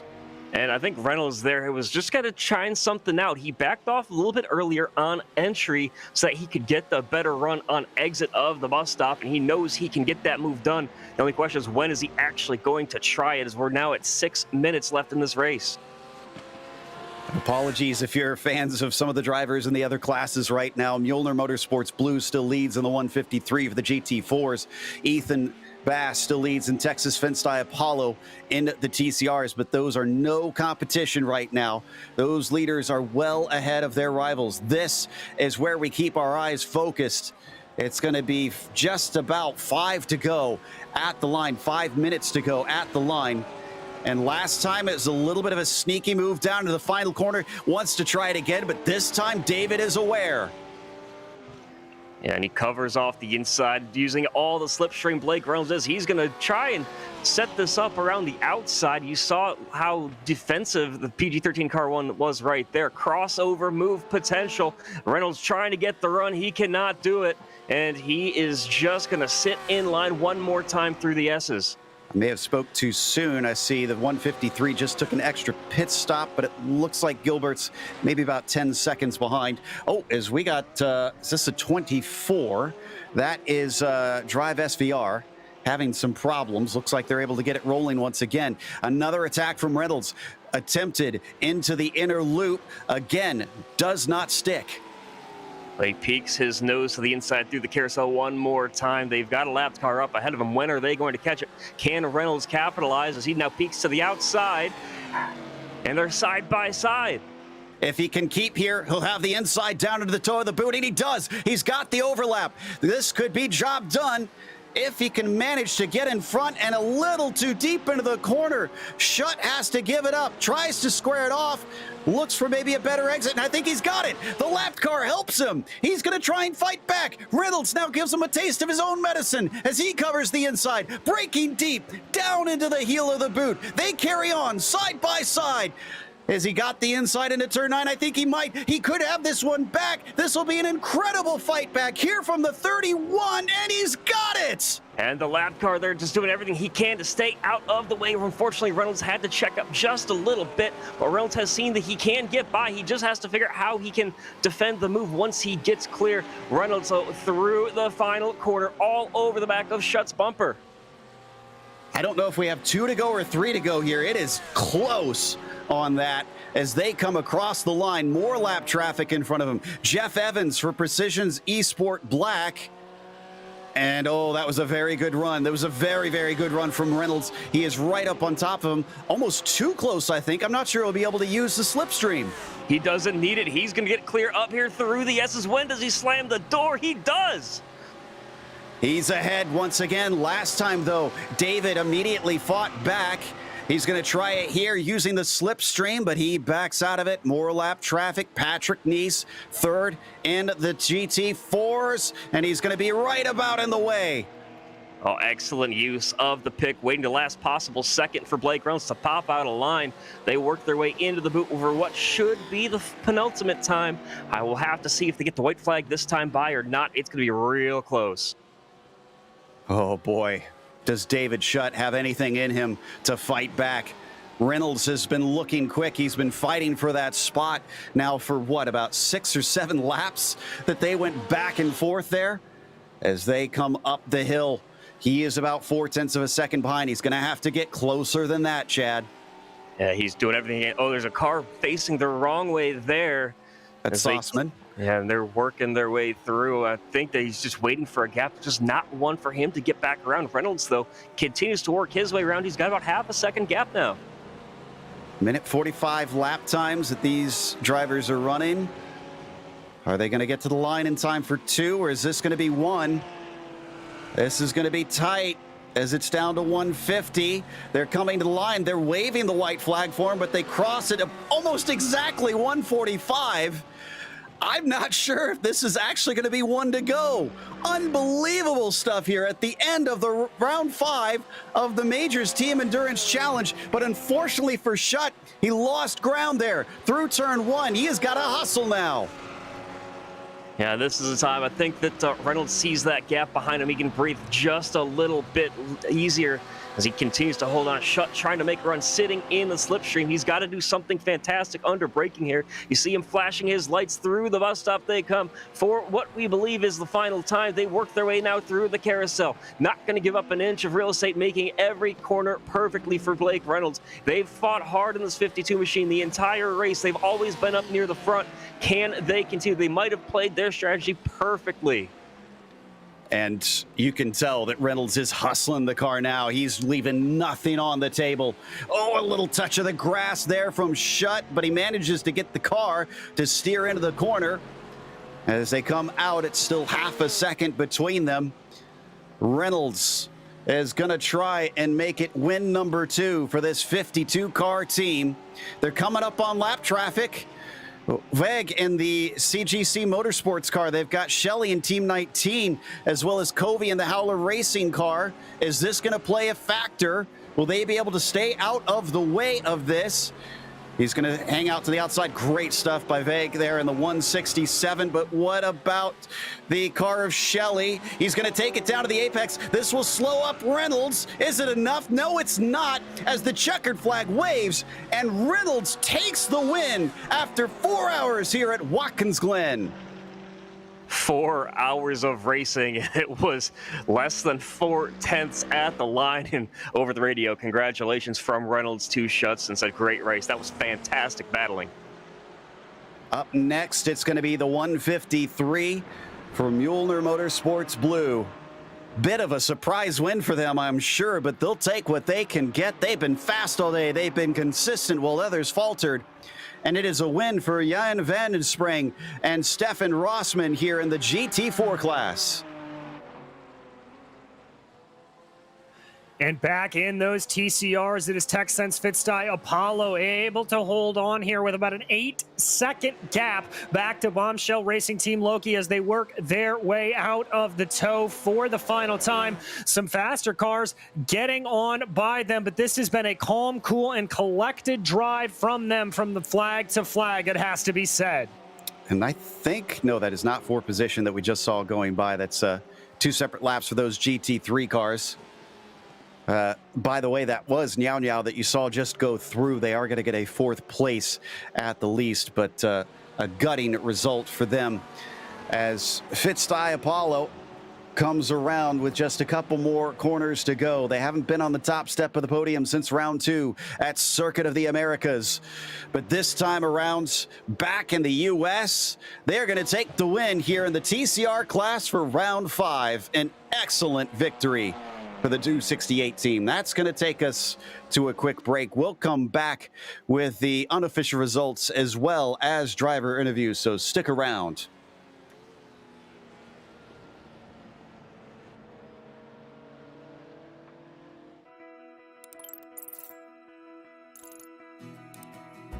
iRacing is a sim racing game that combines a true-to-life racing experience with an online community of virtual racers from all around the globe. iRacing offers a multitude of officially licensed cars and tracks, laser scanned with millimeter accuracy. Their car models and mechanical systems are based on real-world physics, engineered in cooperation with manufacturers and race teams. Their skill license system ranges from rookie to pro, ensuring members are always pitted against those with similar skill sets. Members are able to sign up for a weekly race series, compete in time trials, host a private race with friends, and participate in racing leagues created and run by the community. With over 170,000 members, iRacing works in partnership with renowned motorsports organizations like NASCAR to deliver virtual races based on the real-life NASCAR Cup Series, as well as many other series on the NASCAR ladder. iRacing also features team racing, providing a variety of options for members to create and manage their own teams. Race with friends or real-world teammates in full-length endurance events like the 24 Hours of Daytona, Spa 24, or the Bathurst 12 Hour. Additional partners include IMSA, World of Outlaws, Supercars, and IndyCar, allowing members to race in their very own Indianapolis 500, Bathurst 1000, Chili Bowl, and many more iconic events. This is iRacing, delivering the most authentic racing experience short of getting into a real race car. Sign up today at iRacing.com.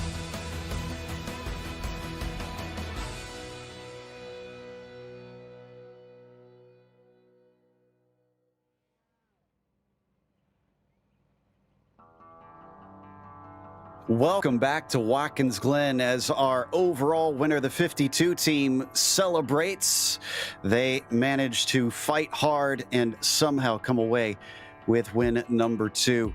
It was 0.3 of a second at the line after 4 hours, with the lead swapping back and forth between themselves and PG-13 Car 1. Team Mad was a bit of a distant third, but still a great podium for them. Now Motorsports, who at one point were vying for the win, had a penalty that cost them. They still finished on the lead lap, but only 4th.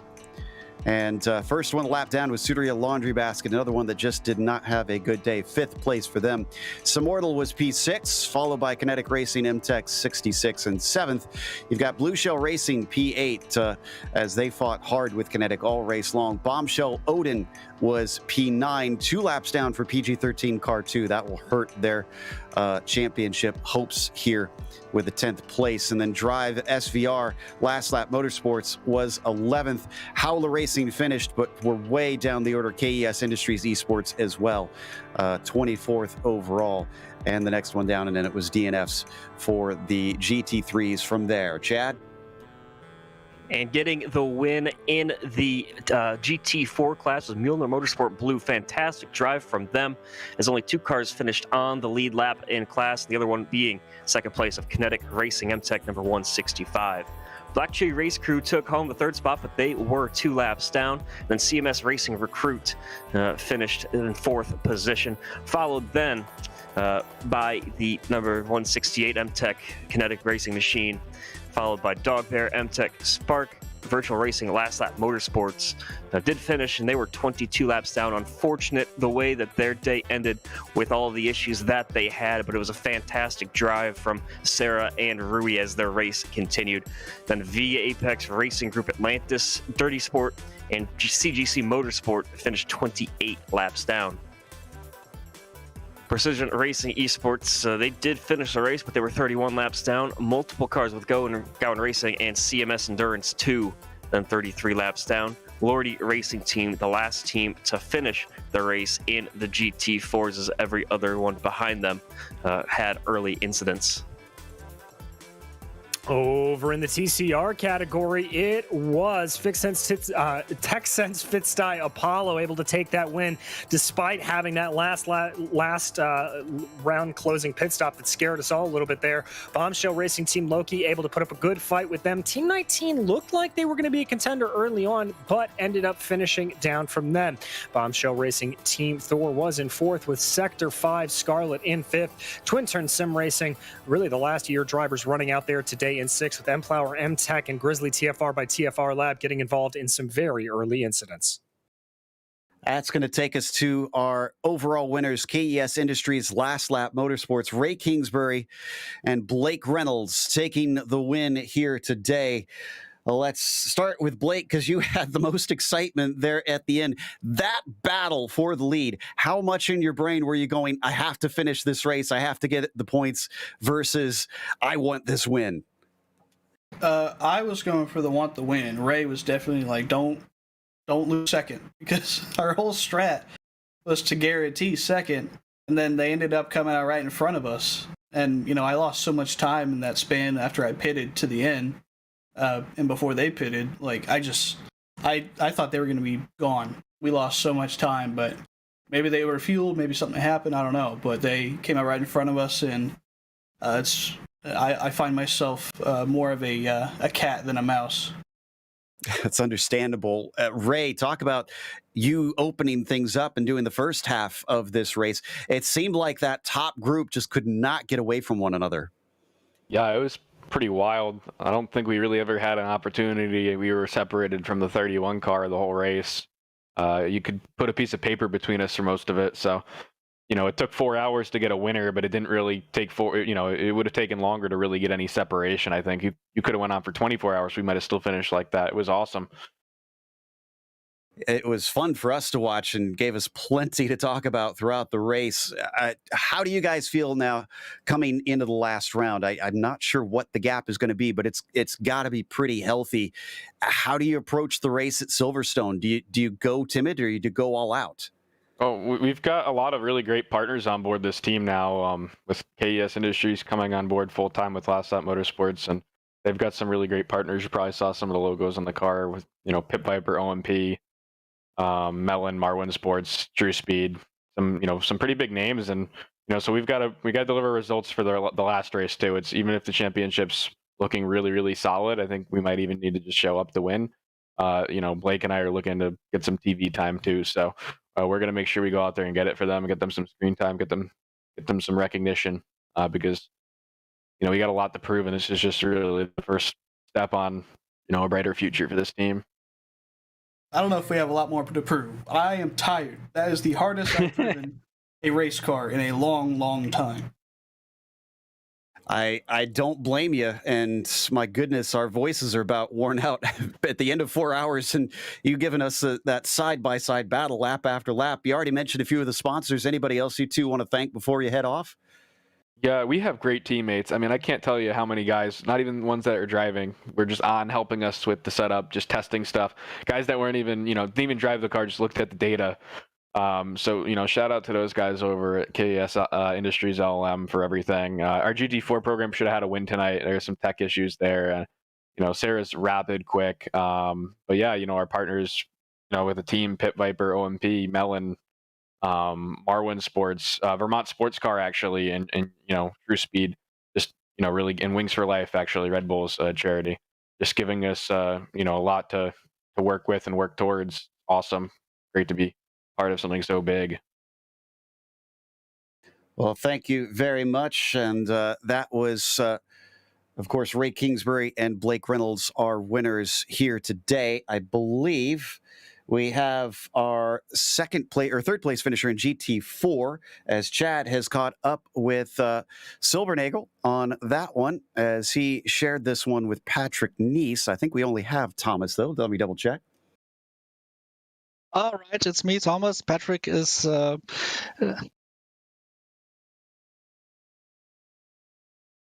we may have lost Chad here. There's a fantastic bit of racing there for you guys today. What was your thoughts overall? Because this is a very different track than what we normally see here in the MTEC series. Pardon, are you speaking to me? Yeah. What did you think of the track and how it raced compared to where we've been so far this season?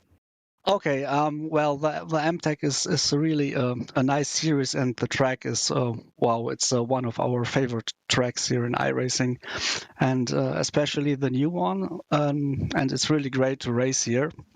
And first, I have to say thank you to all guys from the Global SimRacing Channel. It's such a great work, and I'm really happy that that we changed the driver in the last minutes, because I just wanted that Patrick is going to drive the last stint, and well, so many cars around us, they were killed, and it's I'm really happy that 5 years for a major series and Patrick can finish third. I think he's such a nice guy, and he's so happy about this podium. Yeah, it was a fantastic race from start to finish for you guys, and there was a lot of incidents towards the end of the race. Were you getting nervous that something might happen to you guys as you saw cars dropping out? Oh well, Patrick was so frightened. He was so careful in the last laps, and we did a mistake with our pit stop. I think we had to add 10 liters to get over the finish line, but well. It's I really when Patrick was driving, I just looking around the other ladies and gentlemen, and there were so many incidents, and I'm so sorry for them. But hey, that's racing. Yeah, it was a fantastic race, and we'll see you guys in a month at Silverstone. But do you have anybody you want to thank or any shout outs to give today? Oh no! First, wait a minute. The setup was made by our friend Torsten Oliver Zimmerman, and it was great for us. Yeah, and it looked like a great car out there. So congratulations on the podium, and best of luck in a month's time at Silverstone. Okay, the skin is also from him. It's a very lovely looking car, and congratulations on the podium, and best of luck next time out. Okay, thank you very much, and greetings from the Black Tree Race Crew. That was Thomas Silbernagel, who took third in that Black Tree, number 112 today here at Watkins Glen. That's going to wrap us up, though. Of course, before we go, we want to thank our sponsor once again, the Majors Garage.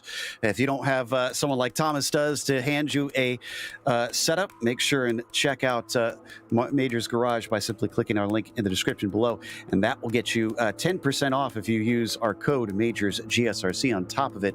Also, I want to thank the companies that provide the software and hardware for our broadcast listed here on your screen. Additional thanks go to June Lalonde, who provides our wonderful music, and check out her Bandcamp for more great work. Thanks to the team today, DJ, Chad, Zach, and Dougie. You can find more info at GSRC, about GSRC at globalsimracingchannel.com or through our social media listed on the screen. And also check out our merchandise store at gsrc.storenv.com. Don't forget to subscribe to our YouTube channel, because when we come back in a month's time, it's going to be the season finale.